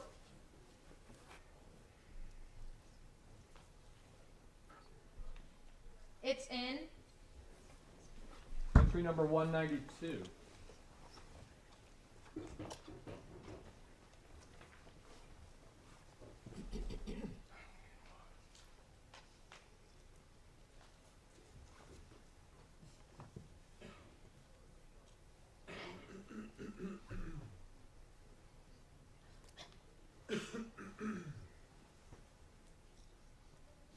Please vote.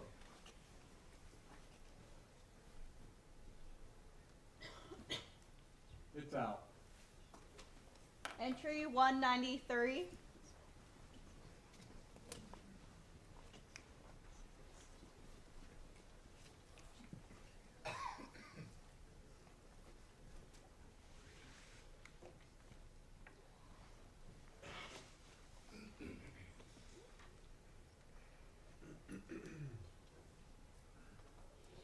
Please vote.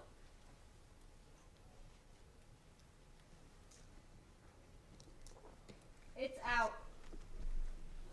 Entry number 194.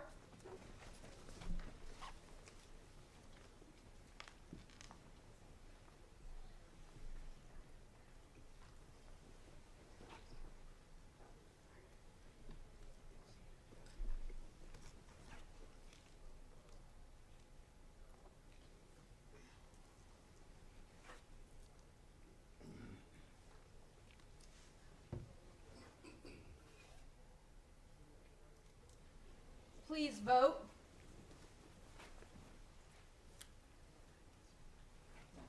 It's in. Entry number 195.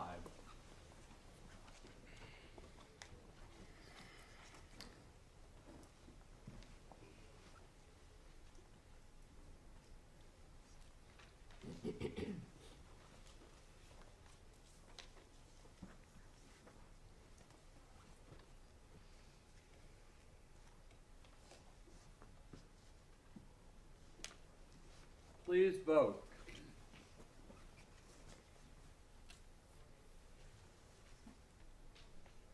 It's out.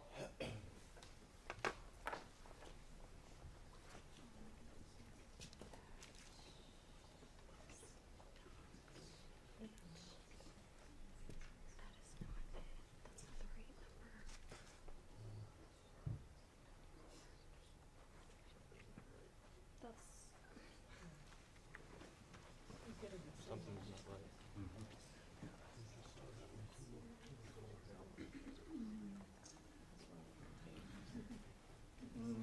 We've already seen this one. This is 195. It's on 20.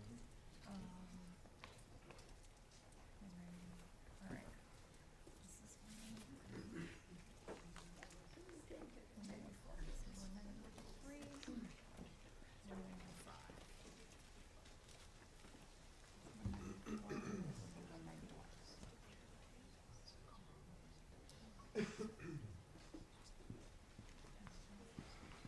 See, that wasn't me.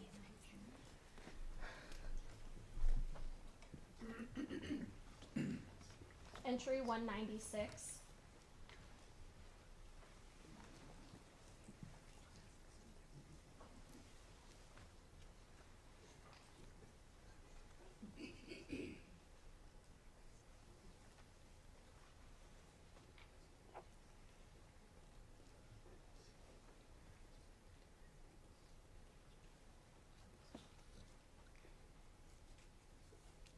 Please vote.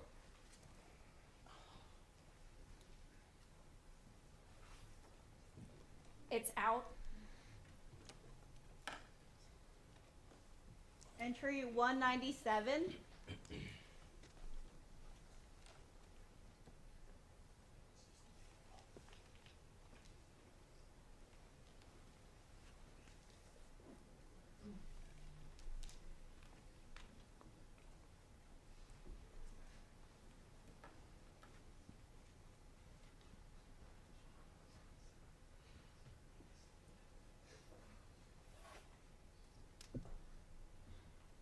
Please vote.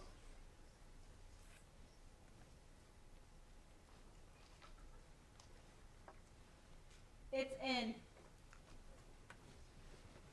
Entry number 198.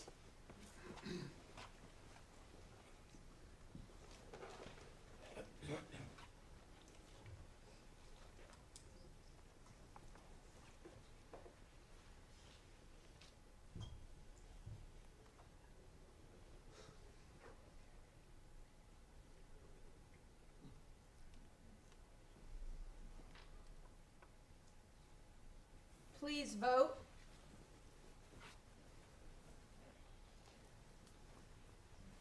It's out. Entry number 199.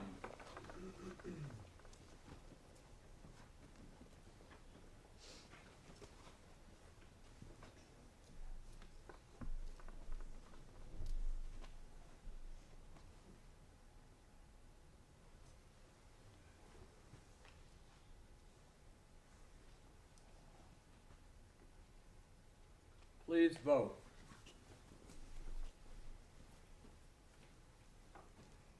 It's out. Entry 200.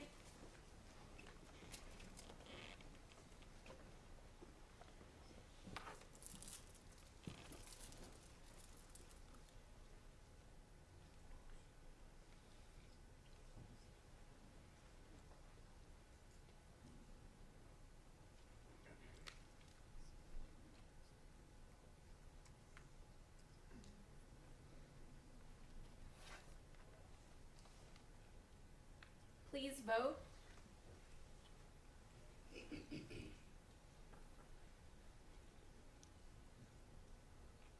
It's out. Entry 201.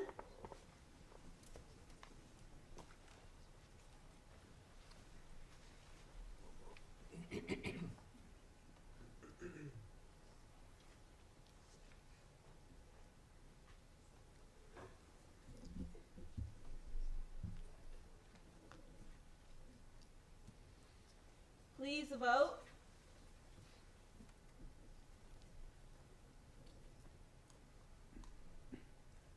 It's out. Entry 202.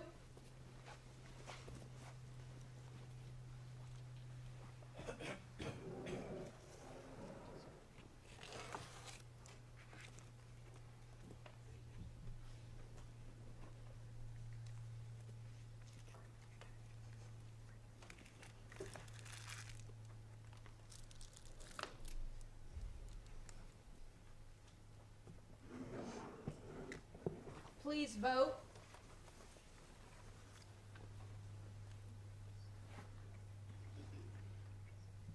It's out. Entry number 203.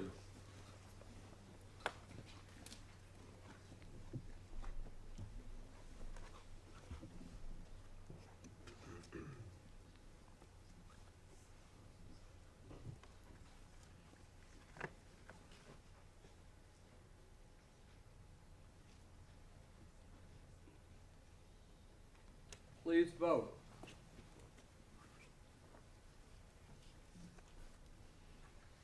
It's out. Entry 204.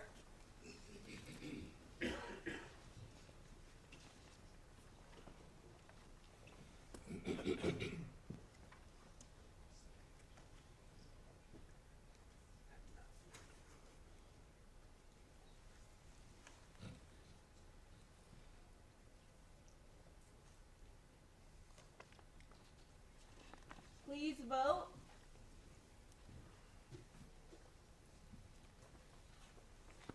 It's out. Entry number 205.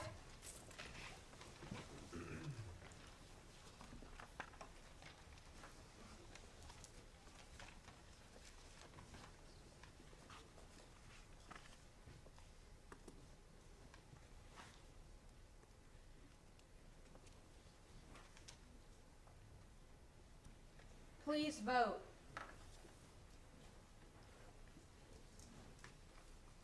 It's out. Entry number 206.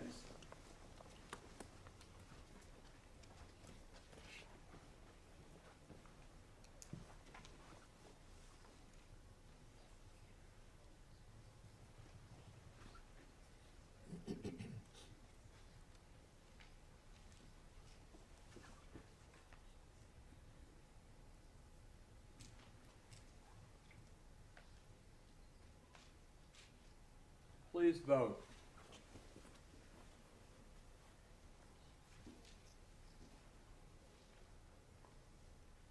It's out. Entry 207.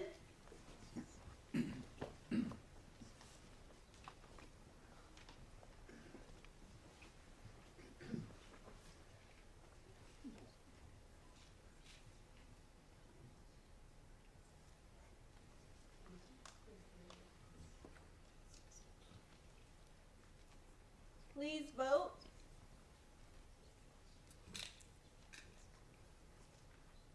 It's out. Entry number 208.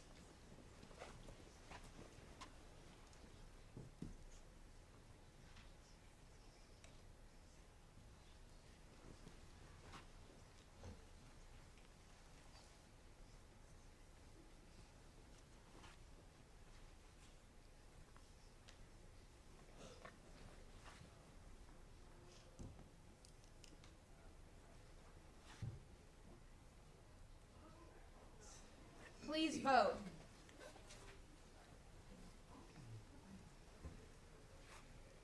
It's in. Entry number 209.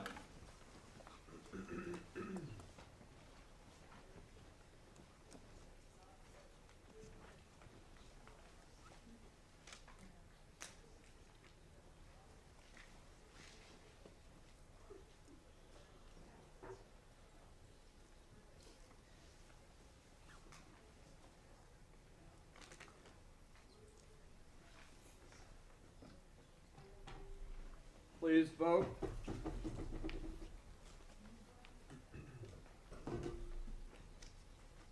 It's out. Entry 210.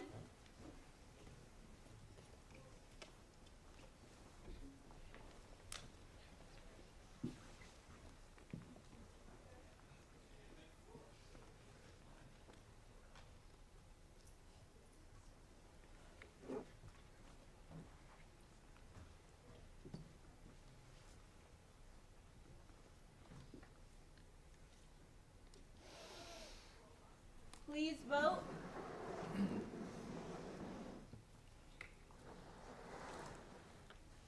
It's out. Entry number 211.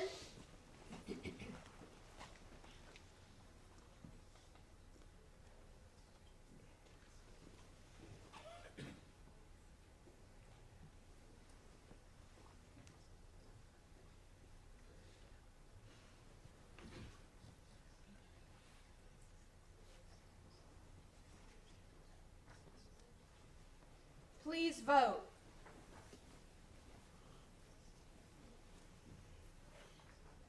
It's out.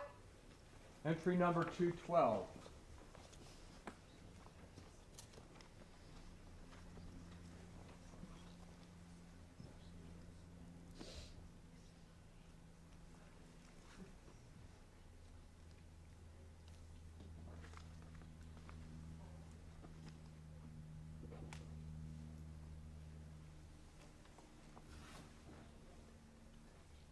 Please vote.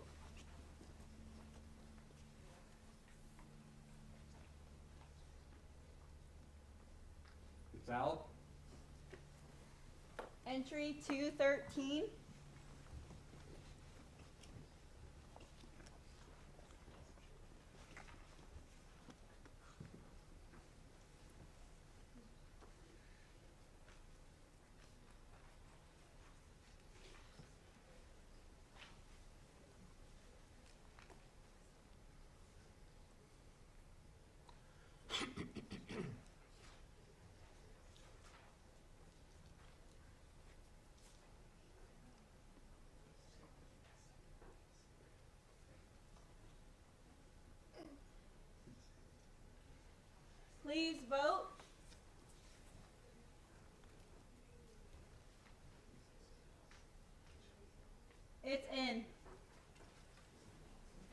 Entry number 214.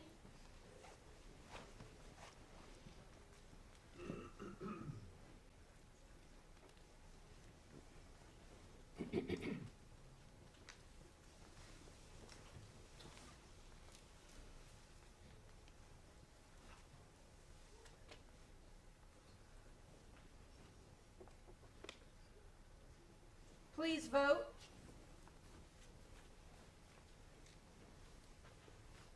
It's out. Entry number 215.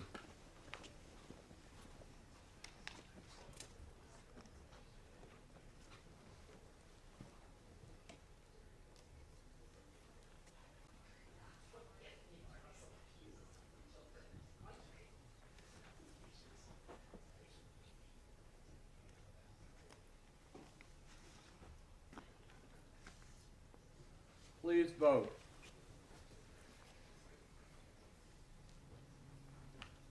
It's out. Entry number 216.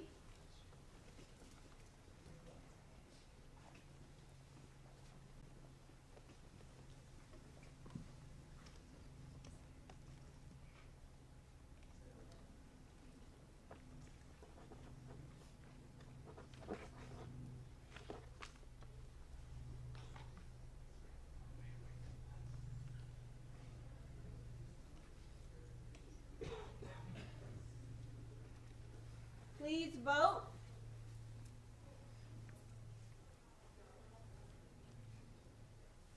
It's out.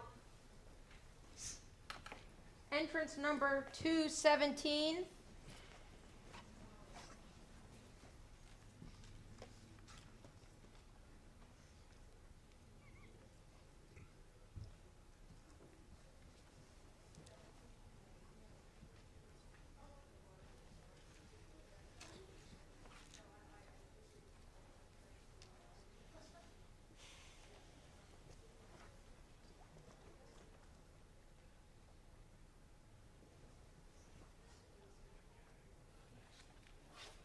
Please vote.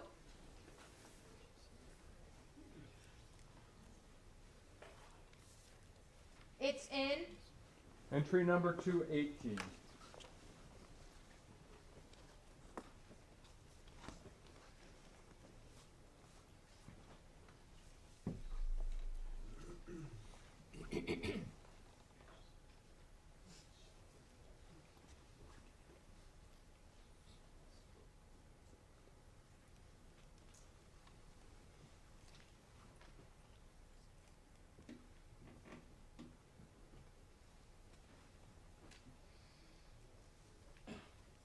Please vote.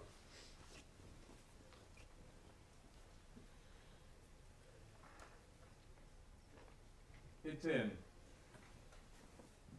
Entry 219.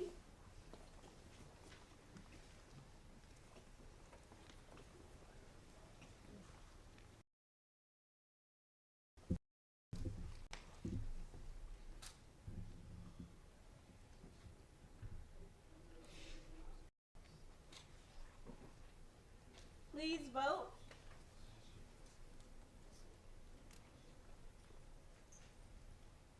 It's out. Entry 220.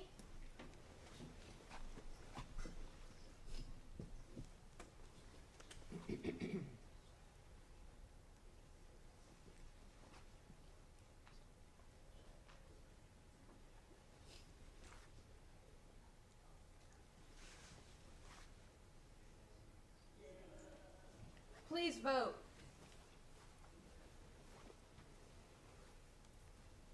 It's out. Entry 221.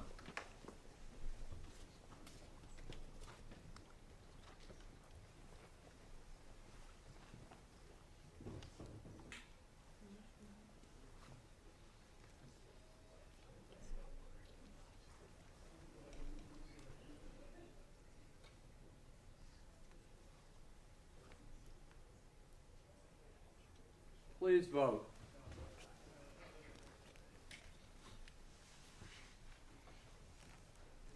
It's out. Entry 222.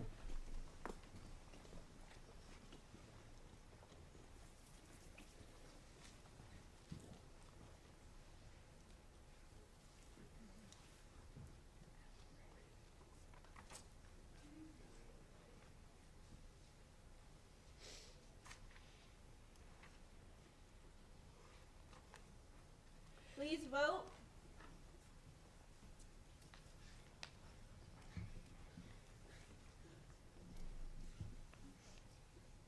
It's out. Entry 223.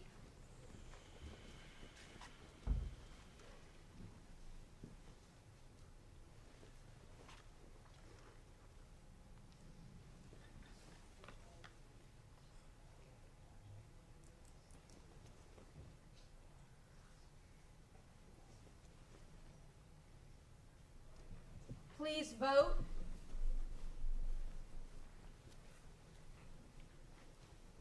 It's out. Entry number 224.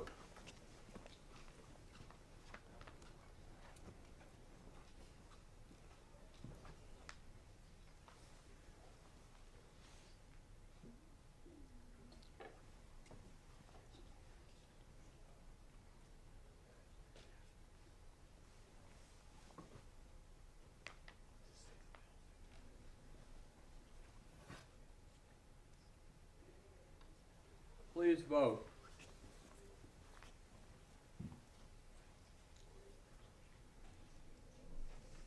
It's in. Entry 225.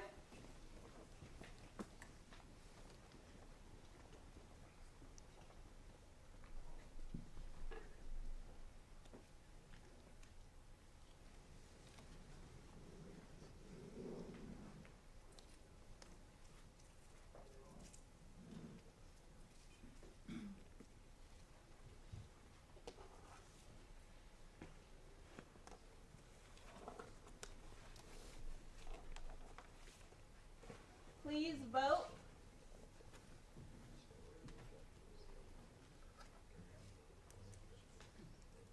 It's in. Entry 226.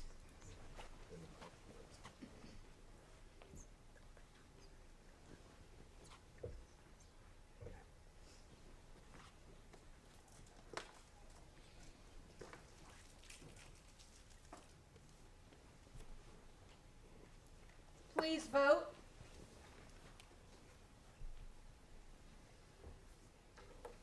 It's out. Entry 227.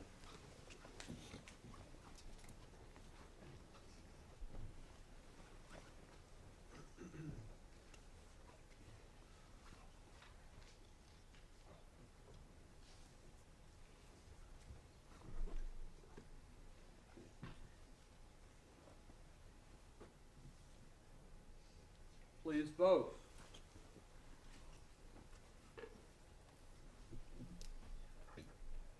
It's out. Entry 228.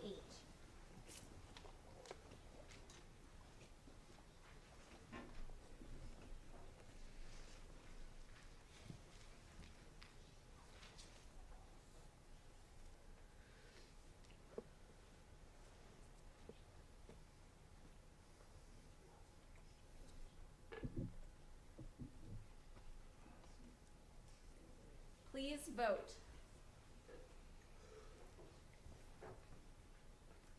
It's out. Entry 229.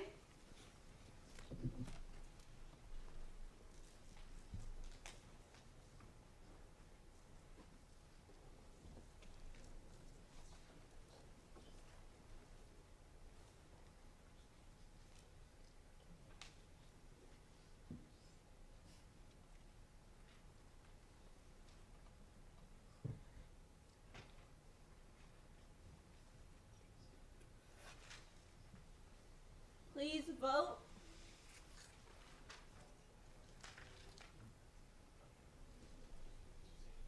It's in. Entry number 230.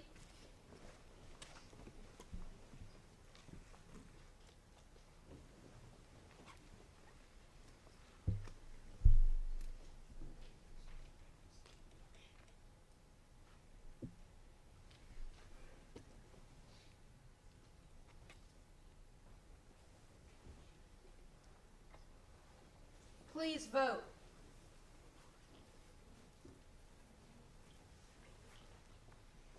It's out. Entry number 231.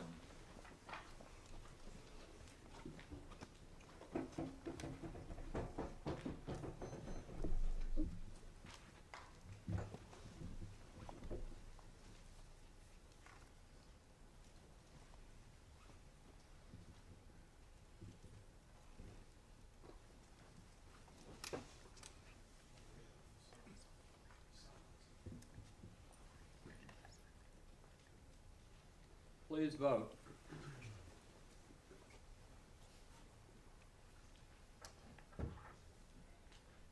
It's in.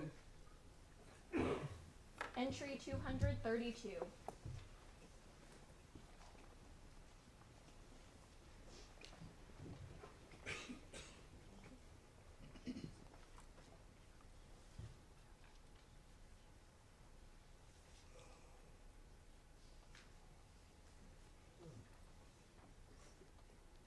Please vote.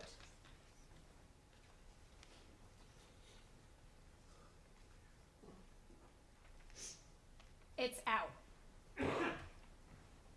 Entry 233.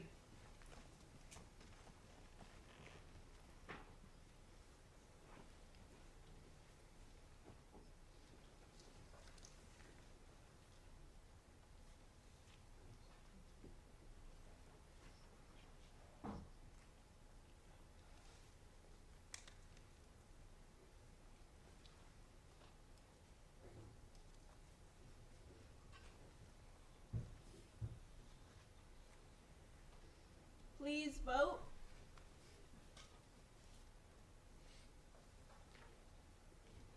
It's out.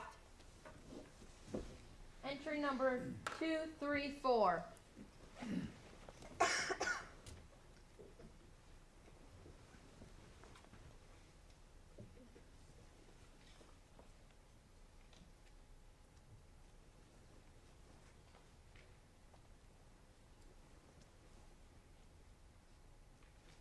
Please vote.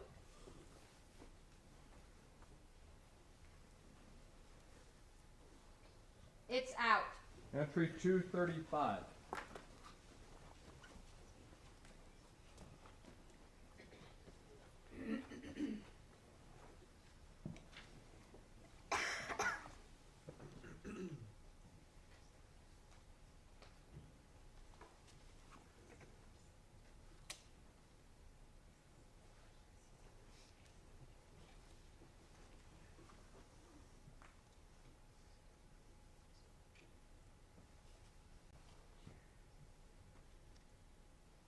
Please vote.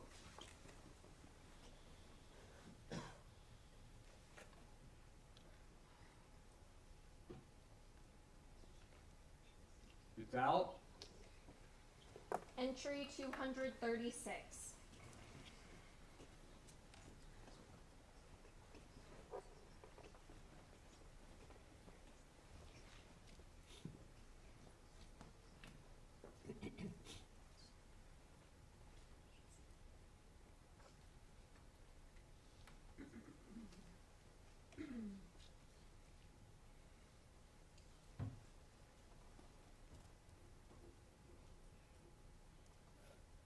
Please vote.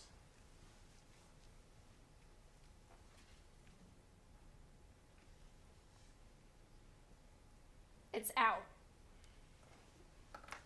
Entry 237.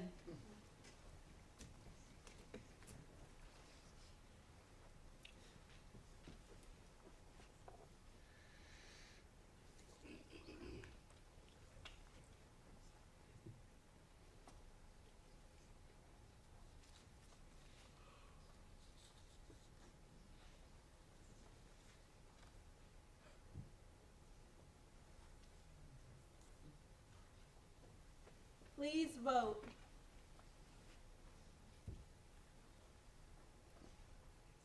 It's out.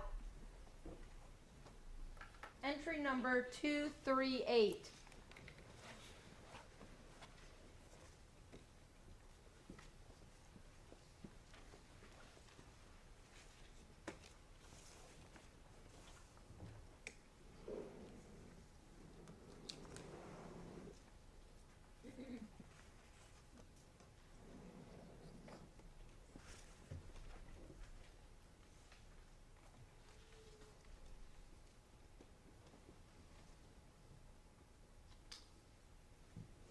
Please vote.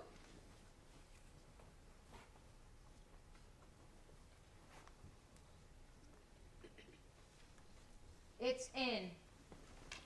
Entry number 239.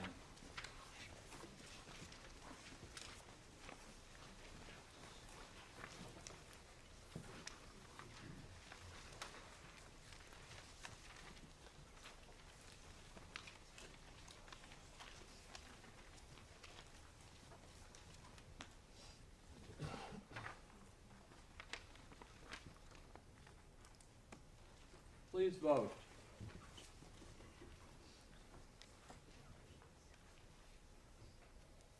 It's out. Entry 240.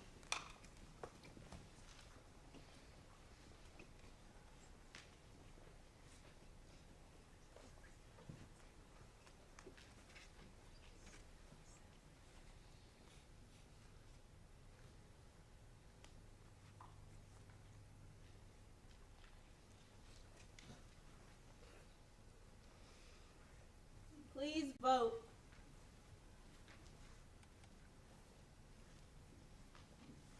It's out.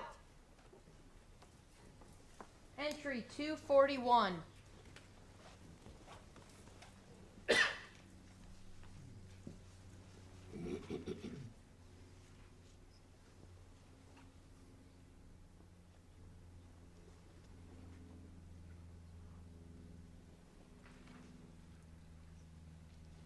Please vote. It's out. Entry 242.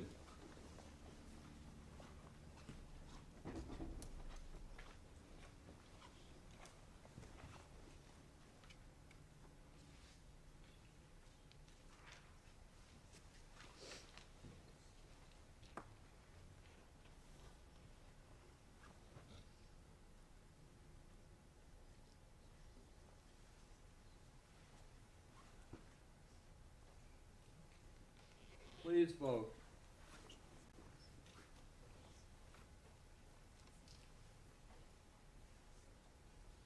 It's out.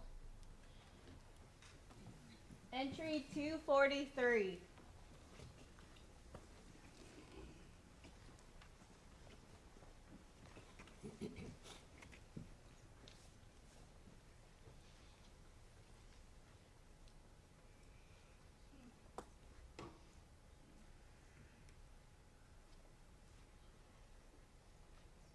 Please vote.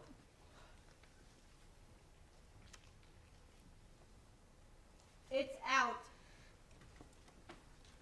Entry 244.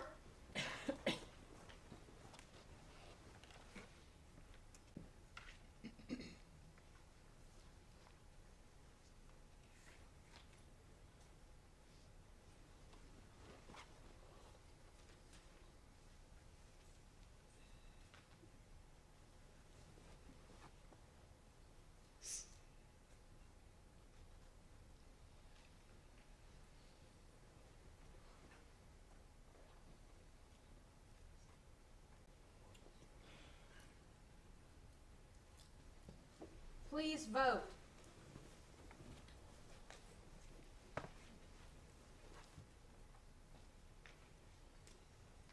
It's out. Entry 245.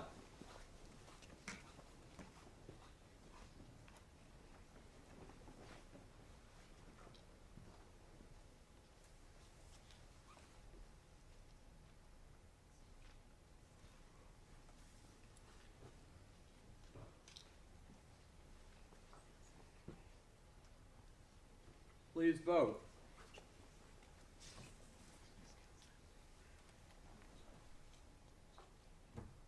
It's out. Entry 246.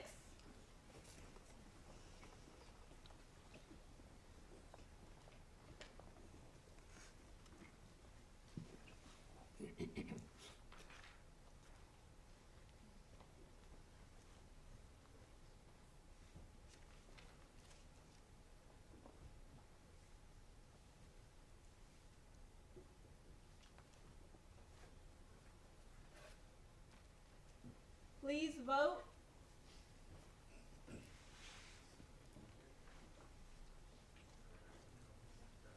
It's out. Entry number 247.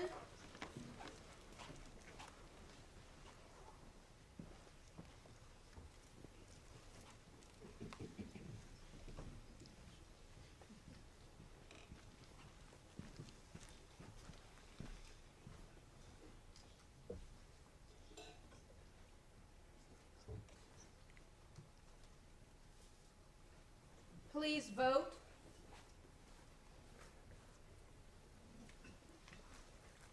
It's out. Entry number 248.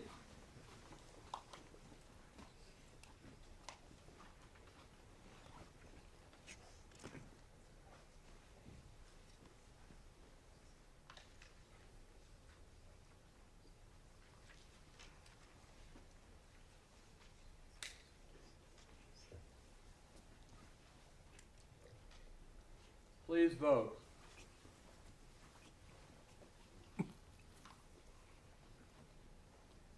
It's out. Entry number 249.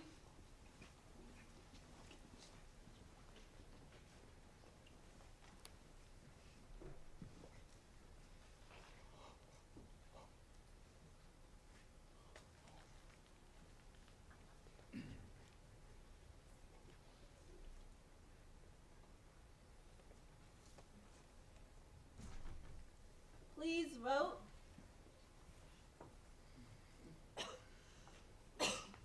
It's out. Entry 250.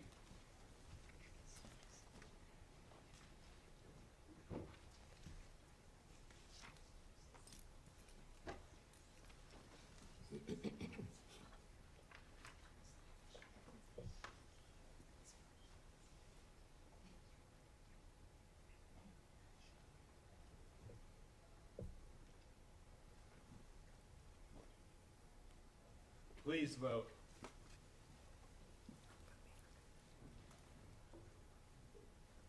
Out. Entry 251.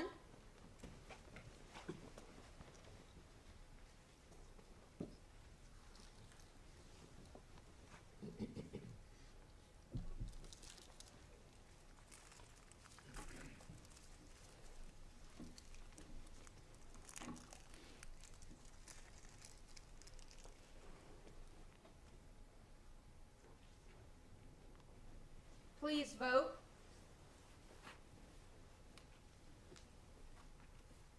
It's out. Entry number 252.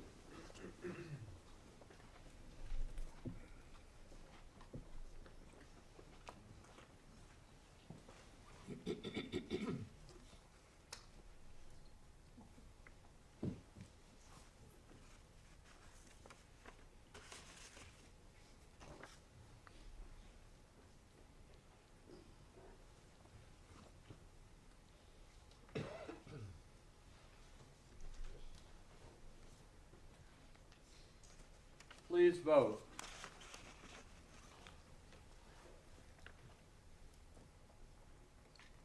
It's out.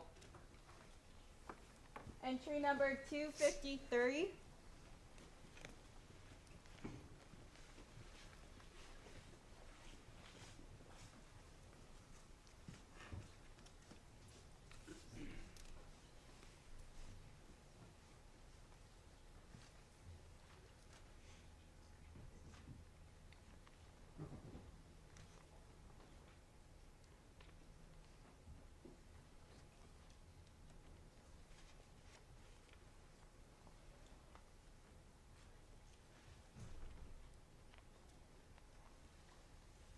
Please vote.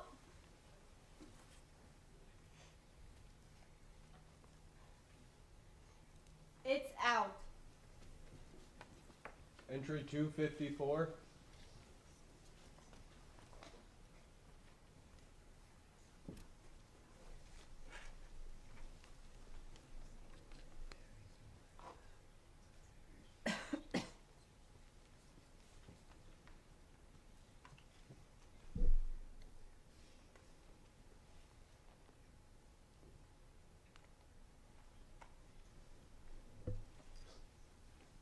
vote.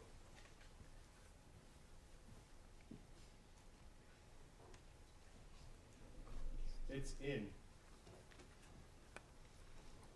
Entry number 255.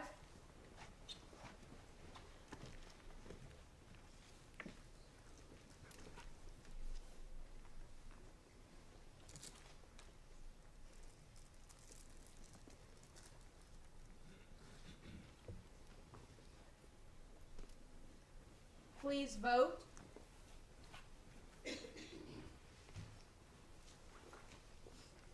It's out. Entry number 256.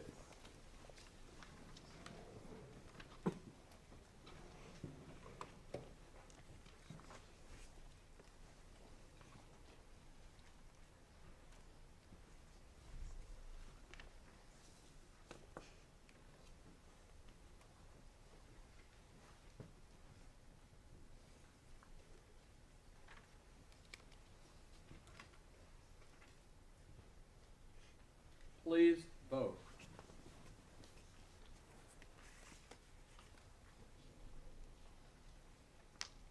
It's out. Entry number 257.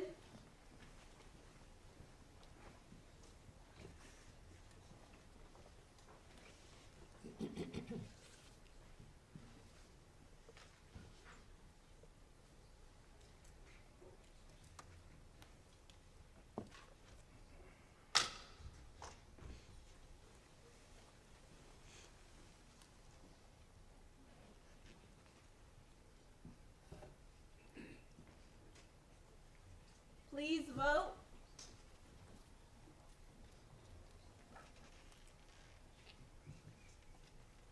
It's out.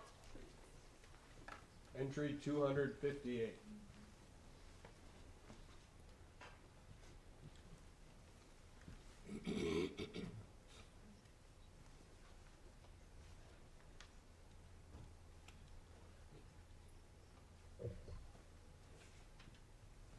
Please vote.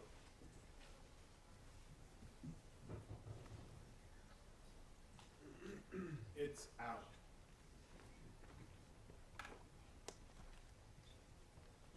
Entry number 259.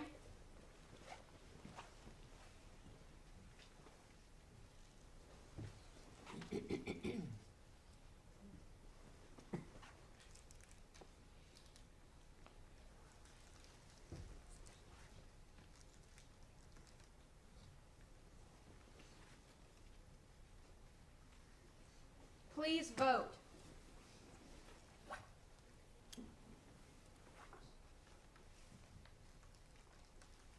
It's out. Entry 260.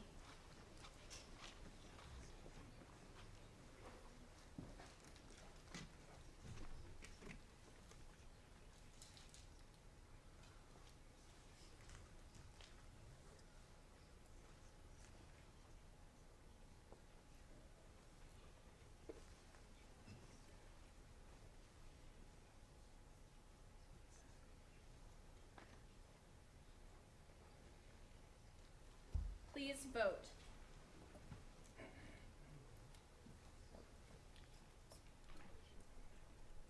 It's in. Entry number 261.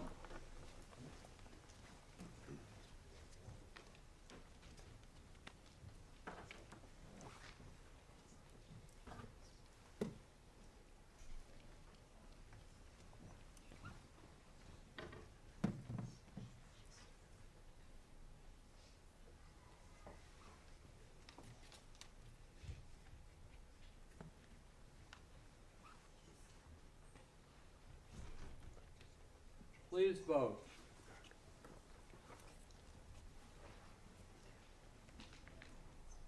It's in. Entry number 262.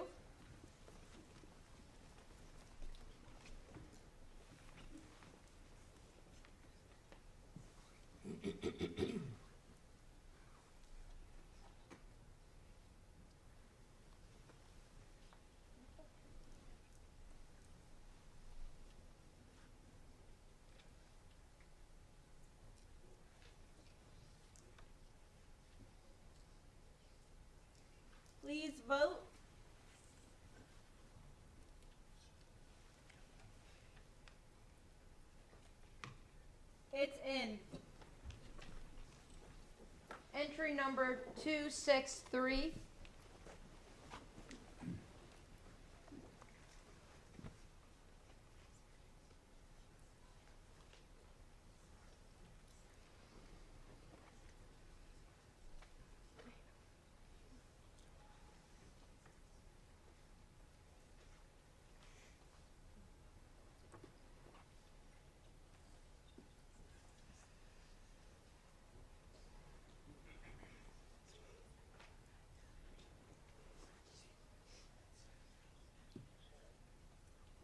Please vote.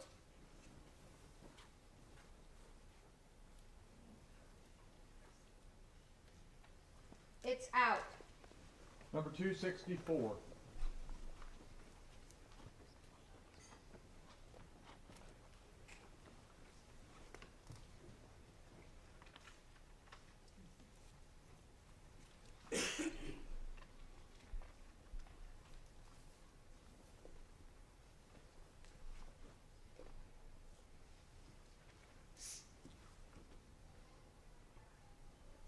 Please vote.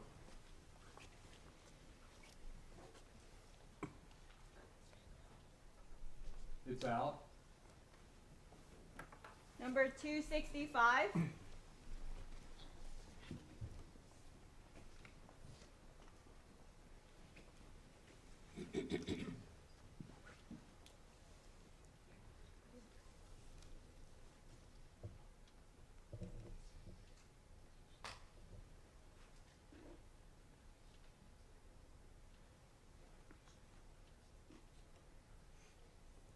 Please vote. It's out. Entry number 266.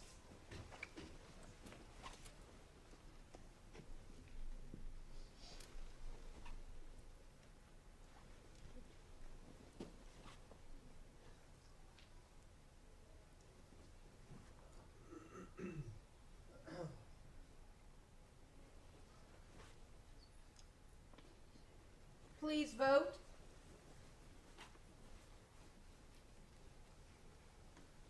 It's out. Entry number 267.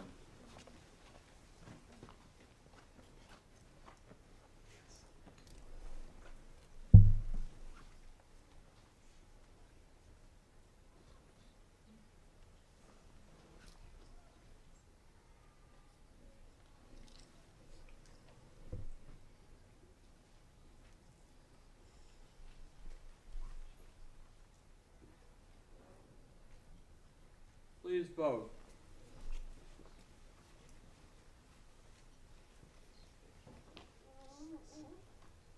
It's out. Entry number 268.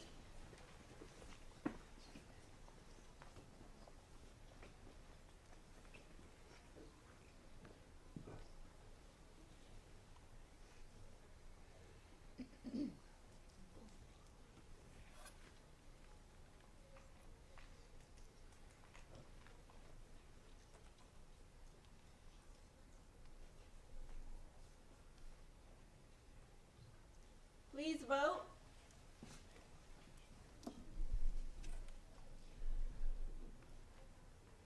It's in. Entry 269.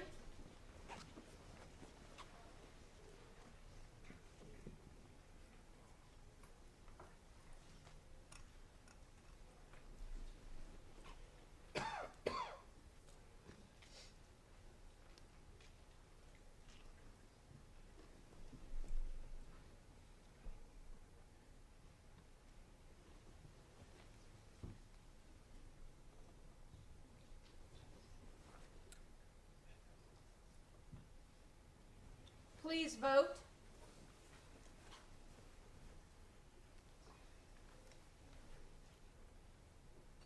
It's in. Entry number 270.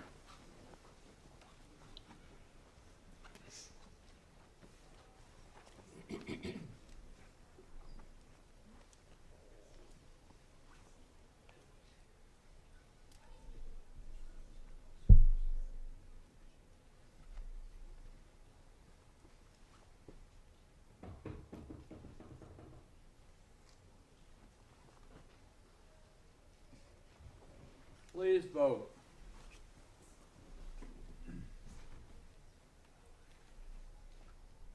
It's out. Entry 271.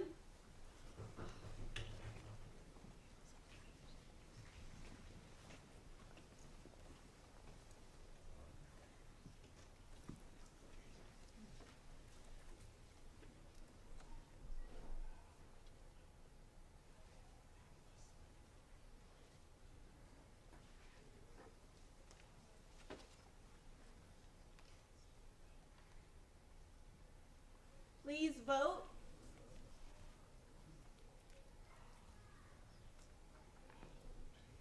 It's out. Entry number 272.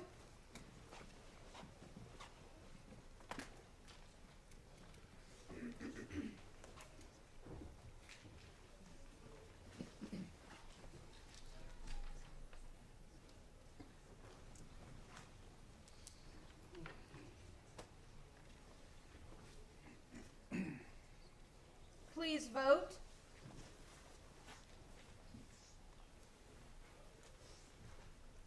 It's out. Entry number 273.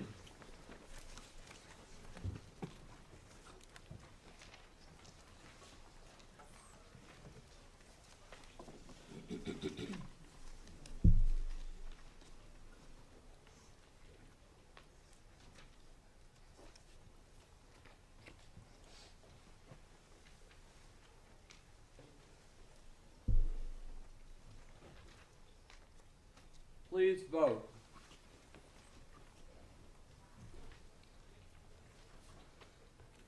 It's out. Entry number 274.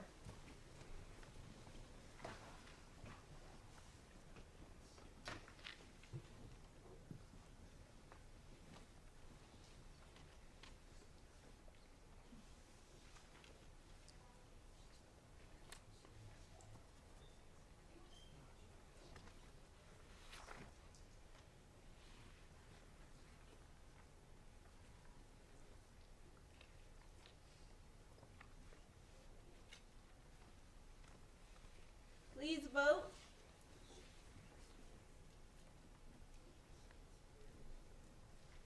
It's out. Entry number 275.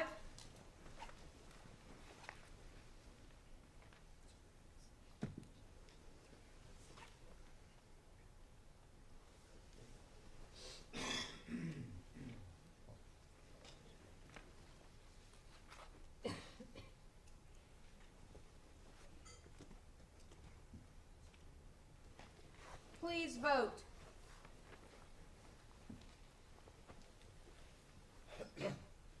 It's out. Entry number 276.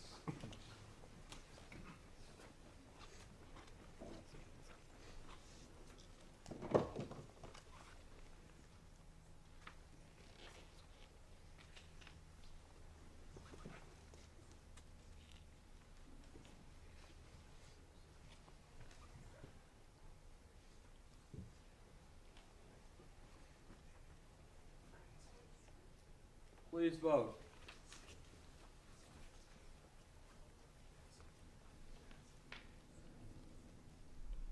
It's out.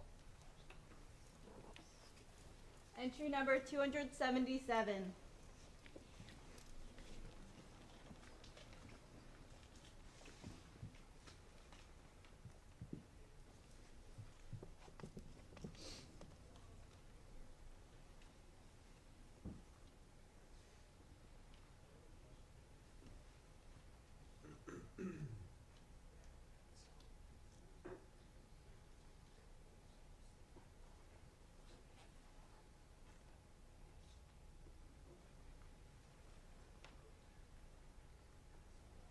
Please vote.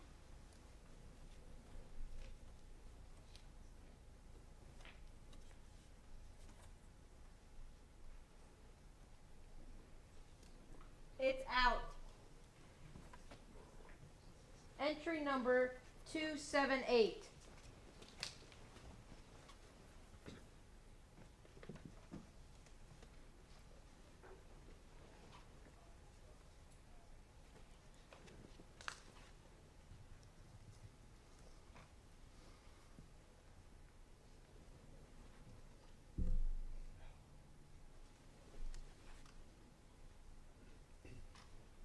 Please vote.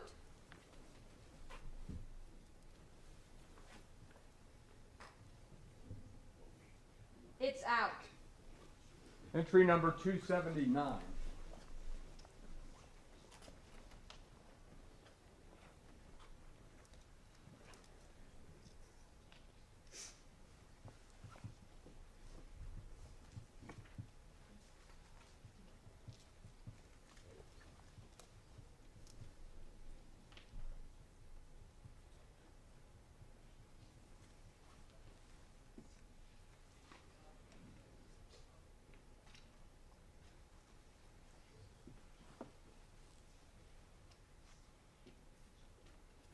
Please vote.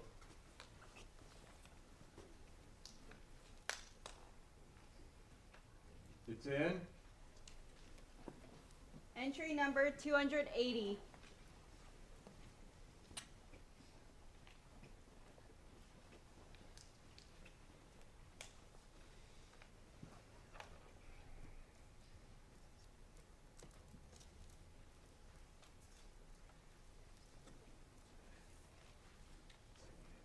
Please vote.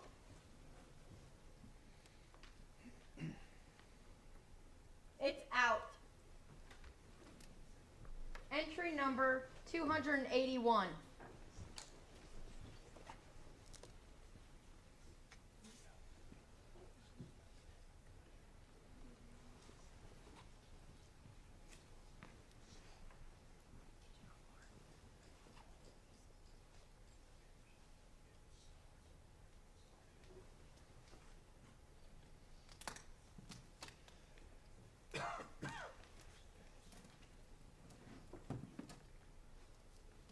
Please vote.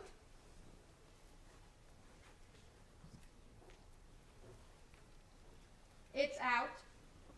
Entry number 282.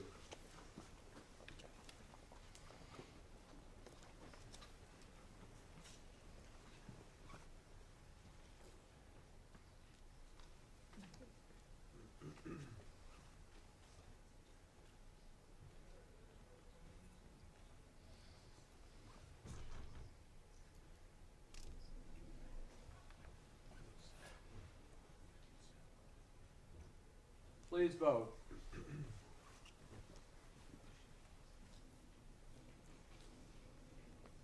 It's out. Entry number 283.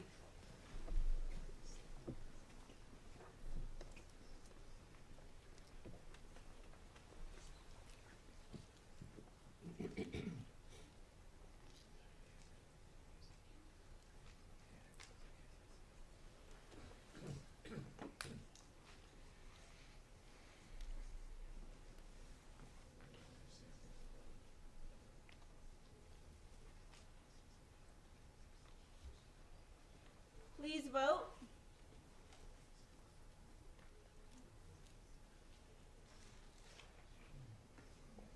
It's out. Entry number 284.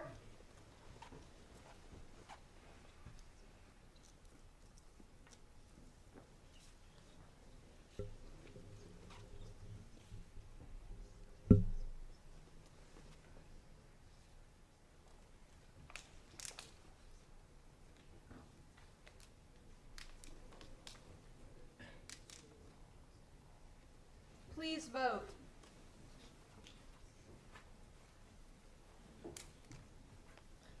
It's out. Number 285.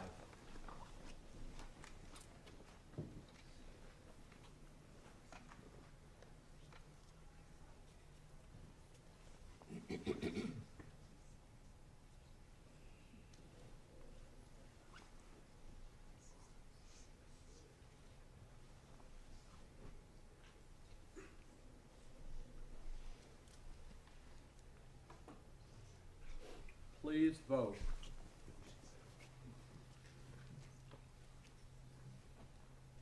It's out. Entry 286.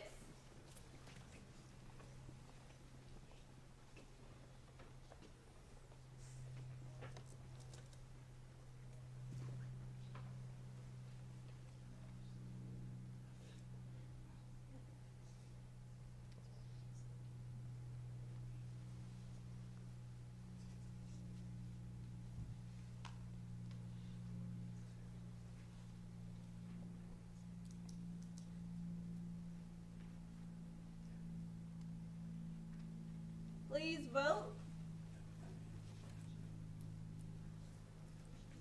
It's in. Entry number 287.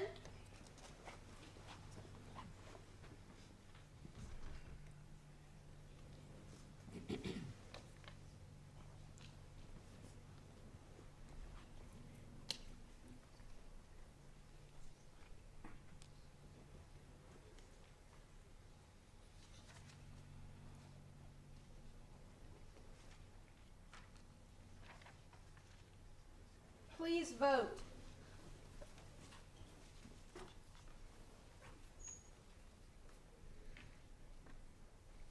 It's out. Entry number 288.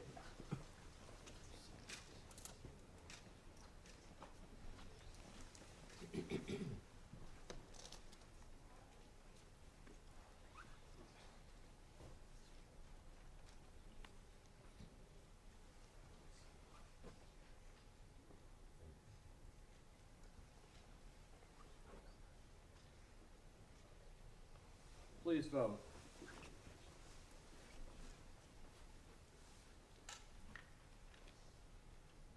It's out. Entry 289.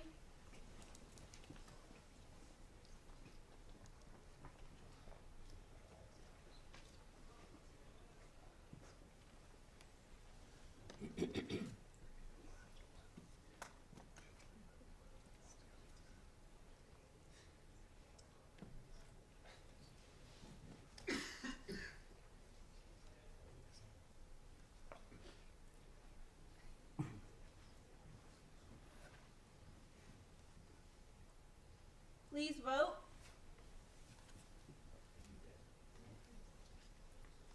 It's in.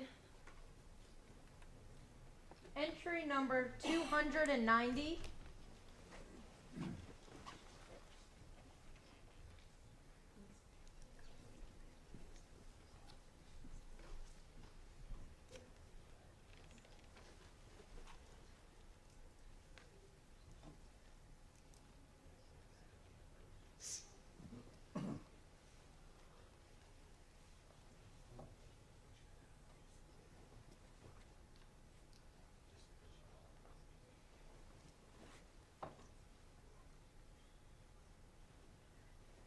Please vote.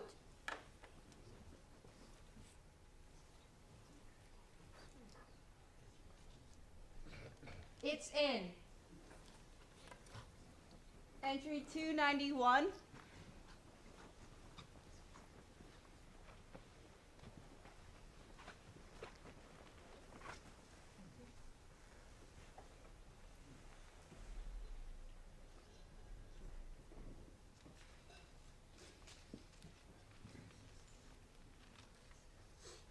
Please vote.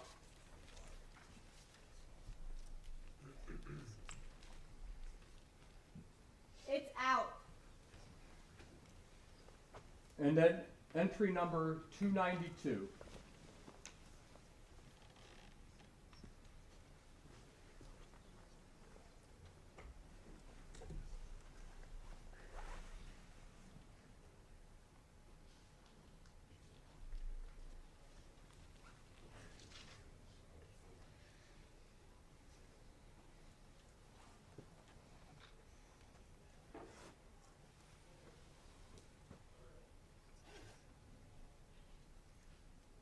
Please vote.